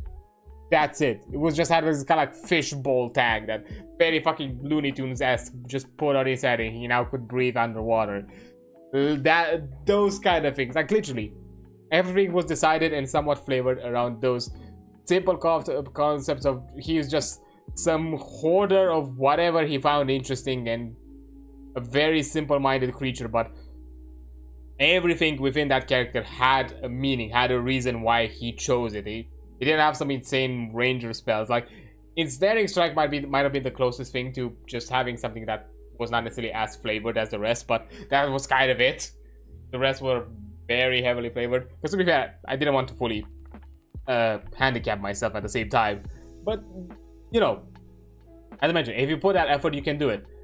And here, you have section, you have components of your character that push you really heavy into actually thinking who they are as a person, who they are as an individual, what are their goals, ideals, desires, virtues and flaws, and all those kind of more deeper aspects. And it's fun to have those, and it's fun to be put in a mechanical form, because then you can take them and you can then utilize them in something else. Again, Dark Knight has a big emphasis on that. Paladin here, I think similar to that, kind of like D&D in a way, probably a bit more heavier than D&D. You know, here lies being a bigger encouragement of creating like big, powerful moments, especially because they are a tool to offer both enhance your class abilities and to basically make your moments more impactful or save you from really deep situations. So, you know, again, you play more into that power fantasy, more about like you being heroic adventurers that win the day, that kind of thing. Like, it's not necessarily as nitty gritty and as dark. I'm sure it can be played around, it can be modified and tweaked around until you get there, but in its general form, it is all about you having a grand fun experience where by the end of it you succeed and you have fun succeeding, while also delivering a deep, fun and impactful story that has some that either your character shifts or it shifts your character into some form or another. So yeah, again, I really recommend that. Give it a check out. Like, I think it's like a nice stepping stone as an in-betweener between from D&D. If you, let's say, wanted to make the bigger leap to Pathfinder later down the line, I think this is a nice in-between stepping stone to like try this system out, see how it plays out, and then go to the more bigger rabbit hole of Pathfinder, and then who knows, maybe branch out in other things. Because again, this game system, because of having a bit more emphasis on the narrative pillar, it might even encourage you to explore games that have focused on those narrative pillars a lot more, like how World of Darkness is. Maybe use this. Maybe you realize that you prefer more of the mechanical things and just like the more freeform, and try some other things. Like, for example, Lancer is a lot more about having a section of freeform narrative that doesn't really have a lot of mechanical. It's just purely there for you to have the narrative, while the full-on mech fight is purely number crunching mechanical, but done tight and proper. So that sort of thing. So yeah, there are many things here and there that can do that. But yeah, anyways, I think I yapped for enough. It's been I've done what I've planned myself to do, which was talk about this first chapter of the book. I didn't want to do more than this because, boy, jumping into character advancements, to be fair, I don't think it would take me too long because it's not too much to mention. But I guess once we're talking about character advancement, we might also jump into looking at, lineages, cultures, and all that kind of things with it. Probably classes will be left as a separate thing, with other aspects more in depth of play. But this one has been covered, like general aspect of how the game runs. Again, very akin to most of D20 systems, most popular D20 systems out there. So it's not foreign. This game, it's easy to pick up, and which is why I encourage, if you want to start dipping your toes into new systems or into new TTRPGs that are not some mainstream for like big company kind of thing, try this one. Look at the little guys. You'd be surprised how fun they can be, because I was intrigued when I was told that it's kind of D&D adjacent in how it works. But then when I kind of jumped at it and had my own hand of playing it, and even started to slowly kind of design it myself,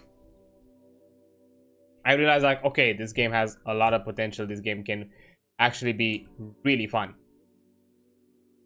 on its own. So yeah, it does deserve its time. It does deserve this effort, and they've done a really wonderful job, and they're still improving, and they're still making things better. They improve like how formatting and how certain information is sold in future supplements, and I think they're still keeping at it from time to time. They also have like their own Discord. I have the website put up there, and you can have access to their Discord there. I need to jump to the Discord as well, especially because I have my own homebrew things that I have there that I would love to share around as well once they're in a more proper form to share, and all that kind of sort of fun stuff. So yeah, and that sort of thing. But yeah, do please check it out. I've had it pinned for the entire duration of the stream on both ends of the stream, here and on both on Twitch and YouTube. But yeah, this is where I'll stop for today. because it's been a lot. We've talked a lot, and yeah, it is a lot. But yeah, thank you all for being here. It's been a fun, interesting experiment. This is my first time like running with the Gestalt, not Gestalt, fuck, running this multi-stream. So far so good. Again, I didn't necessarily have high hopes of, I don't know, whatever reach out there was out there from it is from the other side, or how whatever reach out I have here today. Purely experimental. I'm gonna try to improve it as I go. I'll see for tomorrow. Actually, maybe we can do like a second run. See how it runs also with a game, because you know, this one was not heavy. It was not intensive. Was not heavy on how it works you know, on the performance end, because you know, I just had a PDF file, my usual VTube stuff, and yeah, running 2 encoders and recording at the same time. So most of the processes were taken hold by the OBS and nothing else. So but yeah, I don't think performance wise there's too much to test out. It's just more to see how I'm running all this. There's still some small little things here and there that I made mistakes. You know, scuff is scuff. It happens. I'm still learning, especially doing this. But I'm thinking of maybe also doing a multi-stream tomorrow as well, to test out with a game, see how it works out. And I think Frostpunk would be a nice way to do so. Plus, you know, just found recently that, you know, they've announced that they're re-releasing the first rendition of Frostpunk, the Frostpunk 1886, as in Unreal Engine this time. So that's going to be interesting for the future, because I'm curious to see. And I think from what I understand, they not only just remastering, but they are adding like new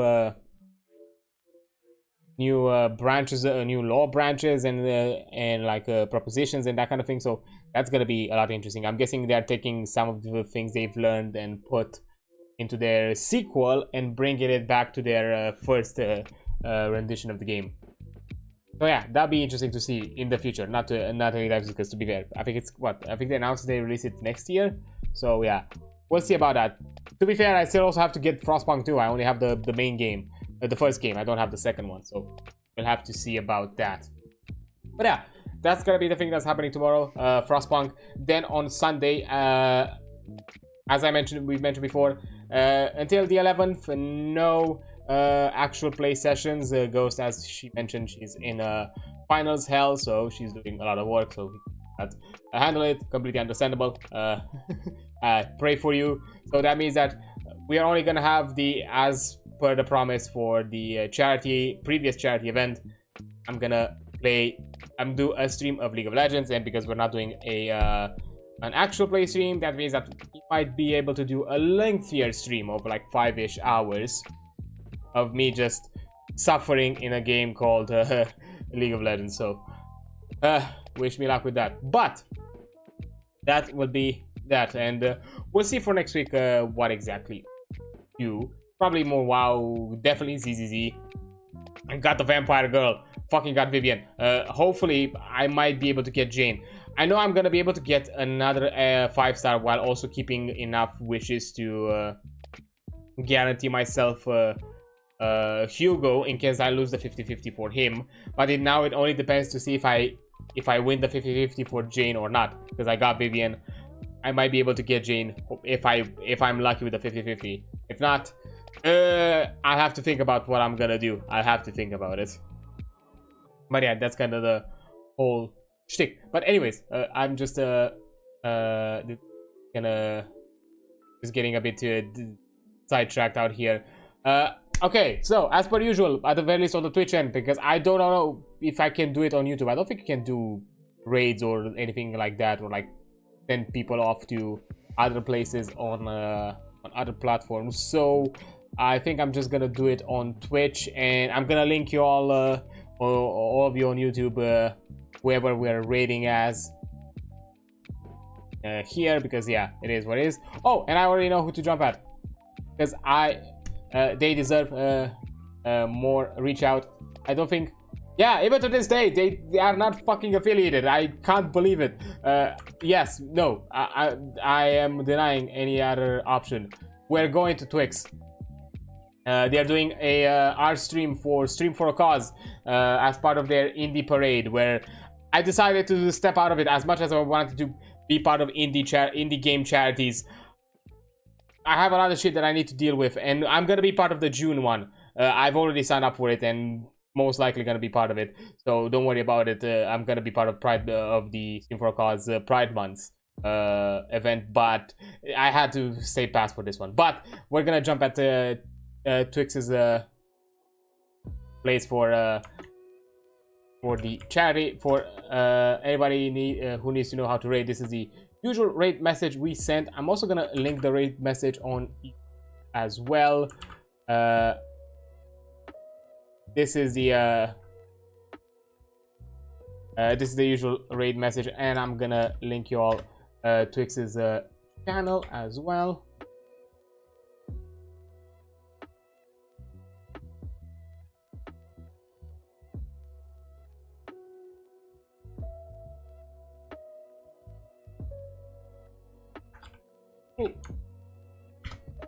There we go. Yeah, those things are happening as we speak. But yeah, thank you all for being here. Yeah, we're jumping at Twix because Twix needs this needs to reach affiliate at some point. I don't know how we can do this, but they need to do that. Anyways, that's what's gonna happen. I'm gonna see you all tomorrow for some more Frostpunk. We're checking out the DLC specifically. We're passing on the extra main story, the side stories, and checking out the DLC. So yeah, I'll see you there. You're amazing. Don't you forget that. I'll see you on the flip side. Bye.